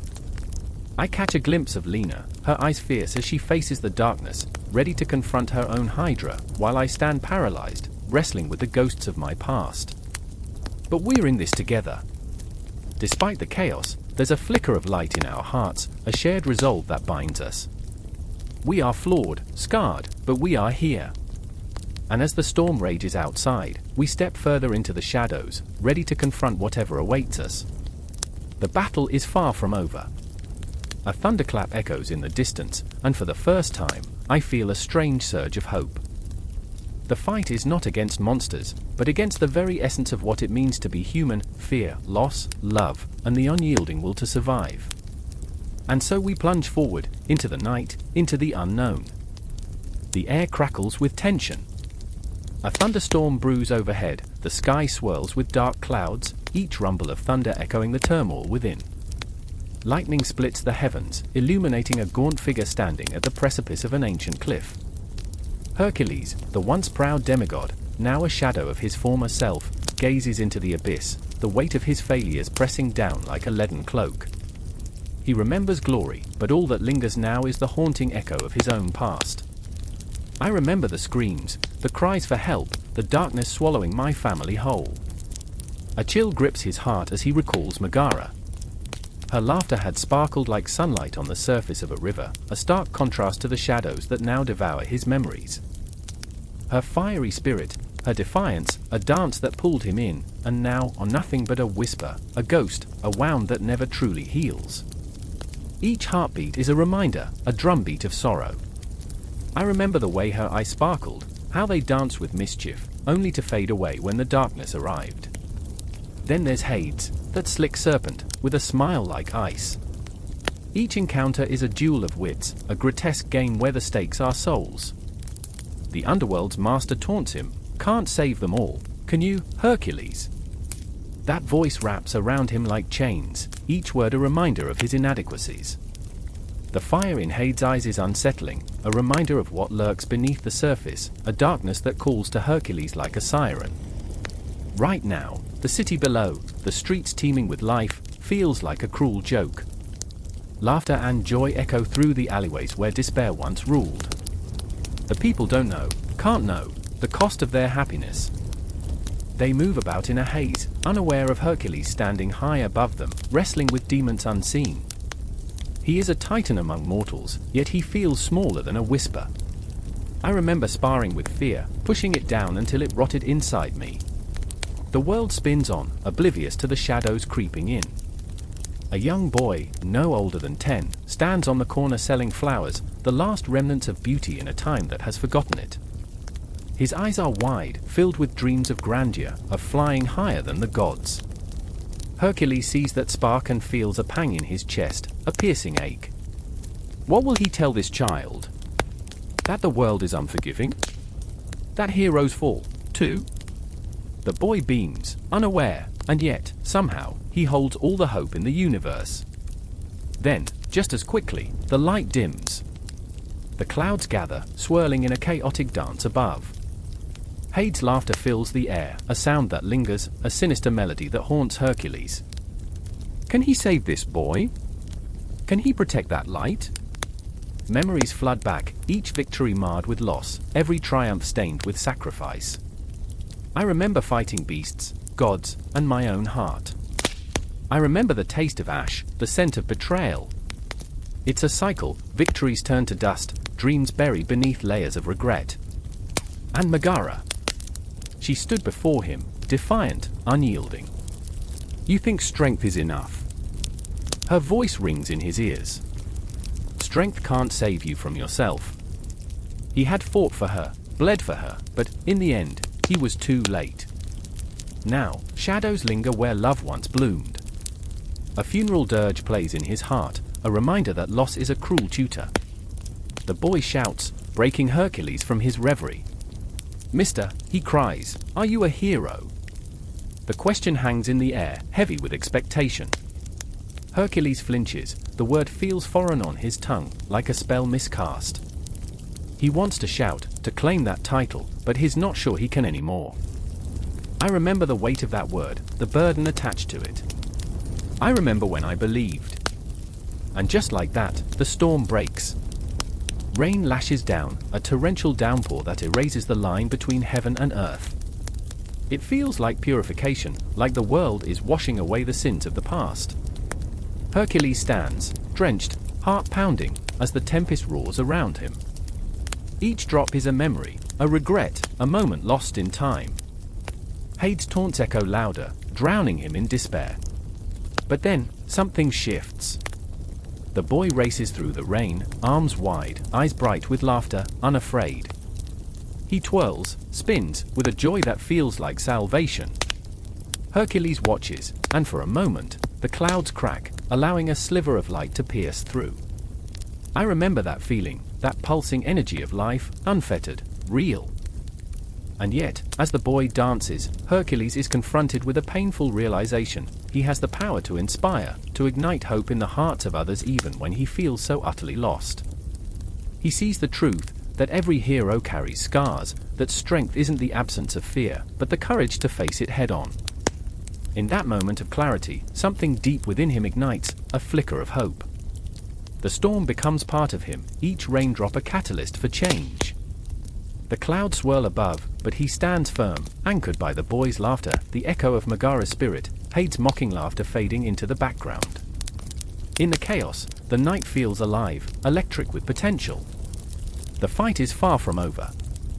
Hercules knows that the real battle rages on, both within and without. The confrontation is coming, and it will be brutal, but maybe, just maybe, he can reclaim a piece of himself. With every heartbeat, every breath, strength grows. Shadows retreat, if only for a moment, leaving behind the promise of dawn. The city below pulses with life, unaware of the struggle above, and yet, somehow, connected to it all. And as the rain tumbles down, the story flows on, winding through streets and dreams, loss and hope, heroes and shadows. In the heart of every soul lies the legacy of Hercules, the battle, the cost, the eternal fight against the darkness. The moon hung high, a ghostly sentry in the night sky, casting a silvery glow over the craggy landscape where shadows danced with uncertainty. The ground trembled beneath me, a heartbeat echoing in the silence, and I could sense the tension hanging in the air like a thick fog. I crouched behind a boulder, breath shallow, Heart-pounding, Hercules was out there, facing a monster crafted from nightmares, and though I wasn't fighting alongside him, a piece of me felt the weight of the struggle as if it were my own. Fingers trembling, I gripped the rough stone, the grit biting into my palm, grounding me in this moment of chaos. I remembered the stories, the tales of strength and valor that painted Hercules as a god among men. But as I watched him now, grappling with the beast that towered like a twisted shadow, I saw something else beneath the mythology, something raw and unfiltered. His muscles strained, glistening with sweat, but it was in his eyes that the truth lay bare, a flicker of fear, a man, not a demigod. He was a man wrestling with his demons, both within and beyond. Yet it wasn't just Hercules who captivated me. There, standing in the distance, was Atalanta, fierce and defiant, a warrior in her own right. I could see the fire in her gaze, an unyielding spirit that had defied the expectations of a world steeped in tradition. But even she wasn't immune to the scars that life had etched into her being. The weight of her past hung over her like an ominous cloud, every decision she made painted with the colors of loss and betrayal. In this moment, she was a storm, and the air crackled with the electricity of her resolve. I could almost hear the memories whispering in her ear, each echo a reminder of the hunting ground she roamed, the animals she brought down, and the heartache of having forged her own path. A path that now seemed fraught with danger, where every choice carried the weight of a life not fully lived. I remember, she would say, a mantra against the tide of regret. I remember the thrill, the chase, the taste of victory, and the cost. It was the cost that haunted her now, a constant reminder that heroes are often made from the fragments of broken dreams. Meanwhile, Hercules grappled with the beast, its roars reverberating through the night like the cries of lost souls trapped in eternal darkness. Each clash of muscle against muscle sent tremors of fear rippling through me. What was he fighting for? Was it glory or redemption? He was no longer just battling a mythical creature, he was wrestling with the very essence of what it meant to be human. Pain and triumph, loss and love, all tangled together in this bloody ballet of survival. The monster roared again, a sound that seemed to tear through the fabric of the night, and I felt the ground shake beneath me, a reminder of the confrontation that loomed not just for Hercules, but for all of us. We each carry our monsters, some are physical, others are shadows that lurk in the corners of our minds, whispering of our inadequacies. I could feel Atalanta's resolve wavering, her breath quickening as the battle raged on. She wanted to charge in, to stand shoulder to shoulder with him, but the fear of failure rooted her to the spot. What if she faltered? What if the weight of her past dragged her down, as it often did? I remember, she whispered again, as if the words were a talisman against her fears. I remember the ones who didn't make it. The friends who fell. I can't lose him too. And there it was, the ache of connection that ran deeper than the strongest sword, the bond forged in the fires of shared experience. In that moment, they were not just heroes, they were human, engulfed in a battle that transcended the physical. Hercules seemed to sense her turmoil, even amidst the chaos.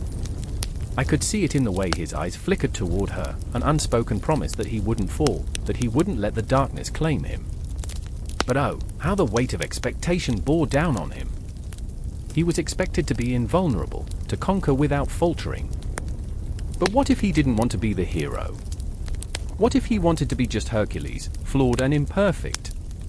The air thickened with tension, and a whirlwind of emotion swirled around us, the spectre of doubt, fear, hope, and love crashing together like waves against a rocky shore. As the battle raged, I could feel the clock ticking, each second a reminder that life is fleeting, that every heartbeat matters. Time can be a merciless foe, an unseen spectre that drags us down into the abyss if we allow it. I remembered my own struggles, the moments where I felt like a weightless ghost hovering on the periphery of my own existence. I had faced my own monsters, but in this moment, I was merely a spectator, my heart in my throat, sensing the crescendo building, a confrontation not just with the beast, but with the very essence of what it means to be alive. Hercules roared, a primal sound that cut through the night with the intensity of 1,000 suns. He was raw, exposed, and gloriously human.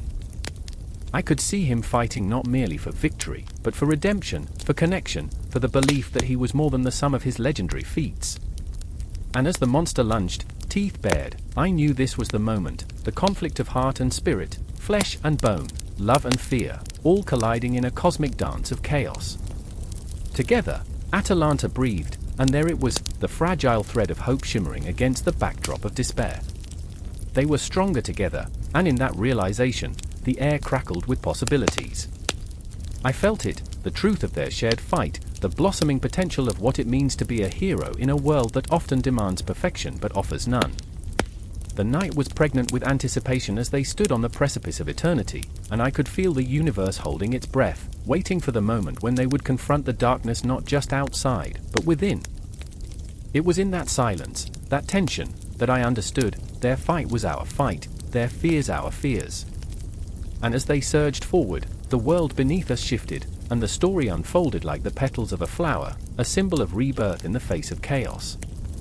The battle raged on, and I stood at the edge of that moment, heart racing, breath caught in my throat, knowing that this was only the beginning.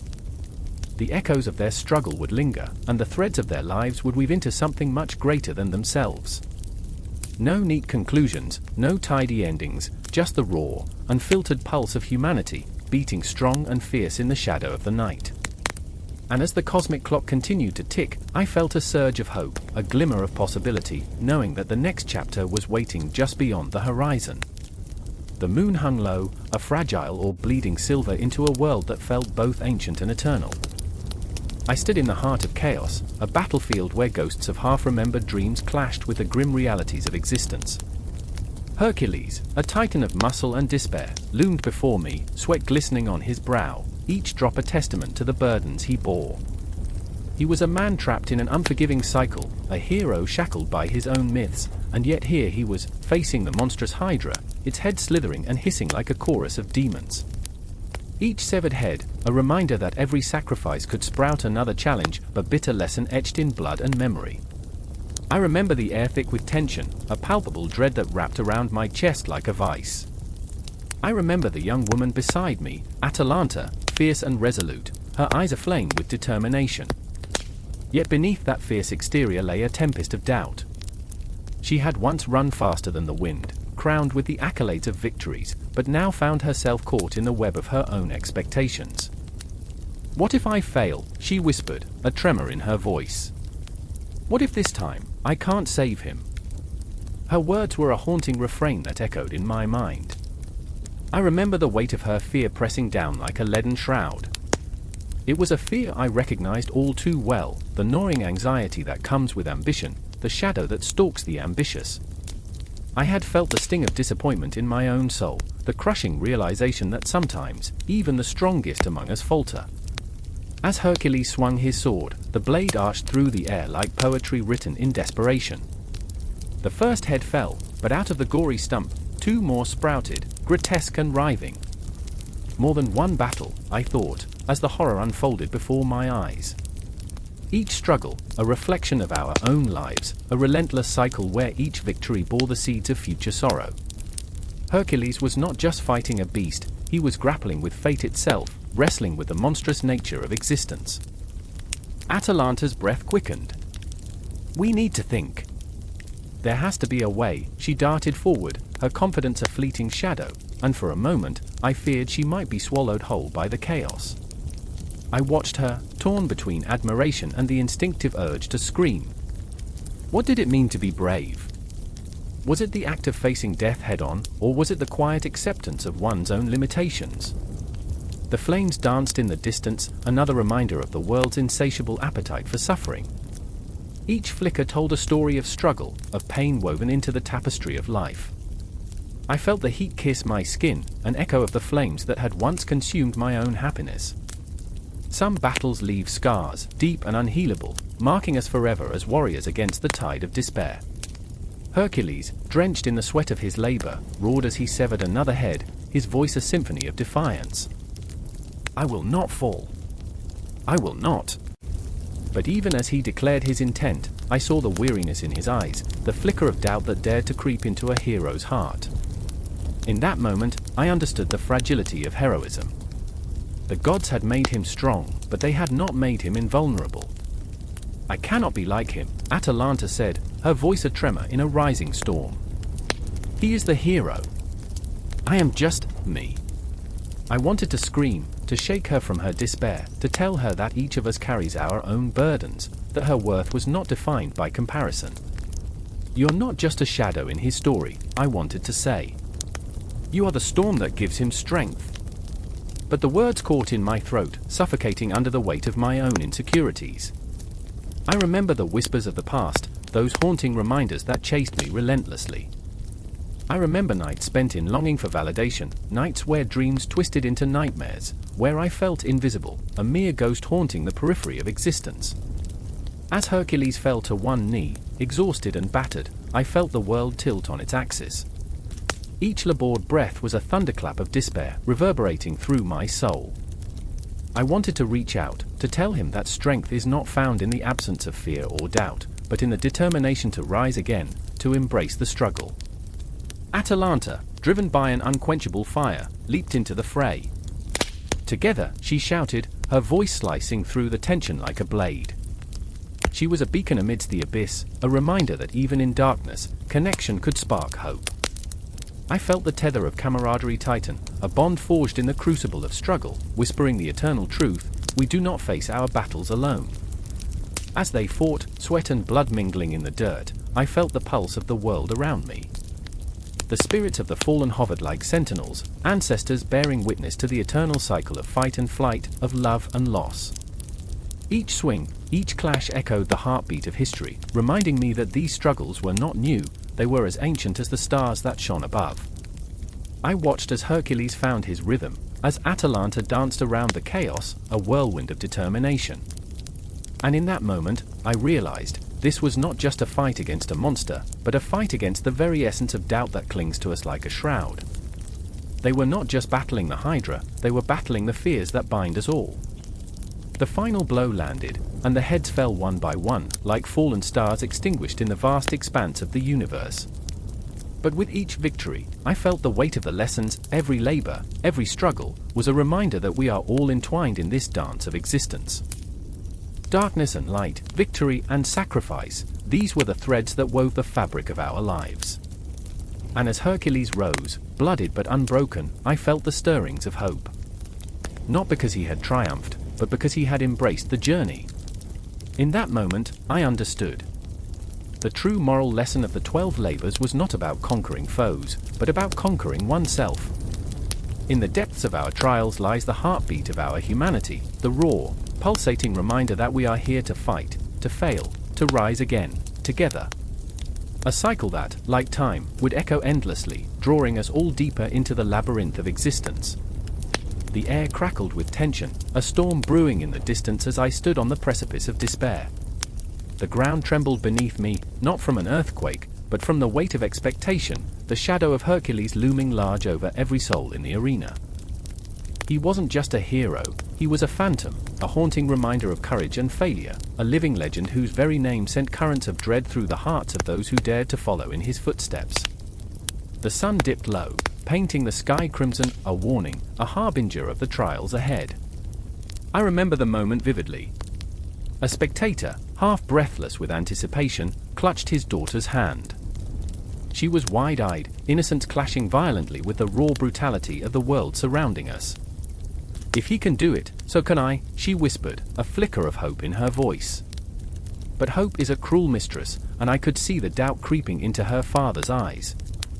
Behind the facade of bravery, there lurked a paralyzing fear, a fear that whispered, what if she failed? In the thrumming silence, I caught sight of Thomas, a soldier once celebrated, now stripped of pride and burdened with scars both visible and hidden. The only thing harder than battle-worn flesh was the weight of his memories, of a time when glory felt tangible, but slipped like sand through his fingers. He clenched his fists, knuckles white, eyes locked onto the arena.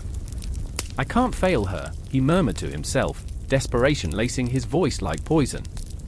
Yet with every heartbeat, a question pulsed louder, who was he to be her hero? And then there was Helena, a fierce warrior with a heart as tender as a summer breeze. She had fought side by side with her brothers, each clash echoing with the laughter of shared victories. But laughter evaporates in the face of her brother's haunting absence, the void an unbearable reminder that legends are often forged in blood. She stood there, full of fire, yet a storm raged within her, conflict between the heart's longing for love and the mind's demand for vengeance. I can be better than him, she swore, mouth set in a grim line. But the weight of Herculean expectations bore down on her, a relentless tide threatening to drown her spirit. The arena, a colosseum of echoes, reverberated with the cries of the past, the souls of those who had tried and failed, their dreams extinguished beneath the weight of their own aspirations. I felt it, a chilling presence. The ghosts of former heroes loomed, their silent screams clawing at the edges of my consciousness.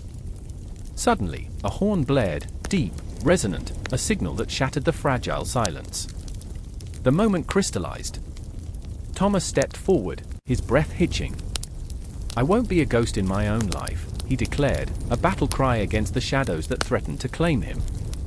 But those shadows were serpents, twisting and coiling around his resolve, whispering sweet, venomous promises of defeat. Helena's gaze shot to him, an electric connection forged in that moment, a shared understanding of despair.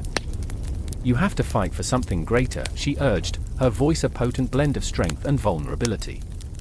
Her heart thudded painfully in her chest, thumping in tune with the echoes of her brother's laughter. "We are not just battling monsters, we are battling our own fears." Around us, the world faded, time dilated, and the cacophony morphed into a pulsing heartbeat, a rhythm of life and death.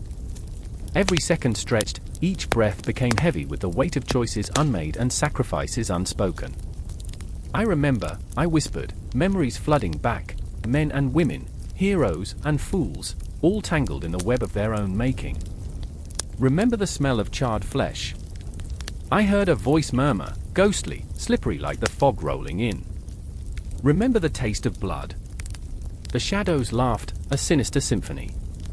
The arena transformed into a battlefield of ghosts as each hero's legacy bled into the next, the past entwining with the present in a brutal dance. The ground shook again, a tremor of fate, and I could see it in their eyes, fear and determination mingling, a cocktail potent enough to shatter worlds. I could sense the battle lines drawn, not just against the monsters lurking beyond the gates, but within themselves. We are our own worst enemies, I thought, a morbid truth echoing through the recesses of my mind. The gates crashed open, a deafening roar of chaos spilling forth. The arena was alive now, a voracious beast demanding its tribute. Thomas charged, heart hammering, fists clenched, driven not just by the desire to win, but by the haunting specter of failure that loomed behind him. "I can't let her down," he screamed into the fray, the sound a visceral thrust against the tide of despair. Helena followed, a whirlwind of fury and grace, every movement a testament to the love she had lost. "Let me be the storm," she cried, leaping into the maelstrom, determined to carve her own legacy from the ashes of her brother's memory. Yet with every swing, every clash, the weight of Hercules pressed heavy on her shoulders, the colossal expectations a noose tightening around her throat. And then there was me, a ghost among the living, feeling their pain like a brand, every heartbeat reverberating against the walls of my soul. "I remember," I whispered again, "the laughter of the fallen, the cries of the broken." The arena pulsed with stories untold, a tapestry woven from despair and hope, stitched tightly with blood and tears. The monsters lunged, and the air thickened, the fight escalating, transforming into a brutal ballet of life and death. I could feel each blow, a visceral connection to the pain that surged through them. The battle raged, a chaotic clash of wills. But amid the frenzy, a realization began to bloom, a truth both harrowing and exhilarating. Heroes are not born, they are forged in the fires of their trials, shaped by the triumphs that dance alongside their failures. Hercules was not just a name, he was the embodiment of struggle and resilience, a flicker of light in the oppressive darkness. And as I watched Thomas and Helena fight not just for victory, but for redemption, for themselves, for each other, a spark ignited deep within me. Their journey was not just theirs, it was mine, and theirs, and ours. The influence of Hercules was not a burden, it was a call to arms, a reminder that every fight, every wound, every scar tells a story worth living.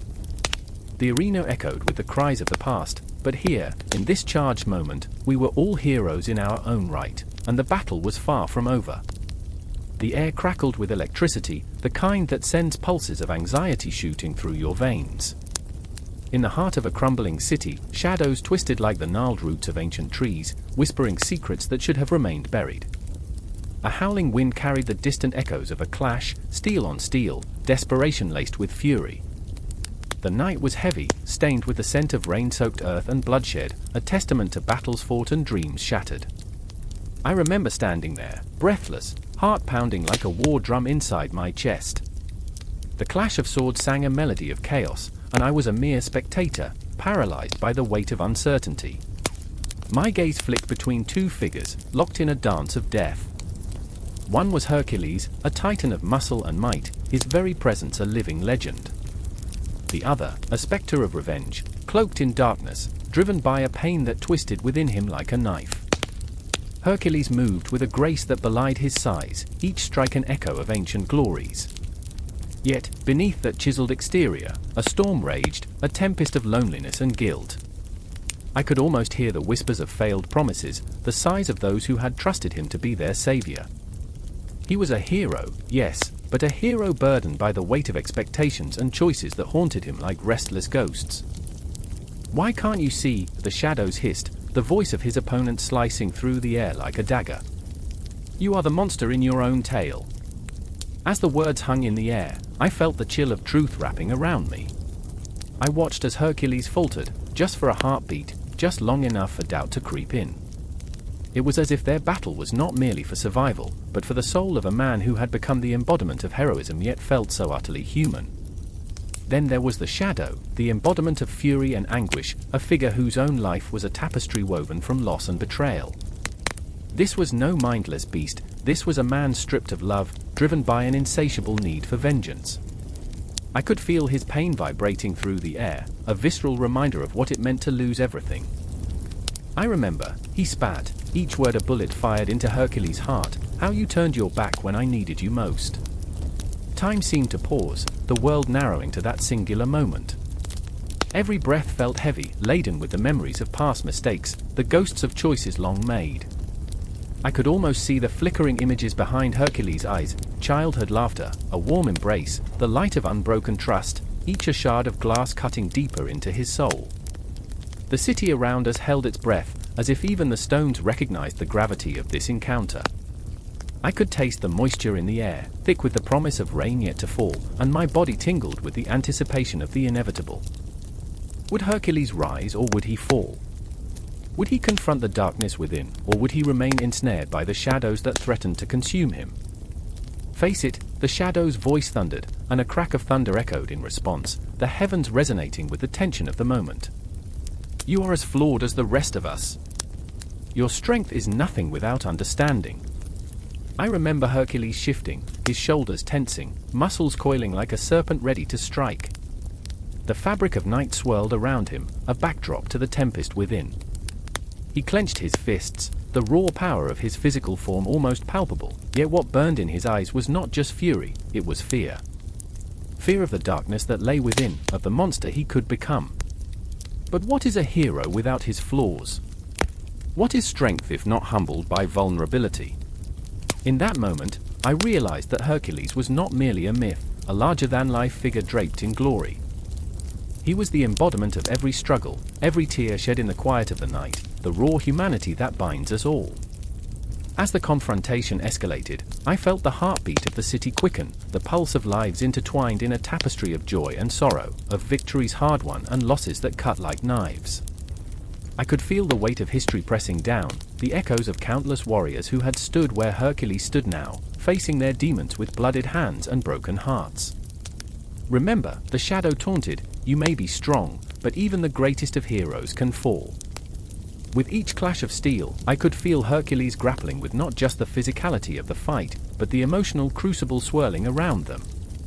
It was as if the weight of their shared history was thrumming through the air, a silent witness to the pain and heartache that had brought them to this moment. And just like that, reality shivered, bending under the pressure of raw emotion. Hercules lunged forward, but his eyes held a vulnerability that was startling, one that spoke of a man who had loved and lost, a hero burdened with scars that no one could see. "Stop," he roared, the word a desperate plea against the night. "Can't you see? We are more than the battles we fight." In that instant, I was transported beyond the blood-soaked earth and the cries of the wounded. I felt a surge of hope, a flicker of resilience igniting within me. The fight was not just for survival, it was a fight for redemption, for understanding, for connection. It was the very essence of humanity, raw and unfiltered, laid bare before the cosmos. The thunder rolled again, and rain began to fall, a deluge cascading from the heavens, washing away the sins of the past, cleansing the battlefield. Each droplet whispered stories of sacrifice, of loss, of the timeless struggle that connects us all, turning the streets into a river of memories. And as I stood there, my heart caught in that storm, I knew this was more than just a moment, it was a turning point. This was the dance of life and death, despair and hope, a reminder that in the vast, unyielding cosmos, our struggles are what bind us to one another, echoing throughout time like the heroic tales of old. I couldn't look away, couldn't stop the thrum of my heart as the battle raged on, a clash of titans beneath the stormy sky, a moment suspended in time, forever etched into the fabric of history. The timelessness of Hercules lived on, woven into our very souls, a reminder that amidst the chaos, we could still find strength, redemption, and the courage to confront the shadows within.